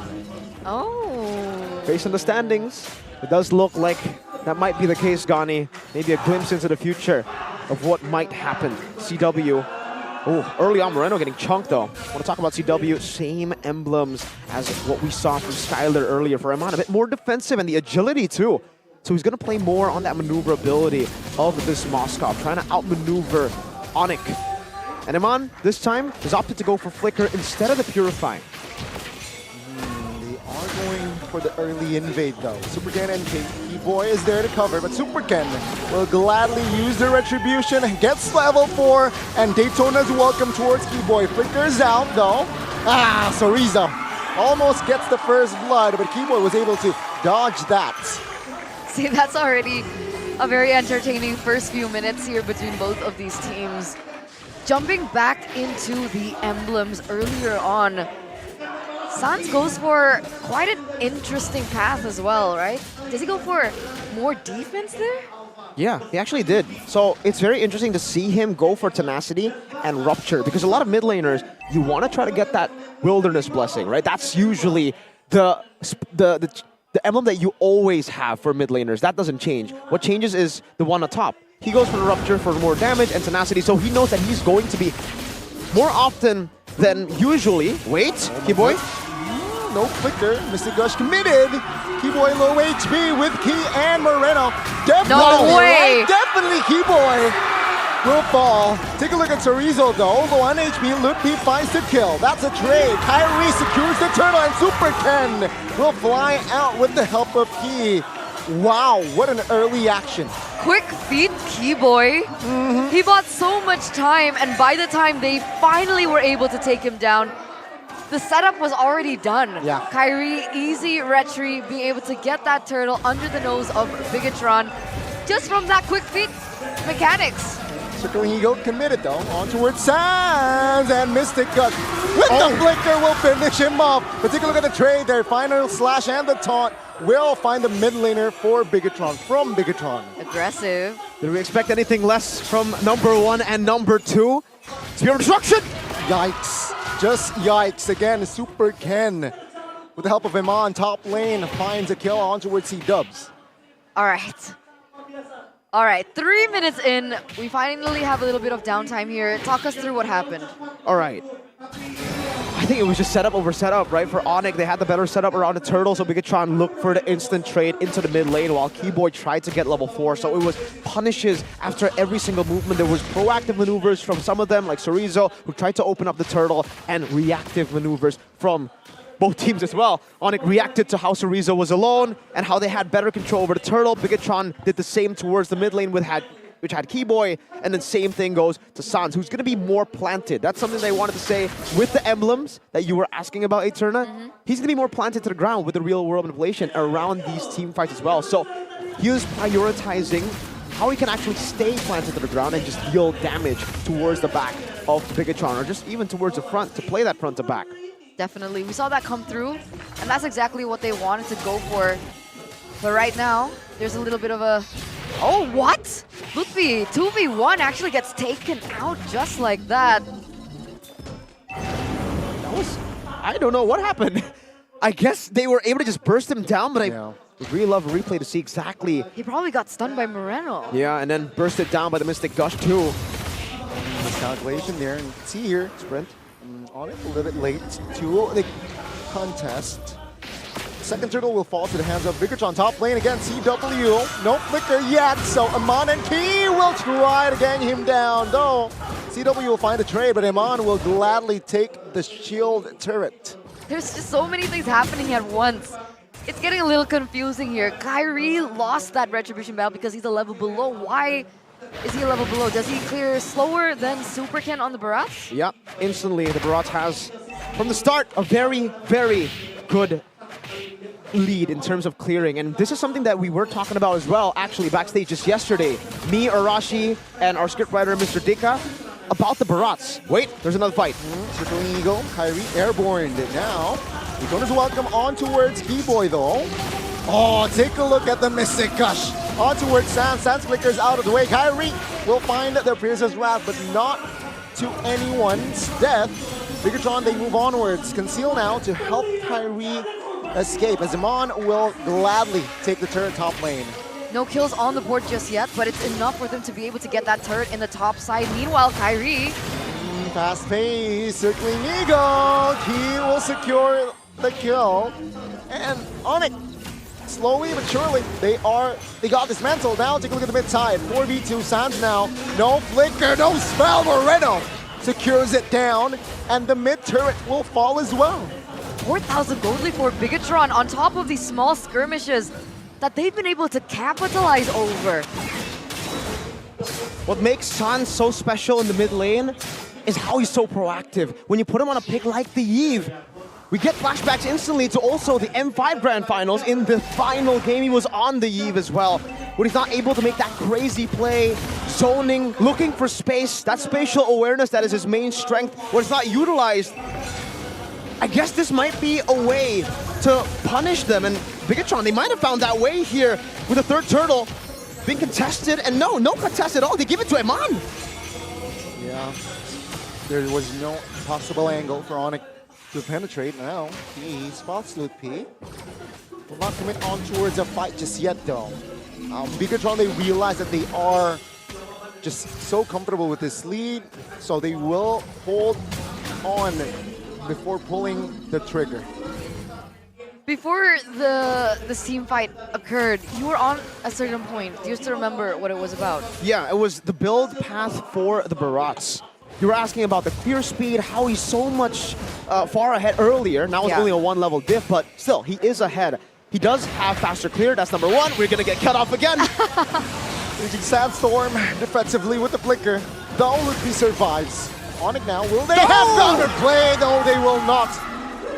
With the Mystic Gush from Moreno, just so deadly. And now Mon moves on towards another structure in the mid. 1 by 1. No more space for Onyx. Ooh, okay. Barats, Molten Essence. When do you go for the Molten Essence? Because usually you're already super fast when it comes to clear. So a lot of Barats would actually just go for a bit more defense, to go for maybe more maneuverability with the Brute Force Breastplate, War Axe as well.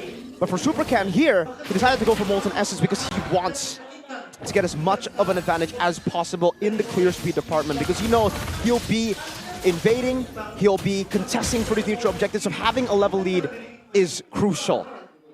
Would that be the same case if he was against an assassin, let's say? Would he build Molten Essence? It's a choice. It's a choice to go for. I think if you want to try to clear faster, especially when you have someone like Matilda that gets out, then yes, you already have the mobility, right? So you don't need additional mobility technically. You can just go for the full clear, full defense path, and that's what Supercan is going for. If I take a look at the items right now, he's actually gone for Oracle to enhance the healing from the Matilda, and then the Molten Essence, obviously, to enhance his own clear speed. And then third item is the Scar Guardian Helmet. He's playing fully for HP. He's not playing for any other defense, technically magic defense for the Oracle. Just that. Bigatron, they will not be able to isolate Kyrie, but they will be able to secure the First Lord. Now Bigatron, man, Onyx jungles are... It doesn't feel like Onyx jungle, it's just a Bigatron now. Again, no counterplay here, 9,000 gold lead for the Red Robots. Yeah, it doesn't seem like they found it, but oh my lord, Key, very aggressive, very confident in their power spike at this point, right? Honestly, Onyx, they need to wait for CW to pop off. How far off is CW? Is he still far? I mean, the Lord is closing in here. Very far from the Holy Crystal. He actually, to get the Starlium side, had to not complete his boots. WM already invested in the mid, so top lane will be the main focus. Daytona's welcome on towards Kyrie. Melts it down. Bigatron, they might look for more. Good stun on towards 2 members here. But CW and as well as Sands will have space to back away. Now let's see, will they force the mid?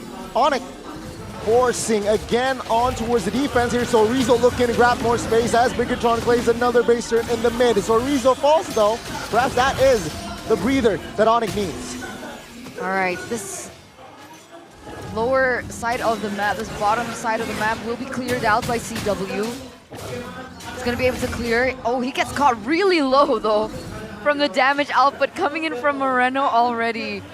But it does buy them a little bit more time to deny the inevitable. CW picks up the Divine Glaive, however. Yeah, so that's what's going to stop the full power spike from this Natan. Firstly, great timing here to put the in-game equipment so we can get to see CW. Okay, he didn't have the boots completed earlier, so only now that he finished the boots, he actually had to just sit on the tier 1 boots to get the Feather of Heaven and Starlium Scythe. And then now he's forced to go for Divine Glaive because of how tanky Bigatron Alpha's members are. But if you pay attention to Bigatron Alpha, they actually don't have that much magic defense, right? They have Oracle to enhance the healing, but then they have Dominance Isis, Skyguard, and Helmet, so they're playing with HP. Good final slash him on with the flicker. Lutpi finds a raging sandstorm, but Moreno will have enough power to melt him down. Keyboy now, the next target on the chopping block. He falls as well. Onyx defends with 3. 2-4-0 trade right now for the red robots. And they're looking for more. They have the marksman. They will look for the base. The base quite exposed now. Sans CW. They look for the clear, but Kyrie will not be able to sustain the damage. Now exposed again. Sans taken out, but the base should be the end after the triple kill. 11 minutes. 11 minutes is all it took for Bigatron to be able to get that win against the defending champions. 11 minutes and 47 seconds. Shouldn't. It looks like this team has learned a thing or two from the last time they met, right? 2-0 for Onyx. And now Bigatron lead this best of 3 series. What a performance from Bigatron Alpha. All the way from the draft. We didn't see Kescute smile, well maybe he knows that we know about the smile. Keeping a poker face this time around. An aggressive trio mid-play secures game 1 for Bigatron against the final boss. We gotta call him that. Onyx, for the longest time in MPL Indonesia, they are the final boss. And so far, with that lead, that momentum grows for Bigatron Alpha. The Red Robots strikes first. And Onyx. Wow, 0 counterplay. They were destroyed. It was them trying to create their tempo, but Bigatron, they were all too quick with it, you know? So Kescute, no smile, but still they get the dub. Yeah. It's just that early game skirmish power that Bigatron had that was happening all over the map. It worked out so well. You start to wonder if there was even a call to begin with. Like, how quick was that, right? Because as like something happening was here, something was happening here, and then like what? I don't understand how. That was so clean. I was just understanding of the fundamentals. They were playing it really, really well, and they were also facilitated by an amazing draft that let them do that. Dude, we gotta give props to the draft. Banning Feramis and Valentina was such a weird move, right? We don't usually see that for any team. Nope. And then I had to look back because I saw the Feramis Valentina and I instantly just opened up my Samsung phone, shout out Samsung, to check out the M5 Grand Finals. And yeah, in most of the wins, most of the games, Sans is placed on a hero that either doesn't move, or even when he moves, it's different. It's like a Novaria, it's not the Valentina, the Feramis, those picks. And in the final game of the Grand Finals, yeah, he was on the Eve as well.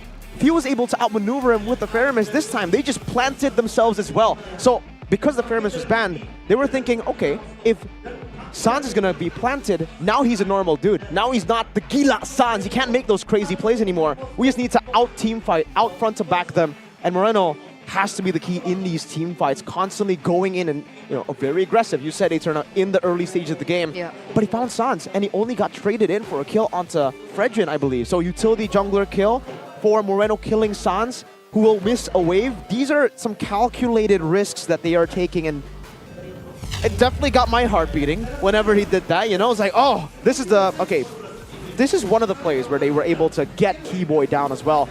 With a basic attack, it almost looked like Keyboy was going to miraculously survive, but Moreno chases him down. And this is the understanding for both teams. Obviously, the Red Tree battle happened there, and Kyrie was able to win it out. But it's Bigatron's understanding of, you know what? Sans, he oversteps a lot of times, and he is rescued usually by his mechanics. On picks where he can maneuver a lot with. And in the bottom lane, this is what happened. We didn't get to see it in the game, but we get to see it here. Just a solid pick-off with a knockout strike into the Mystic Projectile, or I believe Mystic Projectile first hit. And then the constant invades. Because he does clear faster, he's gotten rid of his own minion or his own creeps in his own jungle, so he can maneuver into the enemy jungle with no risk That's what the guiding wind gives. That's what this combo is built for. Absolute domination. And they continue that all throughout. This Matilda was annoying. Yeah. And then Moreno just comes in with the cleanup, but Key on this Matilda. Oh my goodness. It reminds me of how Keyboy likes to play the Matilda, right? Just always screening, going in aggressively, using those ultimates, the circling eagles, and then obviously Moreno. It's hard not to make comparisons, but he's playing like Sans on the gourd, you know? It's playing just safe in the back, knowing how to play this front to back properly, and even this call, which was, again, it's always risky when you make a call against Onyx, but they make such calculated risks. And wow. That was well played. Like looking at the replay, Mystic Gush and Guiding Wind just shouldn't be allowed. It's like, stop, no. And what I found was like quite interesting was the fact that Onyx still went with a Yeet despite the Matilda pick, right? Because like if the real world manipulation crashes and let's say yes, you get all 5 in your real world manipulation, all it takes is just one Guiding Wind to get you out of that sticky situation. And then where's the kill power? Where's the kill pressure? Basically, you'd have to commit a flicker. Can you flicker an RWM? Like the way you would... No. What, I mean like RWM and then flicker, like the Farsa, old flicker? No, you cannot flicker while you're in RWM. See, so it's just... It's a lack of value. Static. It's static. You have a Matilda on the opponent and you choose a Yi. Yeah. And that is why I think Bigatron Alpha just wants a fast-paced game, right? They got the EXP, they got the mid, they know all they need is just bounce, and on it. They weren't ready, technically, with that fast-paced game. And yeah, mobility. Bakito was fast. Matilda, Barracks were just moving all over the map. And I think this item, the itemization that Bigatron Alpha went for, it actually technically made it super difficult for Onyx to itemize against it as well. Because if you take a look at the Natan, he went for Divine Glaive. Yeah. Usually you would expect Divine Glaive because most teams, most players, when they're up against Natan, they would go for probably Dreadnought armor first and then Radiant armor into Athena, the double stacked magic defense. Here it was an Oracle and Sky Guardian. For Sorizo, it was an Oracle and Dominance Ice. So they were actually just playing with health bars over pure defense, magic defense. And that kind of baited CW because at this point he's like, all right, so they have an Oracle, that's magic defense, I gotta build Divine Glaive. But on top of that, they have HP, they have the photo as well, constantly giving them shield. So it just makes it hard. If you go Holy Crystal, yes, there is magic defense in the Oracle. If you go for Divine Glaive, yeah, you penetrate, but there's HP, there's extra layers and shields coming in from the photo as well. So, wow, again, just really well played. And technically for Key, it's 2 shields because you got Blood Wings as well in that game. Lutpi went for full damage too. And Kyrie went for maneuvers with the Brute Force Breastplate. Radiant Armor into the Brute Force Breastplate. So it also made it hard for the tanks technically because they didn't know who to itemize for. Radiant Armor for Moreno, and then suddenly a Moskov turns up out of nowhere and shreds them down. What was that? It shreds them down. So after that game, you still think Moskov least value out of Natan and Harith? Sure, you can't really out see of the that. Harith, yes, for sure. But Natan, I think it's a bit more 50-50. Okay. I personally Depends on the still comp. I personally still think Natan is cool, you know? He's cool, but yeah, the Moscow's been proving a lot of people wrong. Technically, the Natan also won against the Moscows. It's like it's kind of 50-50 in that department. Yeah. Really depends on how and who gets the item power spikes first. Obviously, in this game, it was Eman. We didn't even get to see the technical peak of the Natan in this game. Yeah. And it really depends on the trio mid, I think, to help facilitate that from happening. And again, so we'll see if there are going to be any adjustments from the end of Onyx to be able to force a game number 3. But before that, we are going to go on a short break. Ladies and gentlemen, don't go anywhere. Stay tuned. We'll be right back.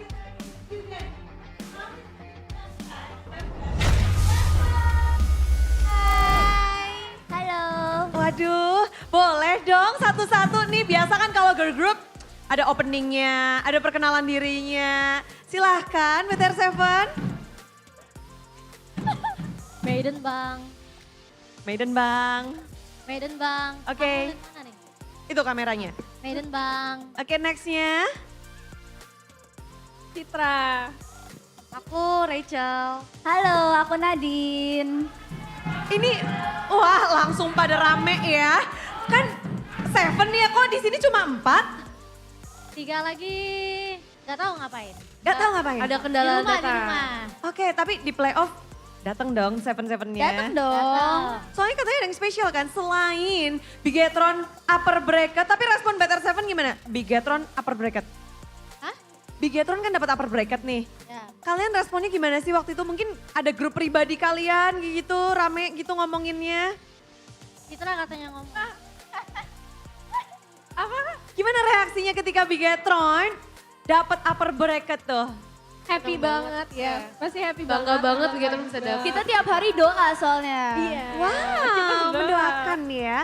Tapi kan menarik di sini dari Better Seven. Lalu playoff di season lalu ada Better bernyanyi. Waktu itu Maiden dan sekarang Maiden bawa temen. Akankah ada Better bernyanyi volume 2? Ada dong.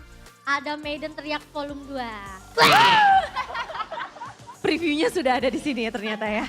Ini ketika kamu teriak yang lain juga teriak-teriak kah? Harus ya ikuti ya. Ya, latihan dulu. Wow, latihan BTR 7 adalah berteriak seperti Maiden. Betul. Ada yang mau kasih teaser juga kah? Jangan deh. Jangan ya, nanti ya. Harus nonton di sana, harus datang makanya. Harus datang. Ada yang volume 2. Tapi kalau nanti bakal ada gestarnya nggak? Sebenarnya itu masih rahasia. Intinya pokoknya ada Bigatron dan talent lainnya bakal siap mendampingin karaoke vol 2-nya. Karena nanti di sana bakal ada announcement baru dari Bigatron yang pastinya bakal seru banget. Wih, announcement tentang apa tuh? Ada masih rahasia, makanya kalian jangan lupa datang. Kalian akan nyanyi apa lagu baru ya? Ayo. Apa ya? Nggak berani tanya koet aja ya guys. Soalnya pada penasaran akan ngebawain apa nih BTR 7 nanti di sana. Request lagu rock kah Maiden? Mau. Mau? Lagu galau mau nggak? Gak mau. Nggak, anti galau? Gak mau, maunya jagung rebus. Oh. Ini yang paling jauh kayaknya ya. Tapi kalau yang lainnya gimana nih? Kalian kepengen ada lagu apakah? Yang pastinya lagu yang diwakilin sama penyanyinya juga yang lain yang di bawah Get Troopers. Jadi biar relate, biar nyanyinya makin kompak. Makin kompak. Dan di sini semuanya juga pasti udah pada mengharapkan juga ya ikut BTR bernyanyi volume 2 nanti di babak playoff. Coba dong mungkin boleh diajakin nih yang lagi mungkin Big Troopers yang ada di luar kota atau yang lagi di Jakarta yang mungkin ingin bergabung bersama kalian nanti di BTR bernyanyi. Ya buat troopers pokoknya yang di luar kota atau di Jakarta semuanya wajib datang ke playoff ke Bigatron bernyanyi. Oke, karena bakal ada banyak gestar yang seru banget pokoknya. Pasti bakal seru banget dan menjadi memori yang sangat berkesan selama kalian hidup di dunia ini. Wow, memori yang sangat berkesan. Tapi last, harapan kalian untuk Bigatron di babak playoff? Semoga wangi. Menang! Lancar pokoknya. terus lah. Oke, itu adalah harapan dari BTR 7 yang sudah mewakili dari 4 sekarang di sini. Tapi 7 nanti akan mungkin muncul pada saat babak playoff. Tapi perjalanan mereka sebelum playoff kita harus menyaksikan seperti apa untuk Bigatron di game kedua atau mungkin game ketiga. Mari kita sambutin lagi Bigatron dan juga Onyx. Thank you girls.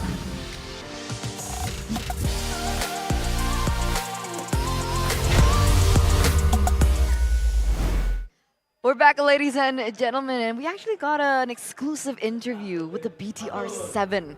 So they're like an idol group in Bigatron Alpha, and apparently the 7th member is Mirko. Who are they? The BTR7. The BTR7, who are the members, Mirko? The members there? Yeah. The Who were members there? earlier. Yeah, okay, go. Okay. Maiden, Okay, Citra, Rachel, Yeah, Nadine. yeah. That was the one there. Those were the 4 members We have there. Anin, Anin. that's number 5th. And then Mirko. Don't ask me. And Gope. And then Gope. Yeah, I was about to say. Why Gope?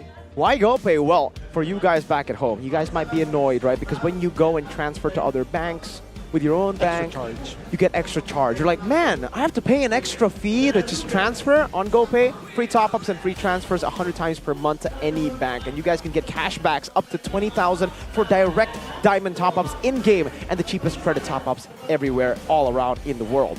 You can also download the GoPay app to participate in the exclusive MPL Indonesia Season 13 celebration activities within the app where you guys can vote for your champion. Guess the winner for each match, and it opens 30 minutes before the match starts, and win 100, or no, hundreds, not 100, hundreds of millions of GoPay coins. Plus, you can also get a chance to win some smartphones every week.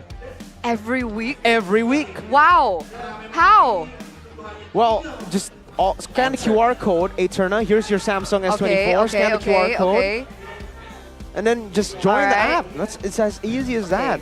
It's so good, Gani, it almost makes me forget about the daily quiz and the gift arena. Exactly, guys. So again, check it out. Download GoPay. Again, you guys can buy MPL ID Season 13 playoffs tickets exclusively using GoPay to get a discount up to 67,000 per ticket. Wow. Per ticket? Huh. I did not stutter. Did I stutter? There you did there, yeah. Yeah. You didn't earlier. The first time, no. Second time, kind of. Stutter, guys. Well, I guess if you didn't, you guys can just go and scan the QR code and get that 67,000 IDR discount with GoPay. And then Onyx and BTR both secured their tickets to the playoffs. They'll also have secured the playoffs in upper brackets. You know what else they have in common? What? They got the GoPay logo on their jerseys. Ooh. Damn, is it a sign? They're the two best teams so far, based on the regular season. And they got GoPay. It's like a WWW, a World Wide Web. I think people need to calm down and wait for like a trophy before they consider themselves like a best team. I don't know. I'm just saying. Porcupines, 3 peats. You can't diss Aura because I never claimed that my team is the best team. MSC. So, like MSC 2023. 3 peats, looking for the quadruple. I mean, like ISF. Oh wait, sorry. Oh, I did not. You don't even have Yaoi anymore. You can't say that. You don't even have Yaoi anymore. Oh. Well, sometimes things don't go according to plan. What happened there, huh? I think he got food poisoning from the nasi padang I sent him. It was all you! Maybe behind all this, I actually plotted for this to happen. Can't believe it. Neither can I. Oh my lord. But I don't think Gani could actually believe this as well. 1-0 already. Looking for a 2-0, by the way. Are you sweating a little? I'm just cursing, man. I voted for Rebellion. I voted for Alter Ego. I voted for Onyx. Me too. Right? Wow. High five. Hey. Oh my You know what I predicted? No, wait. Mirbless. No, he did Rebellion too. Yeah, I predicted Rebellion too. So it hasn't been full Mirror Blast. It's been a normal prediction. Okay. It's not been like fully right or fully wrong. Yeah. And I guess we'll see with this one because hey, we did see RRQ. Well, actually not RRQ. We did see Evo's reverse sweep just earlier today in the first match. It's possible still. It's Onyx. You can never count them out to reverse sweep or to pull something crazy out of their pockets. This guy though. This guy. Moreno? Mr. Gush. Look at the guy. But what about this guy? Behind him earlier. So Kez Cute not smiling. Exactly. Hoax. Maybe he was smiling, just in the inside. Maybe he has a good poker face, Want to keep us on our toes. But it we're looks like sitting. Bigatron, true, we are sitting. And we are looking at the drafting phase, presented to you by the official tournament smartphone Samsung Galaxy S24 series. Bigatron and Onyx have opted to stay on the exact same sides. There's a slight difference here with the Luoyi being banned out. That means the Faramis has been left open from the red robots. Onyx go for a very quick Barat's ban in the first phase. So the Angela has been left open with the Matilda being banned out. Yeah, the Faramis as well has been left open. That's a signature pick for Onyx. For Suns especially, but they will go for the Angela. Bigatron Alpha, confident in how they can utilize Angela as a flex and in combo with some other picks. Response here. What's the Sensible response here. I guess securing a hero. Like the Nathan or the Moskov here, right? Either or. Plus, you can take the no Valentina, so perhaps Feramis early here. Yeah. Makes sense. Do they want to go Fredrin again? I think the Fredrin makes sense here, knowing that, you know, the Barats has been banned out. The Feramis as well could come through, and Natan, though, will be the priority for Onyx first. And it's a Kai! Early! Whoa! A change instantly! Maybe actually thinking that BTR might go for the Feramis, so they counter it earlier? Or maybe thinking that BTR will go for the Fredrin. So they want to control the neutral objectives for sure. Moskov, though, is a pick that we will see from Bigatron in the first phase. Now what? I get control over the neutral objectives, but if they wanted to counter the Feramis, why don't they just pick it up themselves? Maybe because they think Bigatron has something planned against that, right? Oh, the mind games. But I really like this Arlet pick, man. This is a good deny pick from Bigatron Alpha. Because earlier we did see the Arlet, you know, as a good flex for Onyx, but it finds so much more value when you have an Akai in your lineup because of the heavy spin, instant CC, instant reset always for the Vengeance. So they get that out of the way, take it away from Onyx. You're right. That's a deny pick. What should they go for here, right? I'm thinking a mage should make sense here. What will it be? Feramis? Really Novaria. Feramis. Oh no! Kadita! Alright, it was banned out in game number 1. Yep. And it's a flexible pick. It's a flex pick, true. Both Sans and Keyboy can utilize this Kadita. Man, it's been a while since we saw this Kadita. It's exciting. It didn't work last time for them, though. What was the last time he used? I think he used it against Alter Ego, right? Was that the last time he used it? I don't remember, but it didn't work. Against Sellyboy did. That's the one I'm remembering, right? Because he baited Sellyboy, if you remember, on the Valentina to move up, and then CW with the Roger cleaned house in that game. Let's see. Next pick. Oh, so Onyx are going to take a page out of Bigatron's book this time and say, Moreno, what do you have now? We picked up the Kadita. I want to say, hey, Moreno, use the Angela instead in that game. Yeah, that's, I guess, the value of having the Angela first pick, right? And then the Arlet as well. Still so much flex, so they might have technically just baited out useless bans. But again, it's not useless because they can basically force Moreno to play that Angela with these bans on the Feramis. And maybe Novaria, knowing Kadita, you know, you are very, very susceptible to being seen, and then it'll kind of cancel the ambush potential that you have. But also, you would want to burst the Novaria as a Kadita if you get good angles. That definitely makes sense. I think they want to avoid that from happening. They want to be able to play around this Kadita pick for that pick-off strength and that chase potential. Definitely Novaria should be banned out, but they don't do that. They go for the Fredrin ban instead, realizing that Bigatron has yet to pick up a jungler, and the Thamos ban comes through from Bigatron. Onyx can potentially still go for the Novaria if they want to. Yeah, they definitely still can, that Novaria and then Kadita roam, right? But it's too much magic damage, right, with Natan as well. Technically, yes, but they don't really need to care about that magic damage because they have a Natan. They'll shred through it anyways. It's all about the early game where they can actually just look for a snowball and then like, oh my god, that combo! The Angela and the Alice are gonna go Lolita, yes! It's the combo that beat RQ! And it's against the Natan too this time. Oh wow! Onyx, have they overlooked this comp? I forgot about this comp, and I'm a Bigatron fan. What the heck? Right response here, right? Do they flex the Akai to roam and pick up like a Bakshia to go up against the Alice? It looks like they're hovering over an assassin, actually. Does the Bane work here, jungle? Helkert? No way, right? They're hovering over Fanny. Fanny? Is that it? Kyrie's Fanny? That might be it. That's it. Locked in. It's official, ladies and gentlemen. We're going to see a Fanny game for game number 2. Oh. What do you think about Fanny against an Alice comp?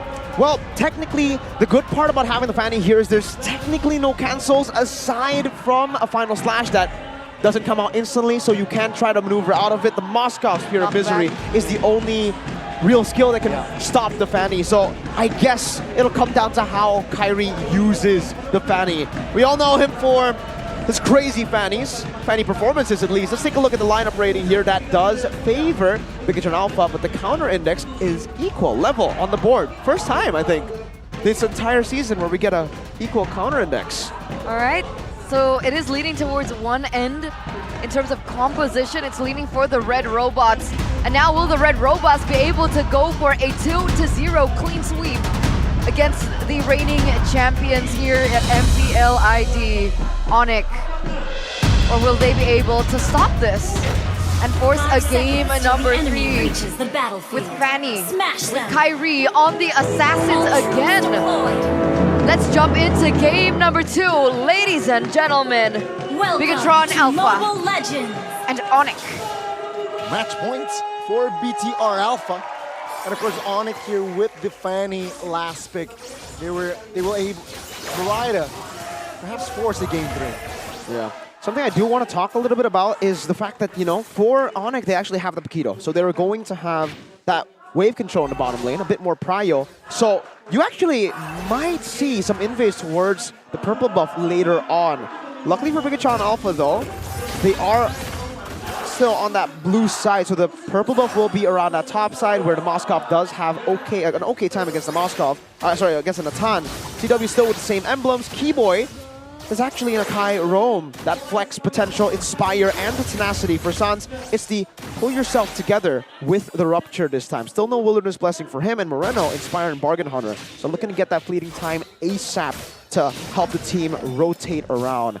For Kyrie, it's still just a natural for the Fanny on that lethal ignition.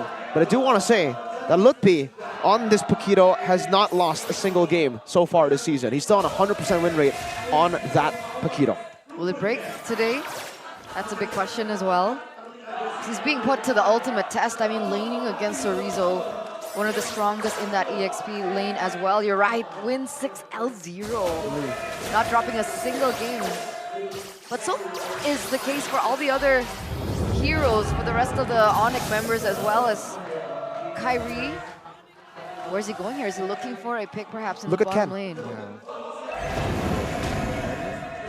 not reposition though. Will not commit to the recall as well. Bottom side of the map. Oh, Moreno! Who flickered out, still gets taken out. Super Ken now invading. Kyrie spots Super Ken out. No support, and Kyrie no purple. Take a look at this. Onyx now commits on towards a fight, and Super Ken goes down. He flickers out, but they will not have enough space to escape as San secures the kill. Sorizo jumps in a little bit late to the party in top lane though. Onyx, CW is actually losing on the trades. And the crowd goes wild, but that was a trade for 2 members. Wait a minute, Sorizo. Yeah. He's the flicker and will get out. First that flicker gets out, but that was a 2 trade in for Kyrie's purple buff. Yeah. Yay or nay? Yay, because Kyrie won't be able to make more plays around the map. Nay, because Kyrie gets a kill, and that will enable him to snowball. So when he does get the purple buff, he'll be an absolute monster. And on top of that, they get the turtle too. So not the worst trade at all. It was actually still beneficial, definitely, for Onyx. Sans also got the snowball going here with 1 kill and 1 assist. And Kyrie, we know how sneaky he is with the farm, so he should be able to look for farm across the different sides of the map as well. Already stealing 1 camp away from Super Ken. A different game entirely here in game number 2 with Onyx starting things off. Okay. Wasan's looking for his next pick potential perhaps here. Not finding it just yet, but we have a fun fact. This is a rematch of the grand finals of SPS MLBB Season 3 playoffs where Onyx faced Bigatron and Onyx. Oh, wait a minute! Oh, good knock up here by Sans, and with the help of that heavy spin, it will actually bring Super Ken and the Angela back. Looking forward to TP, but Neon Blast will not connect and committed. Take a look at the immobilization there. Kyrie almost got stuck, but no casualties on the board from that skirmish. What a skirmish. Back and forth. It's still Onyx with a 1.3k gold lead. Sorizo. Oh, 2v1. Sorizo with the gun throw, and Ludpi diving under a turret secures another kill for the yellow porcupines. Ludpi is snowballing real good now. He already has so much more pressure compared to the Arlet when it comes to wave clear. He already has the Hunter Strike, so he should be able to pressure Chorizo even more, participate in these fights. And heck, he might actually just go full damage. Look at how much gold he's getting. Full turret gold down below. Just boxing the shield off the turret. That's crazy. That's crazy, and that reminds me of OBS Gold and their collaboration with MPL ID Season 13. Keep an eye out for that, as it is coming soon. Kyrie was coming soon earlier on, but he doesn't go for the commitment onto it. Super Ken level 8, Kyrie level 8 as well. It's going to be an interesting next siege here on the neutral objective. With both at level 8, who has a little bit more of an advantage? Wait a second, Sans! Good airborne on towards Key and Chorizo, now half HP. Monica, they will not pull the trigger for a fight just yet. As CW actually joins in. Now perhaps Monica will look for an opening! Heavy spin, Key uses the flicker.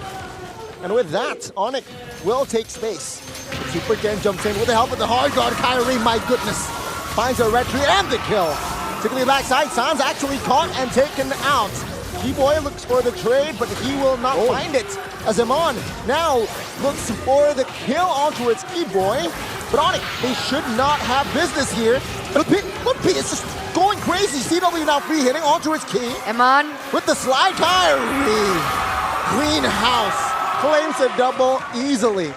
And Key will escape. The finisher comes down. That was so aggressive by Bigatron, but in like a good way, right? They were able to maneuver in and out of these team fights. The fact that Iman was on the Moskov, it was so much easier to achieve. We even saw Moreno on the Angela flicker in, and he was already dealing a great amount of damage. The question is, whoa, wait, he only has one item, Aman. Yeah, only one item so far, and it's a 400 gold lead so far for the Natan, who's also sitting at already 2 items actually, so a bit more expensive on the side of the Moskov, and being that behind makes it a little bit harder to secure those items, and also getting shut down by Kyrie. Ken, heavy spin with the help of the cables as well, but take a look at the Petrify there. It's actually going to be Keyboy here, isolated. No flicker, and that will be the kill out towards Keyboy. No counterplay whatsoever. Not yet. Look at the gold though, still heavily in favor of Onyx. And it's really tough for Bigatron Alpha, but it seems like they want to just go for it. 2 men, Nunon blasted. Now Super Ken jumps in for that purple. Oh, Kyrie has enough damage to take him down. Ludpi falls as well though. So that's 1 for 1. But then that's Kyrie on 501 KDA. Yeah. At this point, right? They've been able to take that purple buff away though, earlier. So yes, it's super scary that Kyrie has 5 kills. He's already on his 2nd item this game, and that's not any other, that's not a random 2nd item. That is first item, Blade of Heptases, 2nd item, Blade of Despair. Wow. A straight BOD. Usually we see fatties go for Melting Roar for additional penetration. On Kyrie, I guess he feels a bit different. He wants to just go for the back line and look for the instant bursts as well towards Super Ken. That's why we see steel leg play here, and already a build path towards the Dominance Ice for Super Ken. Ludpi? Looking to distract here, perhaps also giving vision. Hard guard, however, not yet committed though. Now commit. Take a look at the Numenon Blast cover, finds Ludpi. The damage will not come through. Heavy spin on towards King, and Chorizo. Also no damage here, but Ludpi will be caught. Keyboy looking for an escape route, does not get it as Amon finds a kill. And Bigatron, they might go greedy here. They might look for the mid. Onyx has no firepower to get the clear, and they will get the mid. 2-4-0 trade, but they also get a structure in that mid lane. That turret falls into the hands of Bigatron. Wow. And now, really, for Bigatron Alpha, they're more concerned about the purples than they are about the turtles, actually.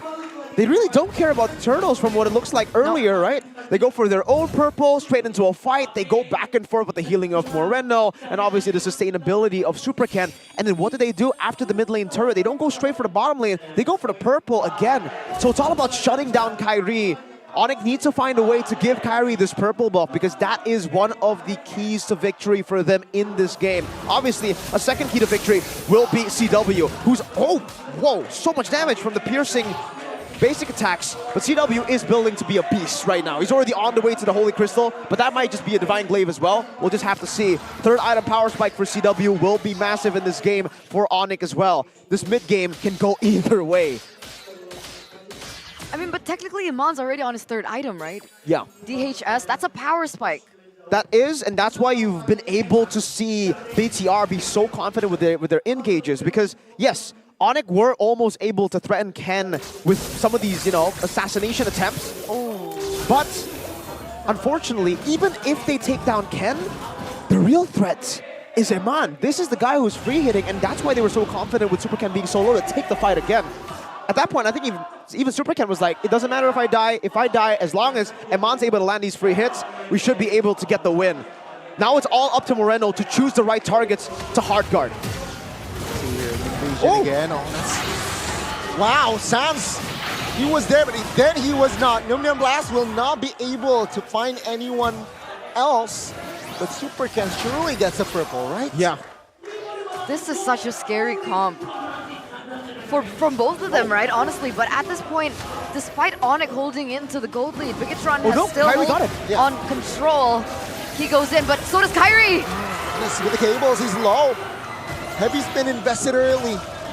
No counterplay now for Onyx. As I believe it's 100% Lord here for the side of Bigatron. Onyx will concede. Perhaps they might find... No, they will not gamble that, and Bigatron finds a newt. Well played. They took that without the retribution. By the way, they started that without the retribution. I think Super Ken used the retribution in the purple buff. Yeah, he used it to try to take the purple buff away, so he had no retribution during the Lord, but he knows that Kyrie doesn't have it either. It was just down to the man advantage that they had. They went for the commitment. They knew Keyboy could not steal it away from Iman, who dealt more damage. And now the Moskov is truly online. That's a wind of nature, too. On top of that, the hard guard. That's why he's not going for rose gold. You already have... Whoa, that went through. Pure vibes. Yeah, now Iman, though, is going crazy. With the help of hard guard as well. How can you stop a Moskov that is online plus an Angela? You gotta target him down. That's the only way. Or you front to back better. Oh, heavy spin. Connect on Seward Super Ken, but it's actually Keyboy who got the lead. And good final slash as well. Onyx now, again looking for an escape route, but Kyrie gets shut down by Iman. Super Ken gets a double, and Iman gets a triple as well. That's a 3-4-2 and Bigatron. They got the wave in the bottom side of the map. Who wins this bragging right match as a Red Robots clean sweeping on it? The mechanics, the engines running for the Red Robots here. A clean 2-0. Did you see Iman? Yes, I did. That final play, what is this man made of? Call him an AI, call him whatever you want, but that was so clean by him. 2-0, they've completely turned it around. They're looking like strong contenders. And they finally are able to have a little bit more say in this long drawn debate with Onyx. Wow. Wow indeed. Just stellar performances all around for Bigatron Alpha. The way they played through the goal deficit at the start of the game, the way that they came back from that knowing that Iman would hit his power spike, knowing that in a chaotic duel they would win, and they played through the chaotic duels. The Moskov that has a massive advantage in the chaotic duels is what led them to victory. Natan, yes, you have a lot of damage output if you get all your items at his peak. Probably more damage output compared to the Moskov, but that's if your team can corral around you. That's if your team can play an organized front to back. When you can't, that dive from Super Ken, even the Lolita, CW looked like he didn't do a lot of damage, and because of the Guardian's bulwark a lot of times, it gets bounced back and it actually hits towards the Onyx members. Wow. I did not expect. You see the smile? We see the smiles. Yeah. But I do not expect the series to go to a clean house, clean sweep. I mean, I guess here we are, #1, Bigatron Alpha at the moment. But let's talk to them right now. Let's talk to them with Buniklara Mongstar on the stage. Take it away. Are they going? Bigatron! Mereka menutup regular season dengan sangat indah. Win streak didapatkan dan lawan terakhirnya adalah Raja Langit. Hari ini apa motivasi terbesar kalian untuk match ini? Melanjutkan tren positif, menang. Melanjutkan tren positif. Tapi lawan kalian kan Onyx, tim yang bisa dibilang kalau dari season-season sebelumnya selalu mendominasi dan bahkan mereka habis win streak juga kayak kalian. Gimana sih ngelihat apakah ini menjadi tantangan kalian? Kalau buat menjadi tantangan pasti menjadi tantangan kita lah. Soalnya kan di season 13 ini cuman tim Onyx kan yang belum kita kalahin. Jadi kita motivasinya harus menang. Berarti down semua ya? Timnya ya? Udah kalian kalahin semua ya? Karena di leg 1 dari tim Onyx berhasil mengalahkan Bigatron, tapi leg kedua berhasil dibalaskan dendam dengan cukup sadis. 2-0 di game yang kedua. Kita lihat itu satu momen kalian ciptakan. Gimana sih kalian ngeciptain momen itu? Dan akhirnya one strike push end. Hoki aja Bude kayaknya. Hoki. Tapi kalau game pertama Moreno, Suns-nya dipegangin banget tuh. Hero-nya di ban. Lalu gimana ini pertemuanmu dengan Suns di leg kedua? Gimana nih? Ya puji Tuhan lah. Baru pertama kali ngalahin King Sun. Senang banget. Seneng banget. Sesulit itu kan memecahkan kodenya Suns dan akhirnya kamu sudah pecahkan di match ini? Ya mungkin lagi dikasih rezeki lah sama Tuhan. Buat menang. Buat menang. Iya. Rezeki yang luar biasa ya. Dan ini terus menerus tren positif didapatkan oleh tim Bigatron. Namun Bude jadi penasaran, kan mulus banget nih perjalanan kalian. Apa sih yang mungkin berbeda di season ini yang nggak kalian lakuin di season lalu? Ada nggak? Sesuatu yang berbeda kah?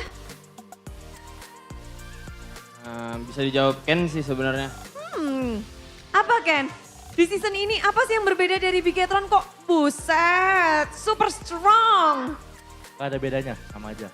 Sama aja. Tapi ngelihat sekarang kayaknya bisa dibilang Super Ken namanya lagi benar-benar disebut juga oleh para talent. Dan gimana sih untuk mengimprove diri masing-masing? Untuk Super Ken sendiri gimana? Latihan terus aja sih setiap hari. Latihan terus. Latihan, itu jawabannya? Ya. Wow, dan melihat juga dari semua support hari ini keluarga Ken datang juga ya? Ya. Apakah untuk penutupan regular season? Ya, match terakhir kan di regular season. Jadi pada mau datang. Ada mau datang. Dan match penutupan tadi bisa ngelihat Kairi dengan Fanny-nya. Jiwa Ken gak terpanggil untuk pakai Fanny? Enggak, cukup Redin Barat buat cari menang aja. Cukup singkat padat jelas ya. Namun playoff di depan mata, siapa tim yang satu-satu nih ya? Siapa tim yang paling kalian nantikan di babak playoff nanti? Dan kenapa? Satu-satu. Satu-satu dong. Evo sih. Karena? Soalnya mereka giniin kita kemarin waktu kalah leg 2. Leg 2, begini. Iya. Jadi itu berkesan ya? Berkesan banget, jadi ya semoga kita ketemu lah. Semoga ketemu lagi. Oke, EVOS untuk Moreno. Kalau Super Ken siapa Super Ken? Yang paling dinantikan? RRQ. RRQ. Ya. Yang masih chance-nya itu tergantung esok ya. Kenapa Ya. RRQ? Mau ketemu Vin. Mau ketemu Vin. Temu kangen kembali di babak playoff. Ingat juga ya untuk Ki? siapa aja lah, maksudnya kayak kita mau playoff siapapun harus kita lawan lah. Jadi kita ready buat lawan siapapun. Satu gitu, siapa? Ada yang paling berkesan mungkin di babak ini, di regular, jadi kepengen bertemu lagi? Gak ada sih, gak ada. Oke, kalau nggak bisa jawab buat babak playoff, di regular season, siapa performa tim yang paling meninggalkan kesan buat Ki? Masih Onyx. Onyx Performanya yang kita lihat dari awal season, mereka naik turun sampai sekarang dia naik terus lah. Onyx menjadi nama yang disebut oleh Ki. Oke, for Eman, what team that you want to face in the playoff?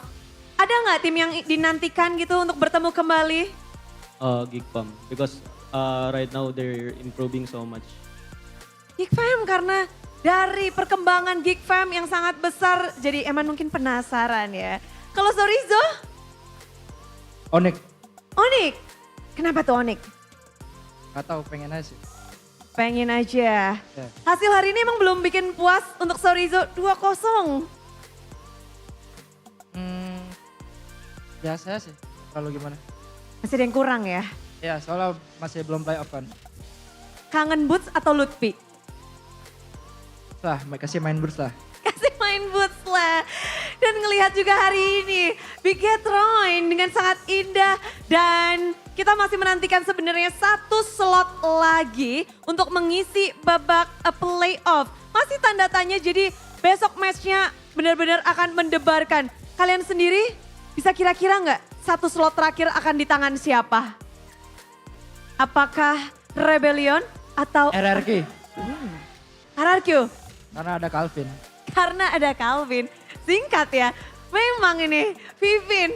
Dan untuk Bigetron sendiri semuanya tuh menantikan kalian di babak playoff.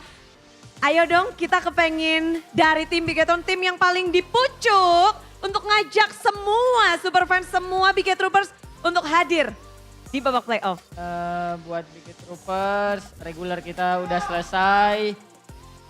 Jangan lupa nanti datang lagi di playoff dan dukung serta doain kita, semoga kita bisa memberikan hasil yang terbaik di playoff nanti.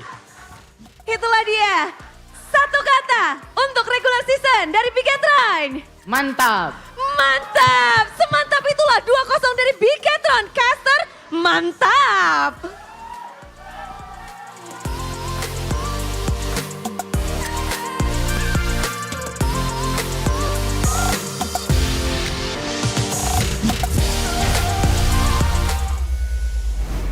So, is it officially settled between you two now? Is it done? Hey. Right? It's over, right? For now?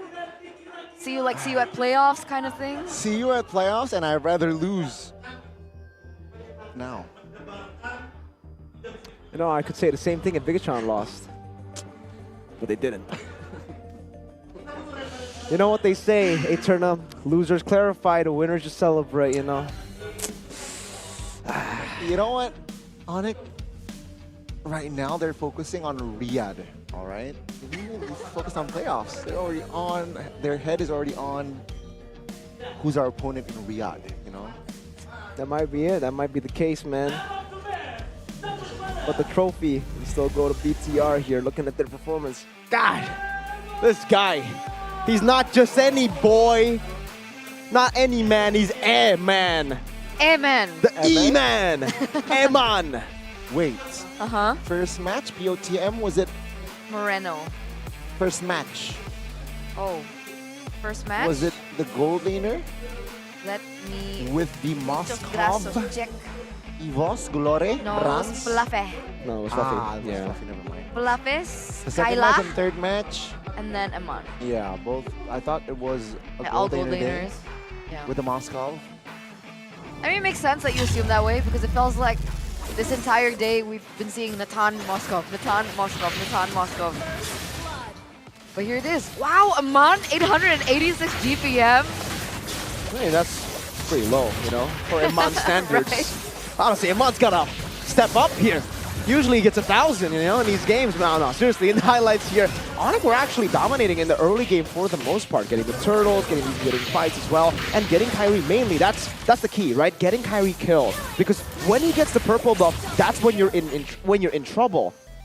And I guess fortunately for Bigatron Alpha, they were able to weather out the storm, play it well with the scaling of Eman, and then go for these fights. Again, for Superken, the fact that he's already baited out a lot of his abilities means that, hey, Moreno can heal him back up, and Eman is the true threat. Onyx were so distracted by the first threat, the initial threat, which is obviously still Superken. You can't ignore him anyways, and that's what makes this Alice so annoying. Usually when you have a frontliner like this, you can ignore him. You can just go straight for the back, but you can't really ignore him because he does damage, he immobilizes you, and he can follow you with the flowing blood too. And when you go and focus Super Ken down, there's a hard guard. When you try to ignore him and you go on on Eman, Moreno hard guards Eman. Moreno was also just playing it so patiently with how he does it. Hey. But yeah, go Ed in the back there, celebrating this win as well. The MVP for technically getting him on in this lineup. And Keskute, what a big dub that man is. Go Ed. Goat Ed is what I call him, you know, get it? Goated. Goat Ed. Get it? Get it. I got you. You can call me the Glazer, because I glaze. Yeah, Gani. You can't smack talk anymore, Gani. That smirk on your face. Until playoffs.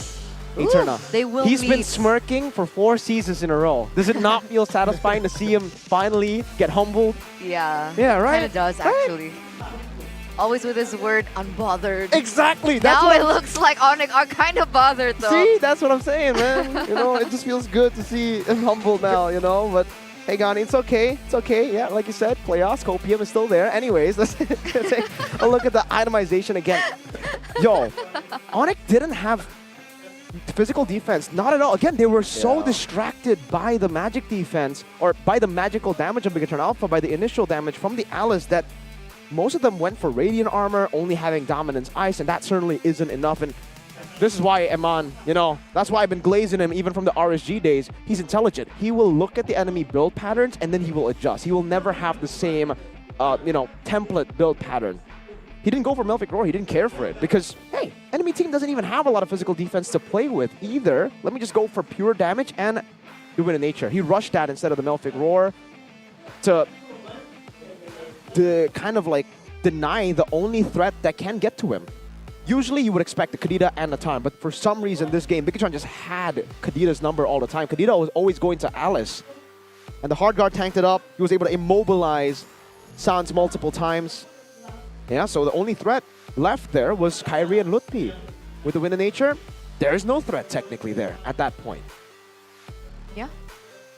It's interesting too that Moreno headed straight to a photo instead of the Enchanted Talisman. Yeah. It's like you think that you'd want to be able to maximize that utility from the Heart Guard and the heals and even the second skill, right, to tie them up. But he actually opted for photo more than his own, what's the word? His own usability. Like he prioritizes his ability to give that shield out, the value from the photo first. So it can be selfish on the Gorn, it can be selfless on the Angela, right? And I want to point out, earlier, we don't get to see it anymore, very sorry, but orange buff to purple buff ratio. Orange buff, actually, even though Bigatron won that game, Onyx had more orange buff, 7-4, or 7-5. But on the purple buffs, it was Bigatron with 11, Onyx with 4. Yeah. That's the whole concern of Bigatron. They're like, we are okay giving kills to Kyrie. Because if we take away the purple buff, that threat is, even if the kills are on him, the threat is not as crazy as it was before, right? It's the purple buff that allows Kyrie to make those plays, to be the carry he wants to be. And without it, with him shut down in that department, they were all good. So let's take a look at the golden moment by UBS Gold now to take a little sneak peek into what happened in the comms for Bigatron. Guys! Kaya. Bentung kadita, koy. Standby, itu kadita. Kadita mati.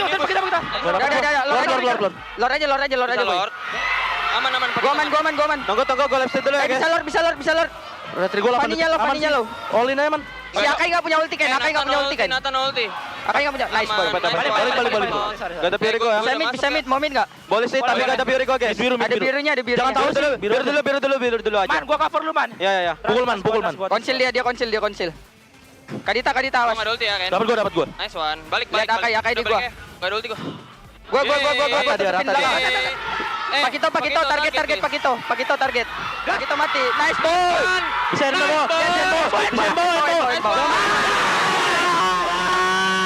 Oi, chill. Nice man. Do you remember the days when he had a problem in the roaming position because he couldn't shot call? Look at him now. You want to know a fun fact? Super Ken shot calls. Oh, he shot calls? Yeah. Damn.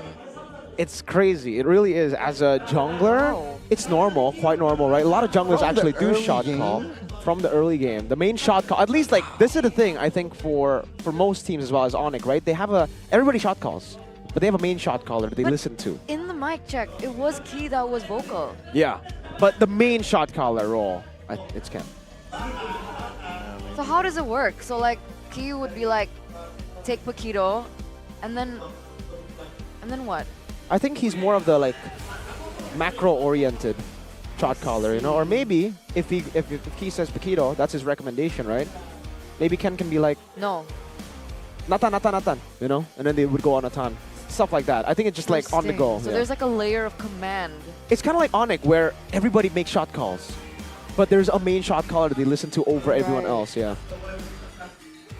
Interesting. Hopping Onyx. Wow. But we are going to take a look at the standings at the end of the day, ladies and gentlemen. Road to Playoffs, presented by the official tournament smartphone Samsung Galaxy S24 series. We mentioned it earlier on, because of how the points progressed after today's matches, all three of them, it does appear that Aura have officially made it to playoffs. That means that Aura will make it to playoffs. Now, technically, only one slot is left available. And for Alter Ego, they cannot even contest it anymore. So, only two teams are competing for that last slot. It's RRQ Hoshi and Rebellion Esports. For RRQ, they've played all their matches. So, now it's onto the hands of Rebellion and whoever it's up against Rebellion, and that's GeekFam. RRQ's fate lie on Rebellion and GeekFam. If Rebellion get a 2-1, they will not make it to playoffs. No, I mean, sorry, if they lose 2-1. I'm sorry. If they win 2-1, they won't go to playoffs. They need to win 2-0. Sorry, got mixed up. That's the only scenario where we will see Rebellion move up a slot. They need a 2-0 to make it to playoffs. Against GeekFam. Look at GeekFam. Beating Aura just earlier. Sorry, if they win 2-0 here, that would make it 7-9. They'll be 7-10. Yep. Yeah. Oh no. No. They will no. It's this doesn't affect anymore, right? So it'll be 7-9, 7-9. Yeah. And then it'll be -6, -4 if they win. Yeah. So they'll be equal then. Tiebreaker. But what about their head-to-head, RQ and Rebellion? Leg 1, Rebellion beat RRQ 2-0. Leg 2, RRQ beat Rebellion 2-0. So it's equal in head-to-head, so it's a tiebreaker. That will be the only chance for Rebellion to make it. Either tiebreaker or RRQ makes it to playoffs. That's why it's crazy, man. Rebellion's lost yesterday really packed a punch. Today. Yeah. As well. Yeah. Exactly. Every loss that they've had that they could have won definitely will. And it's the last match of the season 2. Oh my god. Wow. We have a long ways ahead of us, ladies and gentlemen. Aura Alter Ego in the first match of the day. Alter Ego no longer in the playoff run, however, so it will not affect the standings for the playoff contention. Onyx and Evo, same thing, but this is it, right? Rebellion and Geek, the final match of the day that will decide who makes it to playoffs. And it no longer just affects both of them, it affects a different team that it won't even be playing tomorrow. It will affect RQ, like Mirko mentioned already. Wow.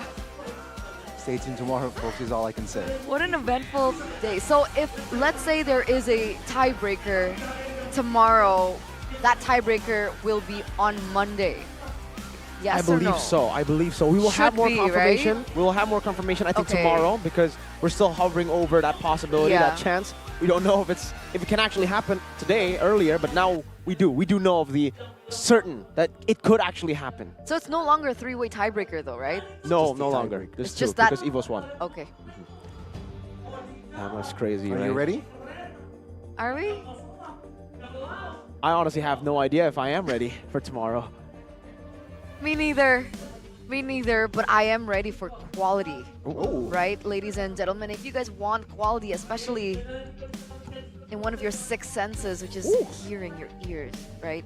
You guys want to get the best in the business. You want to get Oraimo, right? Your official audio partner, because the free pods, the edition, it's just so clean. You just hear everything. If you play Mobile Legends, you hear just everything coming through. You'll never get ganked in your life. Who wouldn't want that?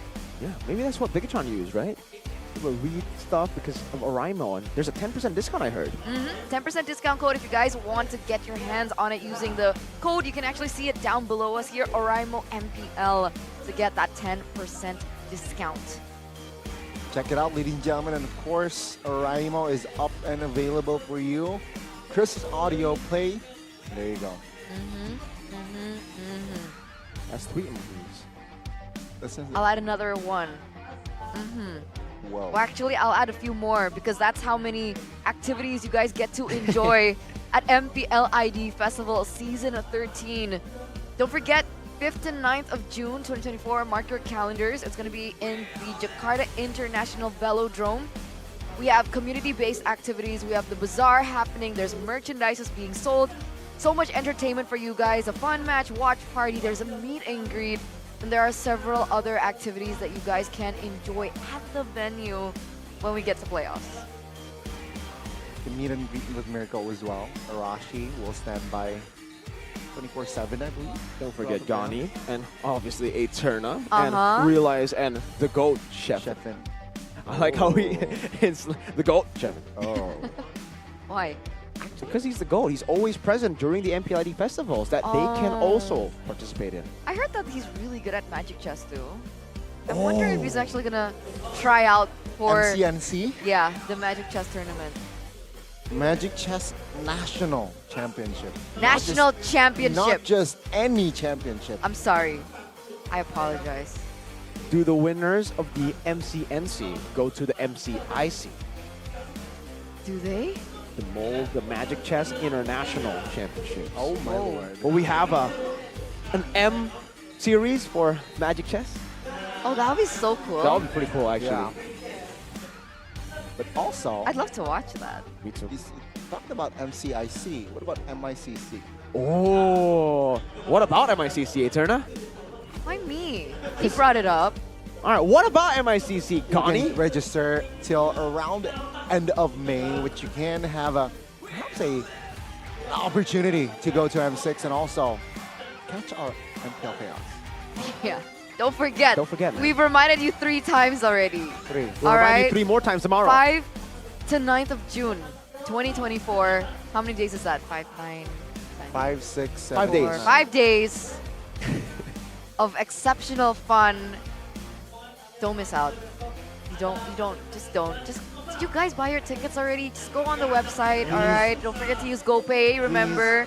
Get that 60,000 plus discount for you guys if you want to like save money and have the value. The value, dude. The value, dude. You know who won NECT? BTK. Yeah, my team too. Mobile Zane's back. Mobile Zane is back. The GOAT is back. And I'm not talking Zane, I'm talking the real GOAT. You know who it is? Who? You don't know who it is? Who?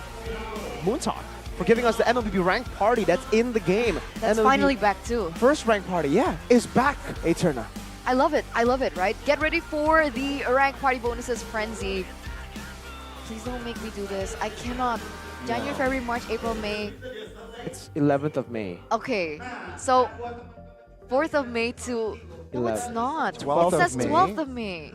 No, yeah. You're trolling me No, now. I'm saying the rank party will commence on the 11th of May. Get ready for rank party bonus frenzy. That will be on the There you 4th go. of May and then the 12th of May. There you go, Eternal. Those numbers just mess me up. I can't with numbers. Okay, what about He'll continue. What about the rank party avatar borders and the colored minions? 31st, I believe, and also... That's so cute. 18th to 24th, what's going to happen there? Rank Party Battle privileges also will be live, granting you the privileges of Star Boost and Star Protection. Ooh. I need that protection. Exactly. Man. Right? So team up with friends, enjoy the crazy weekends, and boost your ranks. Boost your roar. Roar! Roar? Mm-hmm. That's the sound of the bulls. There's And the still Kings a... of Kings. What? And the Kings of Kings. And the Kings of Kings. The Kings of Kings roar? The war cry. Sometimes at night. Oh, War cry. that's weird that the Kings of Kings would roar as their war cry. I thought they would have. Like, Anyway, you know what else is back? The Exorcists are also back. who are the exorcists? They have... It used to be Yuzong. And Kagura. Lila. No, Leslie! No, Kagura! Yeah, okay, Kagura, There you Kagura. go. See, I remember. What about the new one though? Hayabusa and Granger. You read the names. No, I didn't. Did you recognize him? Yeah, Who's Hayabusa? Which one is Hayabusa? the Hayabusa is on that one. Okay. She knows her heroes, I mean, man. this one. From you guys. Mhm. But like here for me. And when will the Exorcist series return? Ooh, It when will return very, very soon. May 18, ladies and gentlemen, if you May want 18. to know the details. And with that, also, check out our battle emotes, right? Permanent battle emotes are now available for purchase. So what are you waiting for? Buy now. Check up the Land of Dawn or Land of Fun earlier. Which one is your favorite? So mine is the Aura. Okay. Pop quiz, how many battle modes are there? There are 9 teams, Eterna. Yeah, so how many battle modes are 19, there? 9. Really? Okay, what's Evo's? Glass. Bigatron. Oh man, I don't know the emote. Like I know the emote, but I don't know the sound that it makes. You know? Like wow. Yeah. Because it usually for everything there's like a It pop says up next there. level, bro. That's alter ego, man. Next thing you know, she's gonna say, it's ente kadang-kadang ente. You know what I know for sure? I know for sure that the Snapdragon Pro Series is coming super, super soon. So get ready, ladies and gentlemen. Don't forget to follow SPS on all their social media for the latest information available. Huh? What? You say where?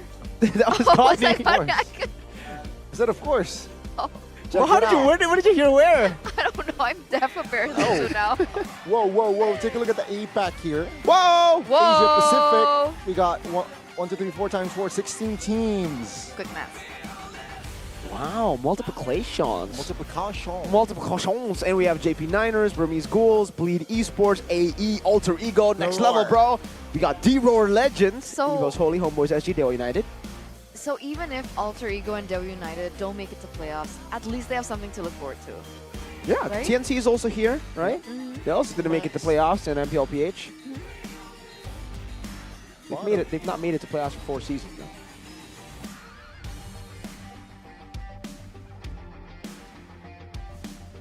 Let's talk about something else. Let's talk about MDL, right, ladies and gentlemen? MDL. Because if you guys, if you guys are students, you know, we're no longer students here, so we can't participate. But special for student. you guys, no, you're not. Special for you guys, if you guys are interested in esports, please do register now for the MDL CSR program 2024 because you guys can get the opportunity for mentorship. Whoa. With the expert mentors in esports, internship opportunities at partner companies of MLBB Esports Indonesia, and of course, internship opportunities from Moonton Cares. All you need to do is scan the QR code down below. It's super easy. Register, because who knows? You might end up here one Exactly, day. right? Esports is such a big industry. If you can't be the players, you can't be the, let's say, you can't be the cameraman, you can't be the prod, you can't Production. Exactly, you can just, there's a lot of departments here, and you can be a part of it. Yeah, it can be on screen, off screen, you know, Sometimes. whatever's more comfortable for you guys. You can be on stage, off stage. You can be on the In Samsung stage, phones playing as around pro players, stage. or you could be Danang. Mr. Dan- Danang. How do you do it? How do you do it? Is that? Is that? Yes. Or does he just do this? Yeah. Does he not like? That's a different. Oh yeah, there Right? is Yeah, there's like a there are- the arrow thing. Yeah. Wow. Interesting. Yeah. Danang's the GOAT. Danang. Shout out. Yeah, that's Danang, man, right? Like, he officiates every single match. Doesn't he He's have a here partner? every day. He does. He has multiple partners. But we get to see Danang. Just Okay. Why are you laughing? No reason. That's his subordinates, right? Subordinates. Danang's the boss. That's the boss. He's the Is he? big boy. He's the big boss. Exactly. He's like the Beloyski of the group, the BBB, the big boss. Okay. Well, actually, for him, it's BBD, Big Boss Danang. Okay. But anyway, ladies and gentlemen, this does mark the end of the day. We have one more day ahead of us to Tomorrow. see who will be able to make it to the playoffs. Will it be RQ? Will it be Rebellion? That's all right. That's the only Yeah. toss-up between Yep. both of those teams. So we'll see what happens tomorrow. Thank you so much for tuning in. We'll see you at the final day of week number 9 here at MPL ID Season 13. Me, Eterna, alongside with Connie. and Mirko. signing out for the day. Thank you so much. Because MPL ID Season 13, We own this. See you tomorrow.